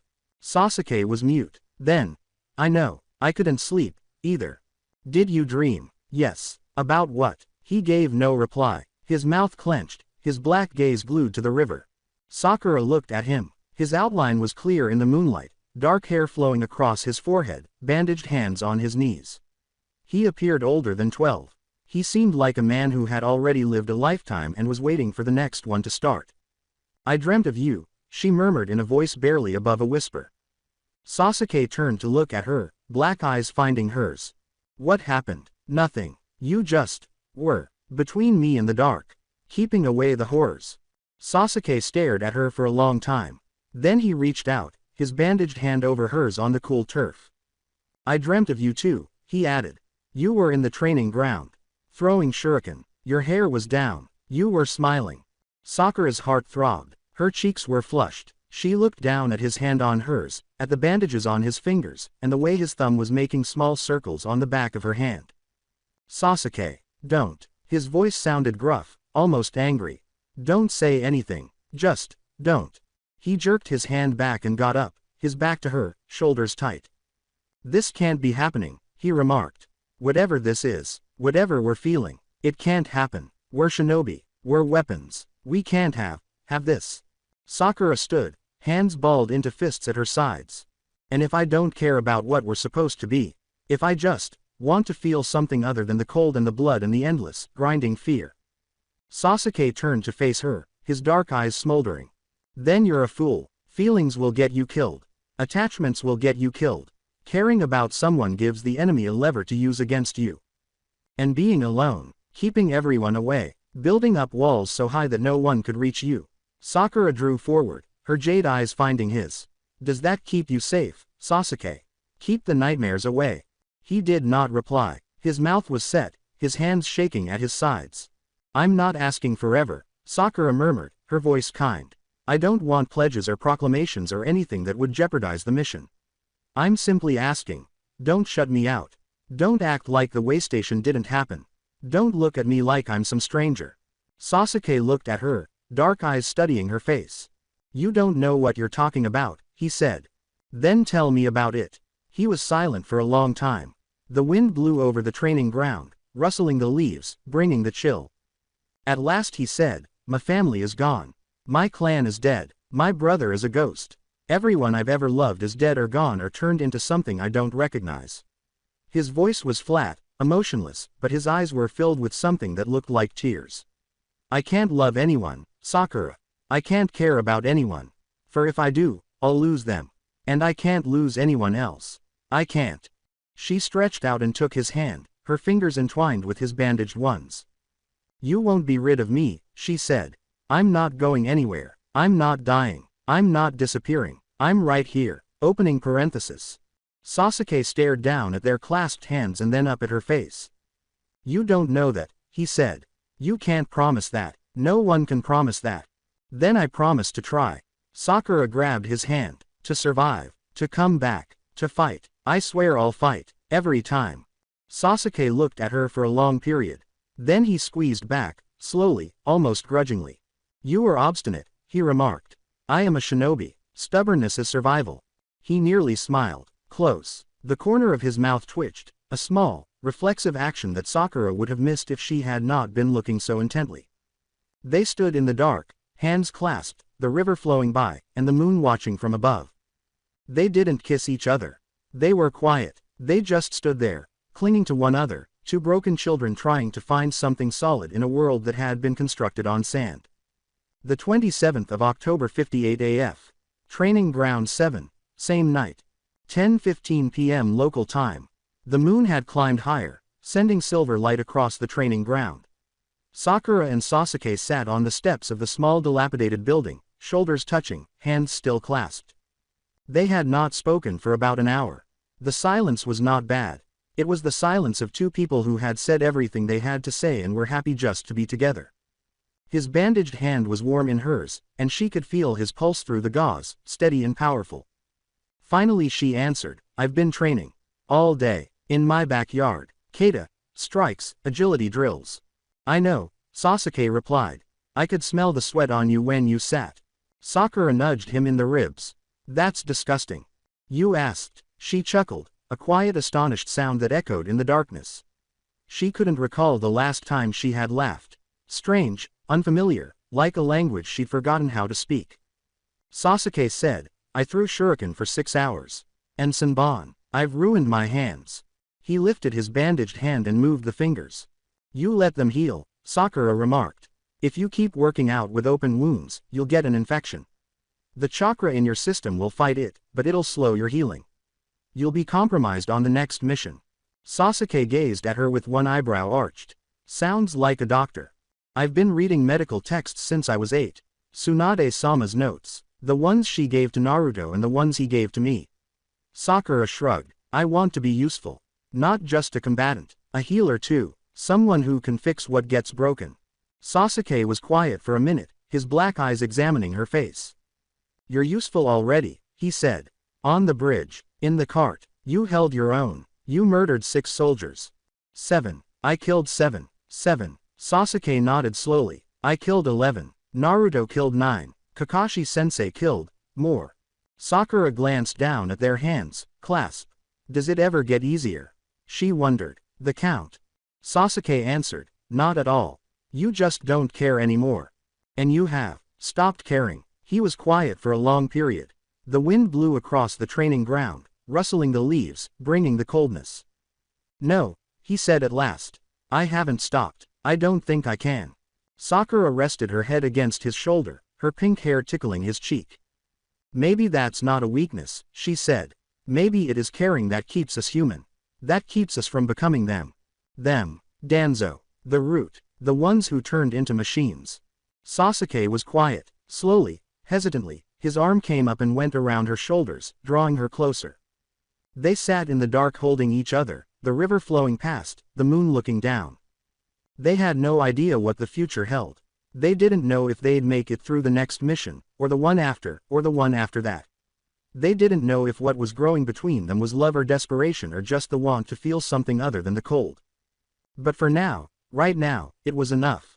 The 28th of October 58 AF. Konohagakure no Sato, Hokage's Tower, Mission Assignment Counter. 7 o'clock Horror Local. The mission assignment desk was busy in the morning. Shinobi came and went in a steady stream, their faces tired, or eager, or simply blank. The Chunin behind the counter handed out scrolls with mechanical efficiency, his scarred face devoid of any emotion. Team 7 stood clustered near the bench, waiting for their assignment. Kakashi was yet to arrive, which was not out of the ordinary. He was always late, blaming a black cat crossing his path or getting lost on the road of life. Sakura stood near Sasuke, their shoulders nearly touching. She hadn't slept well, but better than she had in weeks. The nightmares had come, but they had been muted, distant, pushed to the edges of her consciousness by the memory of Sasuke's hand in her own. Naruto stood on her other side, his dark blue eyes roving around the room, his yellow hair shining in the flickering electric light. He looked tired as well, but there was something different about him this morning. Something a little sharper, more targeted. "You two look closer," he said in a low voice, just for them. Sakura's face flushed red, Sasuke's jaw clenched. "We're on the same team," Sasuke said. "We're supposed to be close." Naruto's mouth twitched. "Yeah, teammates." Before either of them could say anything, Kakashi appeared. He was standing against the wall by the mission desk, his book in his hand, his eye visible fixed on the pages. "Yo," he said, without looking up. "You're early. I hate that." The Chunin behind the desk coughed. "Hataki-san, mission roster for Team 7. He pushed a scroll across the counter. Kakashi slipped his book into his jacket, took the scroll and unrolled it with a lazy flick of his wrist. He read in silence, his eye going down line by line. Then he rolled it up again and turned to his team. "Congrats," he said, voice flat. "Your next assignment has been designated. B rank, Border Patrol in the Northern Territories. There are reports of Kumo scouts crossing into Fire Country territory. You will investigate and eliminate any hostiles you find." He threw the scroll to Naruto, who caught it one-handed. "Briefing is done. We leave in 2 hours. Meet at the North Gate. Don't be late." He was away. Naruto unrolled the scroll and read through it quickly. His face did not change. He rolled it up again and tucked it into his belt. "Scouts of the Kumo," he said. "That's not bandits. That's war." "B rank," Sakura replied. "Better than a C. We've proven ourselves," said Sasuke. "Danzo's testing us, seeing what we can do. Then we show him." Naruto's piercing blue eyes were icy, steely. "We show him what Team 7 is capable of doing." He turned, and walked toward the stairs. Sasuke trailed after him. Sakura stood there, her hands clenched at her sides. The task waited, the enemy waited, the infinite, grinding work of survival was waiting. She remembered the waystation, the dark, the warmth of Sasuke's body next to hers. How his hand felt in hers. She thought of Danzo, the shadow that is behind it all. The hand that moved the pieces. She thought of the old man. The guys on the bridge. The faces of all those she'd ever slain. She cast out the thoughts, hardened her heart, and followed her team into the morning light. The call was to the northern frontier, and Team 7 would respond. The 28th of October 58 AF. Commercial Sector Delta Yamanaka Flower Shop. 8:15 local time. The morning rush was over. Inez stood behind the counter, her hands moving with practiced efficiency as she wrapped a bunch of white chrysanthemums in brown paper. The flowers were for a memorial service, ordered by the Chunin's wife who had died in the northern skirmishes 3 days ago. The wife had ordered, shaking hands, red and puffy eyes, had wailed. Ino had not wept, she had just nodded, scribbled the address, and collected the money. The chime of the doorbell. Ino looked up, her blue eyes narrowing as 4 figures filed inside the store. The 8 team, Kurenai Yuhi, at the front, her red eyes acute and assessing, dark hair falling across her shoulders. Behind her was Shino Aburame, his high-collared jacket covering the lower half of his face, his black spectacles reflecting the light from the lanterns of the shop. Next to him, Kiba Inuzuka, wild brown hair, a fanged grin already developing across his face, Akamaru the small white dog sitting on his shoulder. And Hinata Hyuga at the back, her dark blue hair flowing across her shoulders, her pale lavender eyes downcast, her hands clasped in front of her. Kurenai's lips curved in a modest, courteous smile. "Ino, good morning. Flowers for a training session. Visual aids, something with strong fragrances." Ino put down the chrysanthemums and cleaned her hands on her apron. "Roses, jasmine. The Aburame are inclined to favor something with pollen they can utilize for tracking." Shino nodded once, slow and deliberate. "Jasmine'll be okay." Kiba rushed past his sensei, his grin becoming wider. "Hey, Ino, you look fantastic this morning. Love what you've done with your hair." He passed the counter and reached out, his palm headed for her backside with the nonchalant arrogance of someone who'd done this 100 times before and expected to get away with it. Ino shifted, her knee shot up, fast and powerful, slamming into Kiba's solar plexus. The air rushed out of his lungs with a whoosh, and he toppled over, gasping and gripping his stomach. Akamaru yelped and hopped off his shoulder to drop on the floor and bark indignantly. Ino didn't so much as glance at him. She turned back to Kurenai, her face serene. Jasmine it is. How many stalks? Kurenai's scarlet eyes twitched with something that may have been amusement. A dozen, and perhaps some lavender, for a change. Kiba straightened out, still gasping, his cheeks crimson. Damn it Ino, that's the third time this month. Then maybe you should learn to keep your hands to yourself. Ino moved over to the buckets on the far wall, hips swaying intentionally, blonde hair bouncing with every step. She picked a bunch of jasmine, the tiny white flowers packed around dark green foliage, their fragrance fragrant and strong. She added a bundle of lavender, long, fragrant purple spikes, and took them to the counter. Hinata walked over Kiba's prone form without looking down. Ino's face was the target of her pale lavender eyes, and there was something in them that Ino had never seen before. Hunger, desperation, a need that glittered from the Hyuga girl like flame from a dying fire. Ino-san, Hinata said, her voice barely audible. May I talk to you? Alone. Ino's hands came to rest on the paper. She glanced at Kurenai, who shrugged and moved to inspect a display of potted orchids. She looked at Shino, who was already at the window, his black spectacles reflecting the street below. She peered down at Kiba, still on the ground, wheezing. Of course, responded Ino. She stepped behind the counter and opened the door to the back room, a small messy room full with buckets of water, piles of pots and the delicious, earthy fragrance of dirt and decay. We can discuss in here. Hinata followed her into the rear room and shut the door. The room was dark, lit only by a single window high on the wall, the glass covered in years of dust and dirt. Ino turned towards her, arms crossed over her chest. What is this Hinata? Hinata didn't answer immediately. She stood with her back to the door, her pale eyes staring at the floor, her fists clutched so tightly that her knuckles were white. The silence stretched, thick and oppressive, filled with the distant noises of Kiba groaning and the faint footfall of Kurenai on the hardwood floor. Hinata finally looked up. Her violet eyes were brilliant with unshed tears, and her lower lip quivered. Naruto-kun, she whispered. I heard you talked to him. Yesterday, in the shop.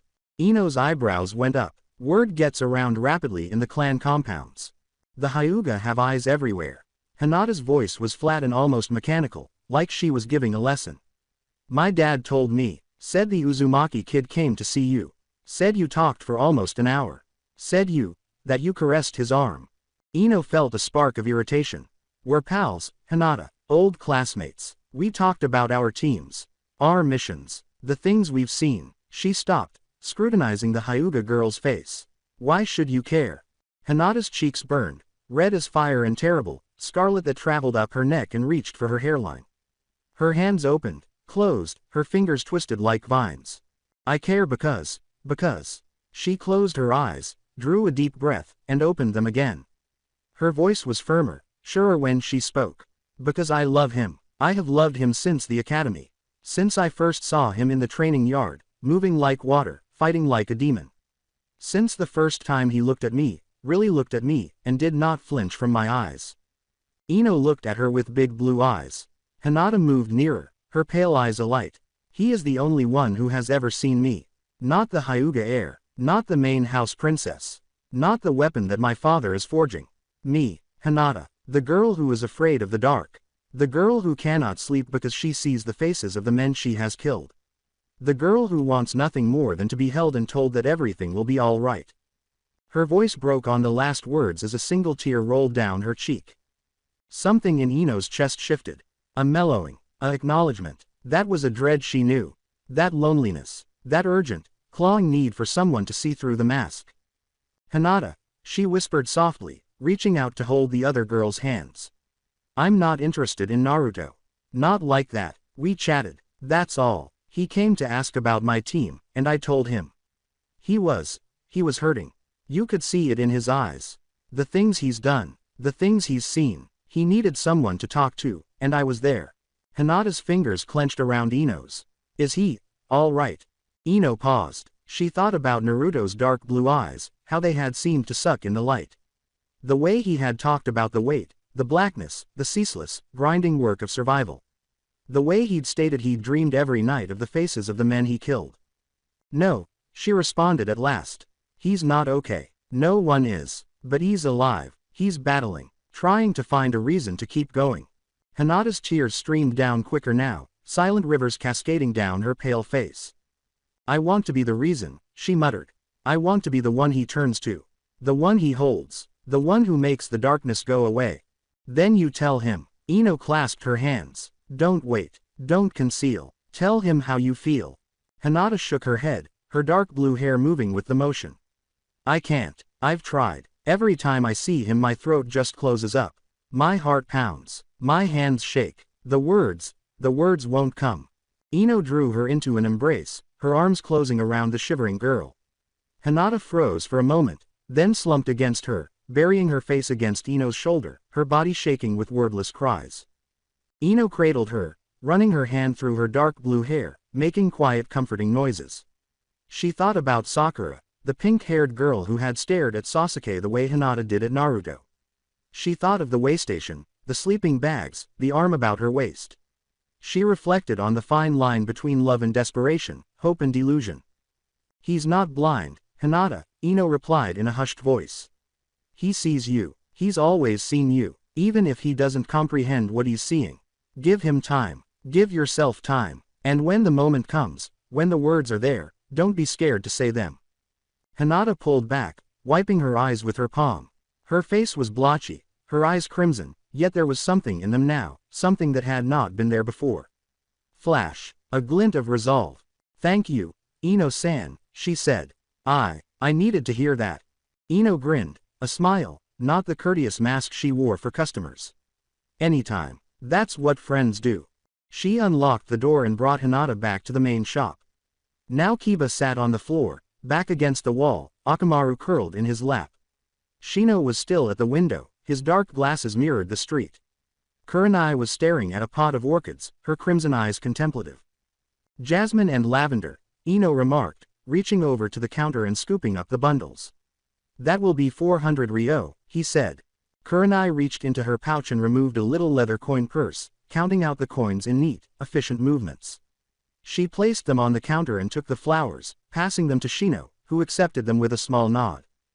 Thanks, Ino, Kurenai remarked. Your family has always been wonderful to us. Ino bent a bit. The Yamanaka are proud to serve. Kiba stood up, stroking his belly. Ino, you're getting faster. I could hardly see that knee coming. You're slowing down, Kiba. Maybe you should skip the barbecue for a couple of days. He smirked, showing his teeth, and slapped Akamaru on the back. The little dog yapped and the two of them ran out the door, Shino at his own slow, methodical speed. Kurenai stopped at the door, her red eyes locking with Ino's. Watch yourself, Yamanaka. The games we play with our hearts can be just as harmful as the games we play with kunai. She entered into the morning light and the door shut behind her. Hinata stayed at the counter, her pale eyes on Ino's face. Ino-san, she said. If you meet Naruto-kun again, if he returns, will you tell him I asked about him? Ino nodded her head. I will do. Hinata's lips quirked in a faint, timid smile. It was the first time Ino had ever seen her grin and it changed her face, made her look younger, gentler, even lovely. Hinata. Thanks. She turned and proceeded to the door, her steps silent on the wood floor. She stopped, hand on the latch, and looked back over her shoulder. She said, he is lucky to have you as a buddy. Then she was gone, and the door shut behind her with a final happy ring of the bell. Ino stood alone in the shop, surrounded by flowers and stillness and the memory of a girl who loved a boy who didn't know she existed. She thought about Naruto, the way his dark blue eyes had met hers, the feel of his hand on her arm, the way he'd stated that brought back to her that he wasn't alone. She thought of Hinata, the tears onto her wan cheeks, the clawing frantic yearning in her voice, the way she said I love him like the words were a prayer and a curse all at once. She thought of Sakura and Sasuke, the way they had stared at each other at the crossroads, their hands almost touching, their eyes speaking things their words could not. She thought about love, the way it twisted and turned, the way it made fools of the smartest people, the way it broke hearts and mended them and broke them again. She took up the bundle of white chrysanthemums, those for the Chunin's wife, and completed wrapping them in brown paper. She wrapped the string with a neat bow and laid the bundle on the shelf behind the counter, beside the order sheet with the address. Then she went to the window and peered out at the street. The sun shone brightly in the morning, throwing short shadows. Merchants called to passers-by. Children rushed through the masses, laughing, playing, assuming the world was a safe and regular place. Ino watched them. Her blue eyes were far away, her thoughts far away.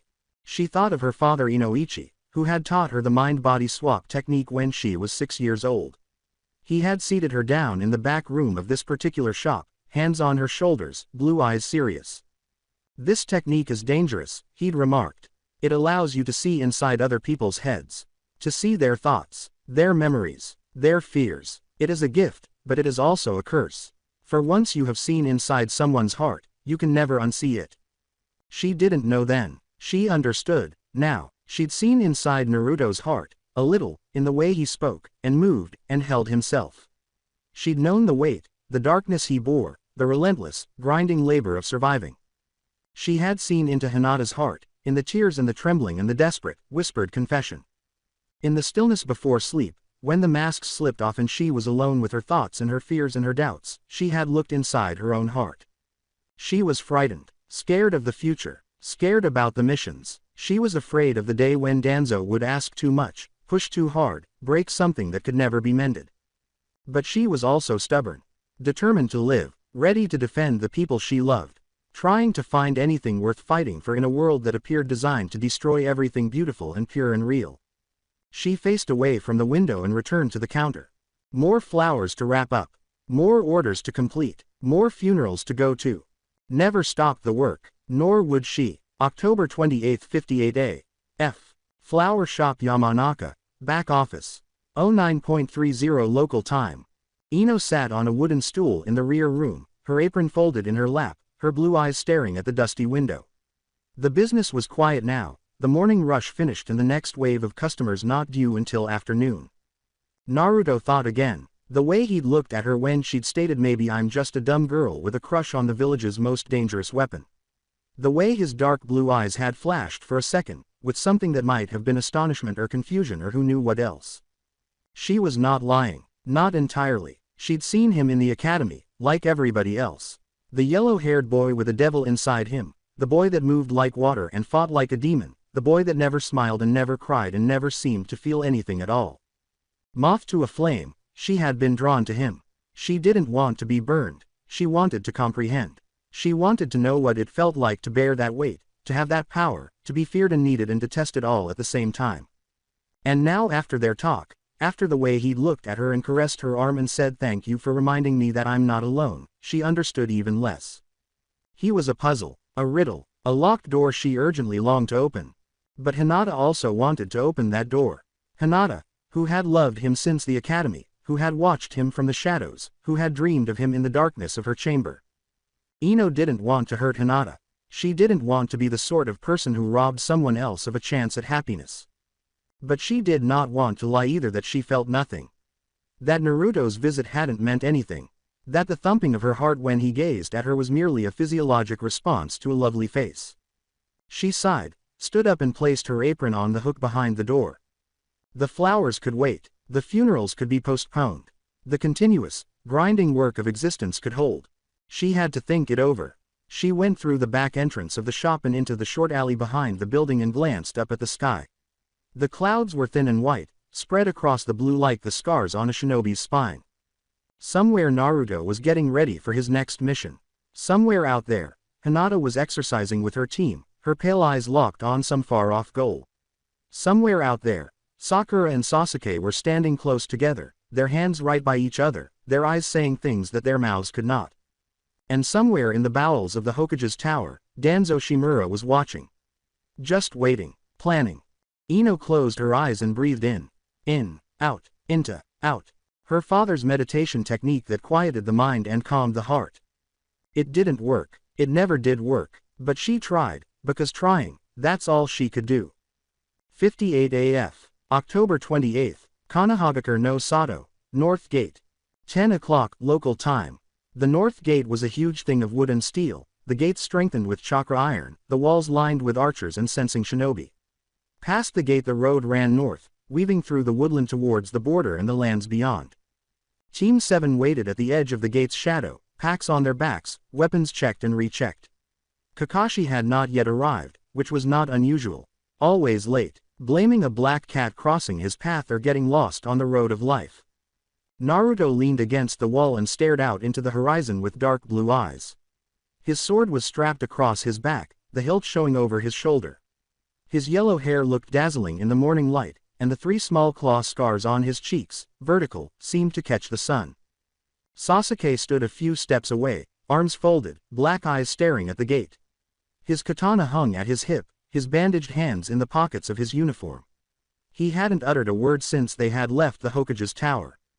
Sakura stood between them, her pink hair drawn back into its strict ponytail, her jade eyes sweeping over the swarm of shinobi and civilians that flowed about them. Her hands were wrapped in fresh bandages, the cuts from yesterday's exercise rapidly closing. She thought training ground, the dark, how Sasuke's hand had felt in hers, the way he'd almost smiled. She thought of the mission. The scouts of Kumo, the northern border, the blood that would, without certain, be shed. Danzo, she mused, the shadow that is behind it all, the hand that moved the pawns. Kakashi arrived alongside them, book in hand, his visible eye on the pages. Yo, he didn't look up. You're early. I don't like that. We're not early, Naruto remarked. You're late, then. Kakashi's eye crinkled. The same thing. He slid his book into his jacket and looked at his squad. The mission is simple. We head north, find the Kumo scouts, and eliminate them. No prisoners, no negotiations, no mercy. You understand? Yes, sensei, they said together. Then let's go. With footfalls reverberating on the wooden planks, they passed through the gate and onto the northern road. The woodland crowded around them, the trees tight, the shadows thickening. The sun was high but the light looked thinner here, filtered through the leaves and the mist that rose from the ground. Before she knew it, Sakura was walking beside Sasuke, and their shoulders were nearly touching. She did not speak. She didn't need to. The road was long and twisty and dark in front. The task waited. The enemy was lurking. The blood would run, and Team 7 would be there. As they always were, as they always would be. Until the end.